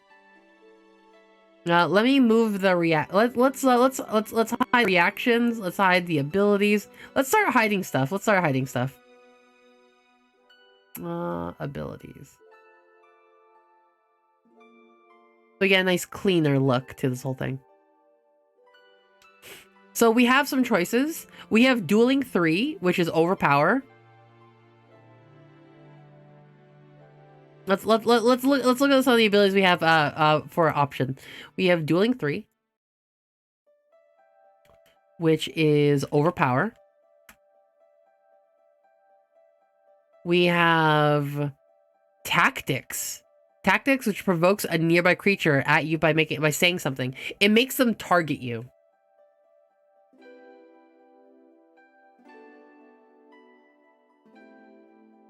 Which is pretty good. Camaraderie, which lets you heal your allies. But we already had Doctor, so I don't really need that. So I'm actually going to just completely ignore that one. We have Leadership 3 for Recruit. That's actually going to be really difficult. Because it just makes a whole thing. We might not pick a Leadership 3 Recruit. Well, I'll do it.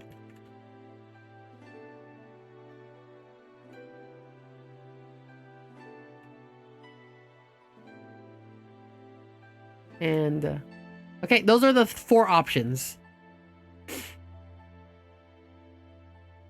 Do we go for Overpower, Tactics, Leadership, or Body?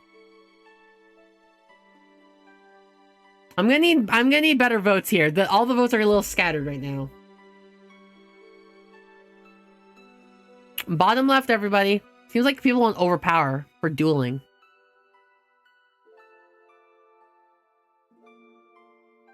Tactics would be good.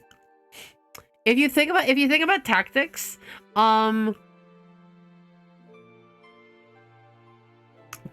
focus is really good too. Oof.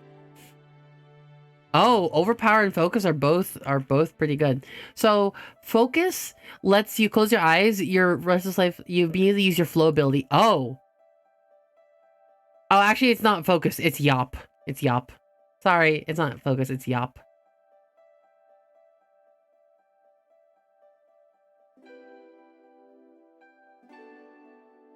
Yop, you can scare people away. You can scare minions away from fight, which kind of like are like almost an insta kill, kind of, if it succeeds. Yop scares people away, and Overpower lets you overpower a minion, and you can describe how you overpower them. And basic attacks deal for double damage. It seems like the votes are almost not overwhelmingly, but that's 6 for Overpower. So we're going to go for Overpower. So she's going to have Overpower. Next up, let's pick a Puddle ability. These are still based on Savage World, so we're going to have to fix these up. Just the Puddle. You can't do this because this requires the other one, but you can pick Just the Puddle, Hidden Pocket, or True Common Knowledge. Please vote for True Common Knowledge, Hidden Pocket, or Just the Puddle. It's on the screen, please.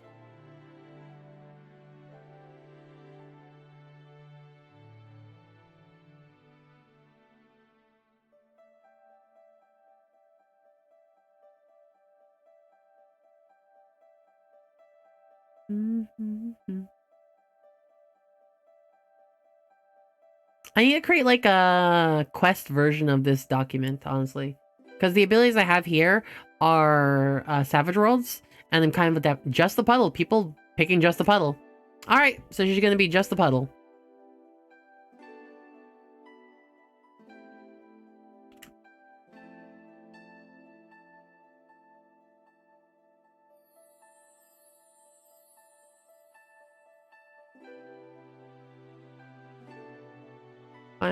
And all right, everybody, and with that, we're done. We're done with today. Thank you so much for popping in. This was a really fun stream. I hope y'all had fun. I thought this was really fun. I'm not done stream. I think. Well, I'm gonna move on.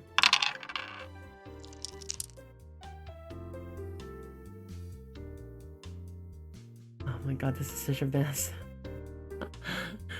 I'm glad y'all had fun. Yeah, the fucking, it's homebrew's homebrew. They won't be able to stop me. Y'all imagine the PC colors would be like, I'm gonna clean up her design. I don't know. What do y'all think, what do you think, Viscidi's colors are like?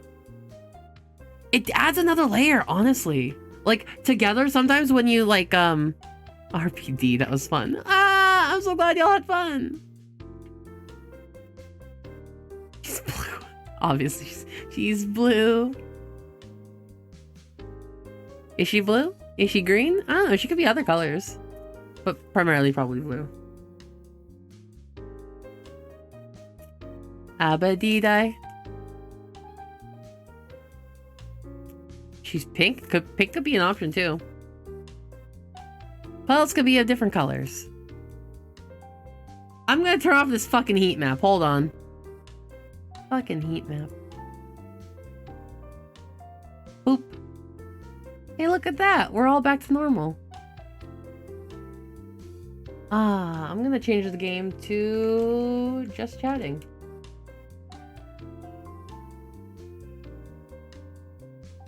Yo! This was very fun. This was very fun. On my Discord, by the way, on my Discord, I'm going to create a single, I'm gonna put it under TRPG, DRPG for the, Twitch plays. Viscidi. Really great point. That's why I just created a channel right now. Twitch plays Viscidi. So if y'all go into my Discord, you can talk about her and talk about her design and talk about her as much as you'd like. It went fantastically. You want Ever to teach you more about lore about the puddles? Yes. That was really fun, guys. That was fun. I was very surprised with how smooth that went. Viscidi going down to 0 HP, almost dying, and then a nat 20ing, the doctor deciding, you know what, fine, I guess I'll do this. And then flying us off onto an island? Yo, that was dope. That was dope. I also like the lack of, one thing I like about Quest, is the lack of bonuses. The lack of bonuses allows us to have a very story-driven thing. It's very story-driven. Yeah, early on was a little bit slower because we were just like getting to know everyone, but it started accelerating really quick after the fight, huh?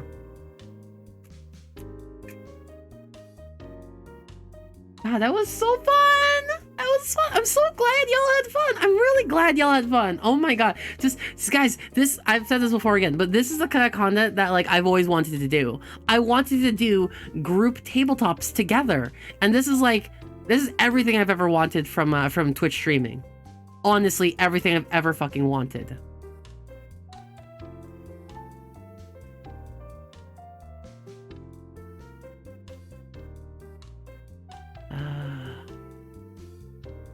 You missed it completely, Riz? I'm sorry. Remember when I was nervous? I'm still nervous if we do it again. Because you know how much I had to pull out of my ass? A lot.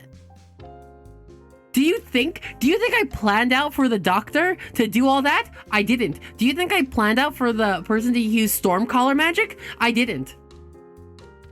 Like, I have to, like, I can only prep so much predicting a horde mentality. There's only so much I can predict.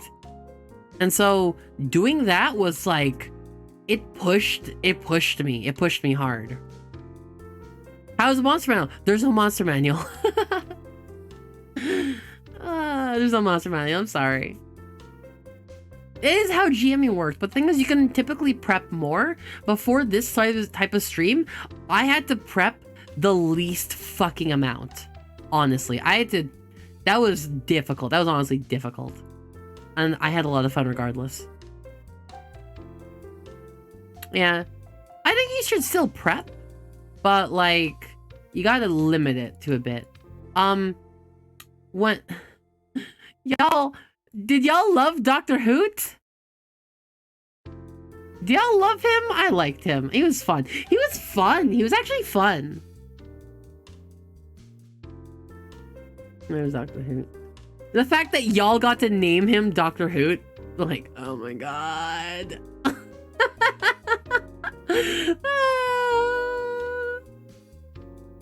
I'm glad you liked him. That's everything I so fucking. God. No, I'm sorry. I'm kind of just like all over myself right now. Just it makes me happy. Makes me happy, guys. Makes me happy doing things I like honestly loved and cared about, you know? I like tabletop RPGs. I want to share it with people. I want to share. Jeff almost became Himbot. Gia was almost Himbot. I hate it. It makes you want to run a quest RPG? Yay! I love the name Jeff. Jeff or Geo? Himbot. I'm an owl. Hoot, hoot, hoot, motherfucker. Who. Versus Geo, who's a lot more metallic and steady and ready. Dr. Hoot definitely is. Dr. Hoot is definitely hiding shit. He's hiding stuff. He's not perfect. He's hiding stuff. Absolutely. Mysterious. You'll have more chance to throw at Geo's head next session. Next time on D&D. That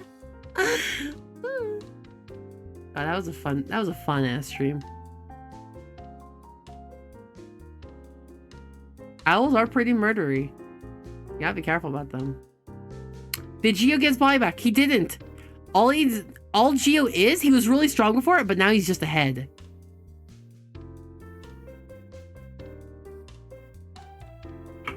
The Wooga. It doesn't let you click because I turned off heat map. I turned off heat map. Fuck you.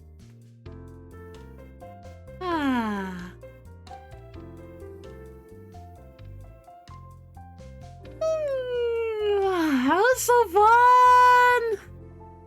You got blood. Yo, the guy casting Gale and causing Geo's body to completely split up after vortexing it away, like, it wouldn't have done that if he didn't get vortexed first. But Geo getting vortexed and then getting galed meant he was only a single head. I was not ready for that. I was not ready to just have a single headless, headed boy, you know? I wasn't ready. Viscidi is carrying this game, fam. I love the atmosphere. I love the look of the world. I love,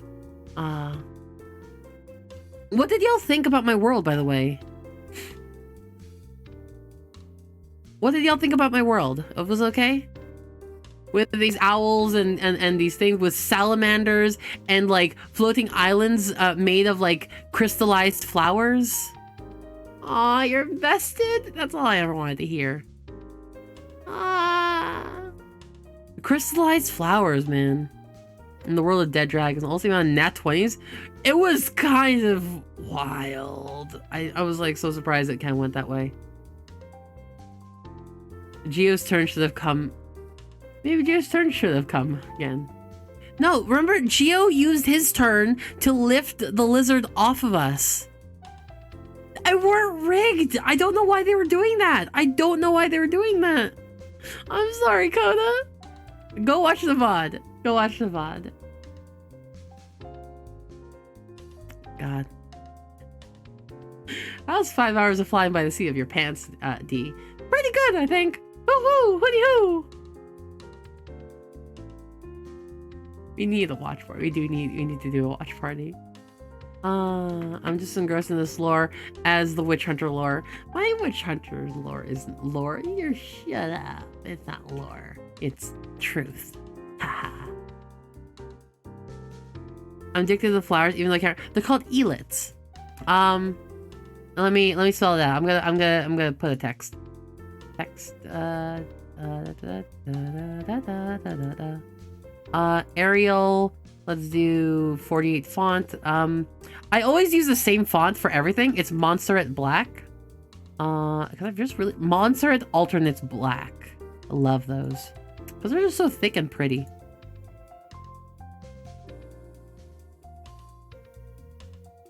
Let's make the font a bit bigger. Here they are. It's called Elits.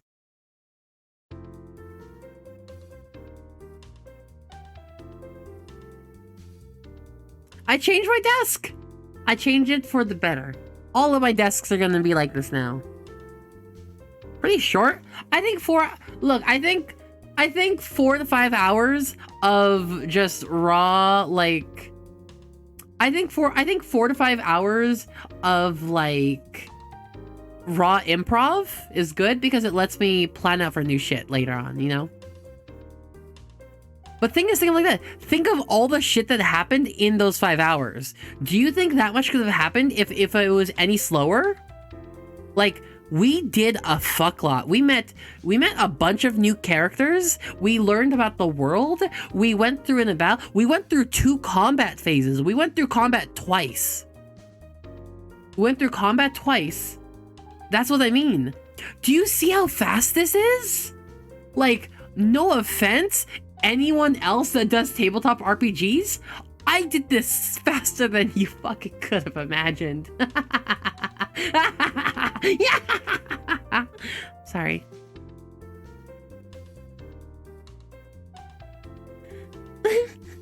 Sorry. Yeah.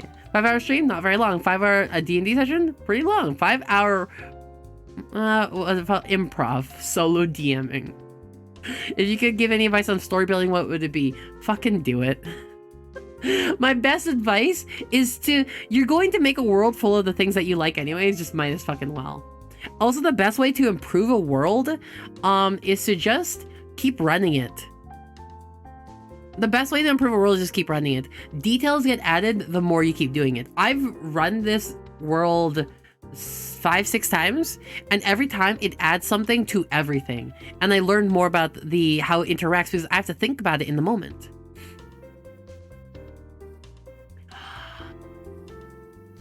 Obsessive litter. I was gonna keep that a secret. I was gonna keep that a secret until the end of the adventure. You befriended Geo. I think that qualifies. I think that would qualify, yes.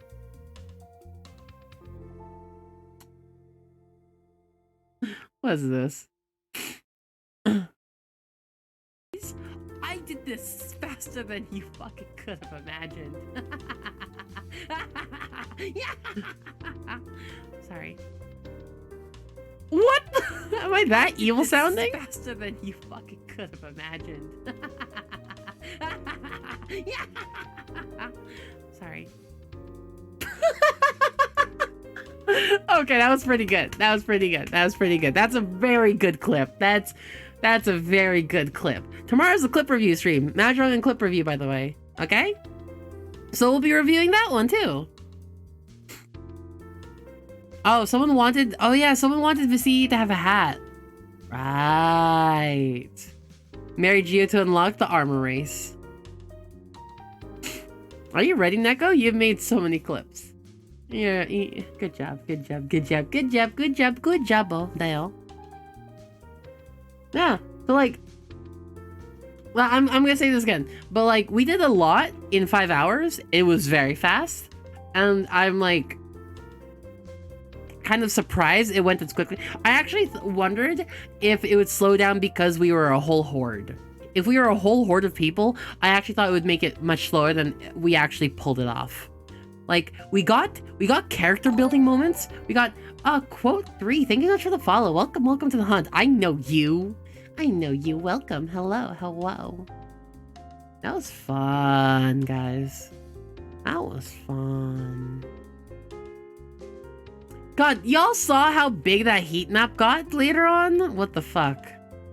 That heat map was thick. Look at this heat map. What the fuck is this heat map? Look at, what the fuck is this?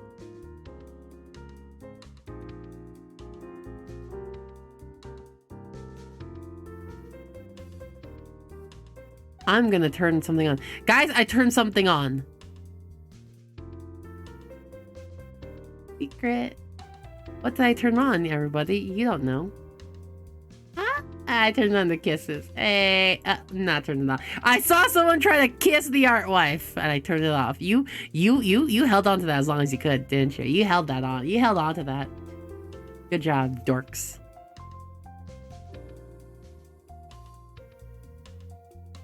I don't think so. Let me see. Nope. There's no function to clear it off until after stream. There really is none. It was you? You kissed yourself, Coda? That's narcissistic. Look at all these heats. They're pretty good. But yeah. So today's TTRPG. Well, what did we learn today from what did we learn from Tabletop RPG World? Yeah, it would be nice. I wish I knew how to. I'll figure. I might look up the documentation. What did we learn today in Tabletop RPG World? Slime can climb. This slime can climb. Not to give players the flirt option. Also fair. Y'all started flirting the shit out of a Geo.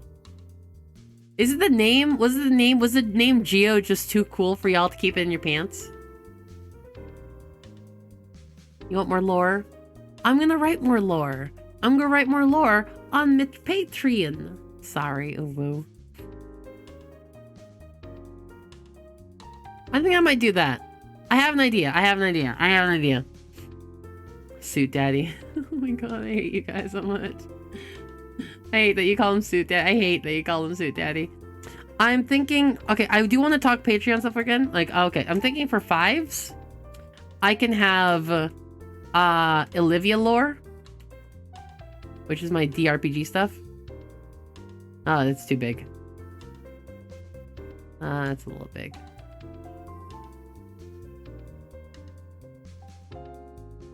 I think I do that. I'm thinking, should I reduce 15 down? I'm thinking I might maybe reduce it down to 12. I might reduce 15 to 12. For TRPG articles. Community /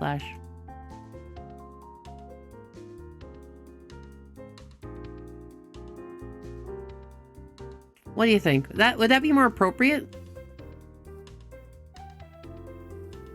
It's okay, Neko. Don't worry about that, fam. I might. I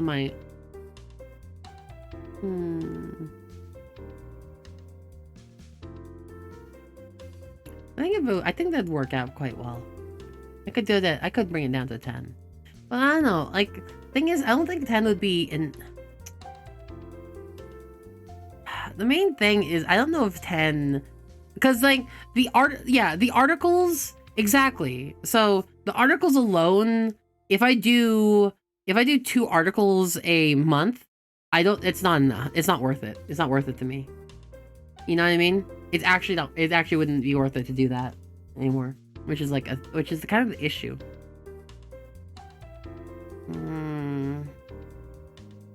That's why I'm so like picky about that one. Is that you want to use stuff? Aww, that's cool.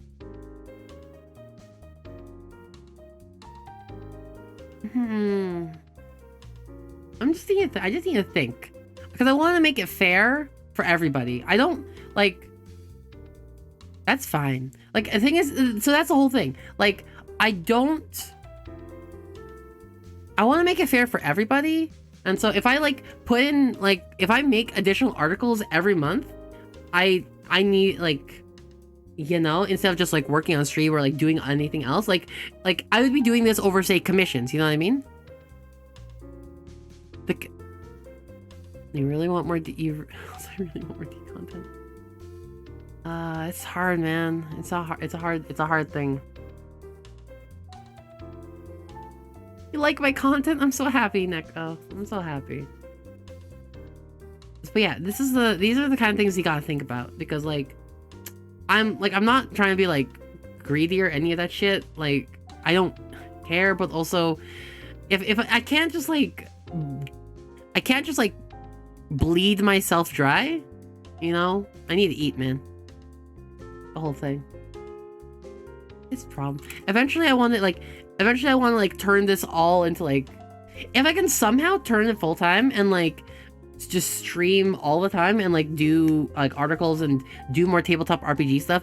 You know what I would do? I would be straight like more detailed is lying behind a paywall. Gotta support the developer. Oh, I don't want to. I'm sorry. I'm sorry, Magpie. It's hard, man. It's hard.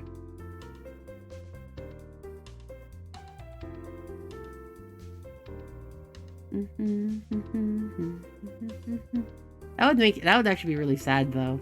Like I fucking hated, like that's one of the reasons why I can't do monthly subs to say World of Warcraft or like Final Fantasy 14. I can't justify all that constantly. Yeah.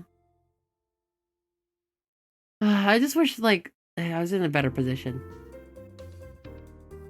Streaming is fun. Streaming is fun. Streaming is very fun, and I want to do it because it's fun. But if I do it only because it's fun and like I like die from it, like that's not good. Like y'all want me to just eat ramen every day? I could. I've survived on ramen for a year, but then I got sick. I got sick, man. I might at the very least reduce it to 12. I think that's fair. I think that's a fair thing. Fun over food, man. Fun over food. So for now, I think that's something I can do. I can at least reduce this to 12 versus 15. Also, immediately after the stream, I'm going to be double streaming. Like we're gonna close up the stream soon, but then I'm gonna go into my Discord and I'm gonna show a couple episodes of Owl House. We're gonna watch some Owl House today. I promised it yesterday, but then the stream just ran long.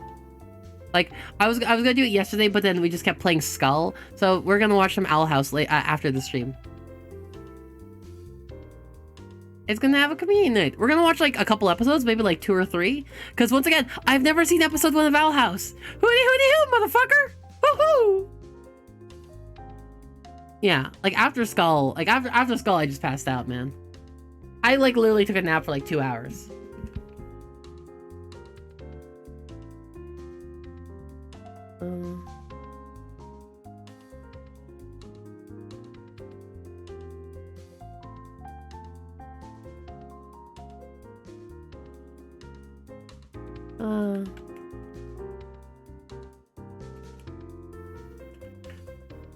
Every Saturday? I could do that. I could definitely do that. I would love to do that.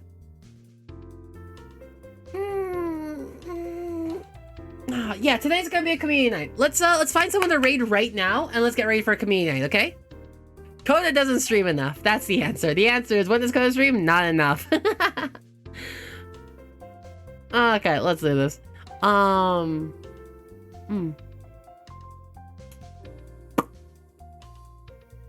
Who do we raid today? Who do we raid, folks? Let's look for someone. Let's look for a raid target. Raid Shadow Legends target. Raiding every day because I'm edgy. I'm Batman. Na, na, na, na, na. Ah, I heard my voice. You know? John loves anime. Valdi fucking raided us yesterday. We have to raid Valdi. Valdi raided us yesterday. I wanted to raid them. We have to counter raid today. Got it? That's what's happening. We're raiding Valdi. Revenge raid. Yo, that's good. Yo, let's call it revenge raid. I like revenge raid. Let's revenge raid. Let's get a message going on. Let's get a message going on. Let's do a salute. I love the salute. I love the salute. Okay, you ready? We're like y'all ready to revenge raid?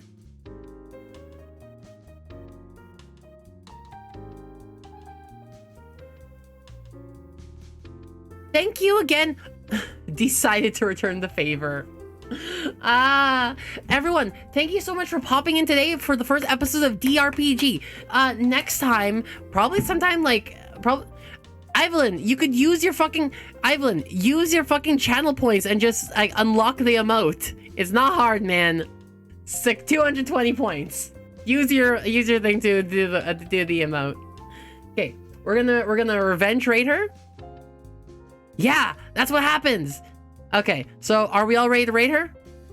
I fucking love Valdi. I love Valdi. Let's go, let's go, let's go. Ready? Right after this, remember, come to my Discord if you want to watch my Owl House. Thanks again for everyone popping in. Next week we have a special guest. We have Cammy Cat. Next week I have a special guest, Cammy Cat from Dungeons and Dragons stuff. It's gonna be a whole like interview. And in a couple of weeks we're also going to do a thing. Thank you so much for all the support for the subs. Thank you, Marsh, my one and only patron. Thank you so much for popping in. I'm so grateful. I'm grateful for all the subs and the follows. We're gonna continue DRPG next month. For now, let's raid. I love you all. Catch you on the hunt. Bye.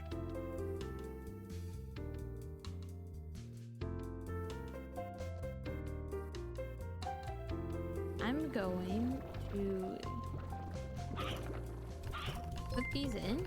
Oh, hi, D. Oh gosh, you're making my thing lag. Hi, everyone. How are you? I am Valdi. I'm a witch. Ah, jeez. Thank you. There's so many people here.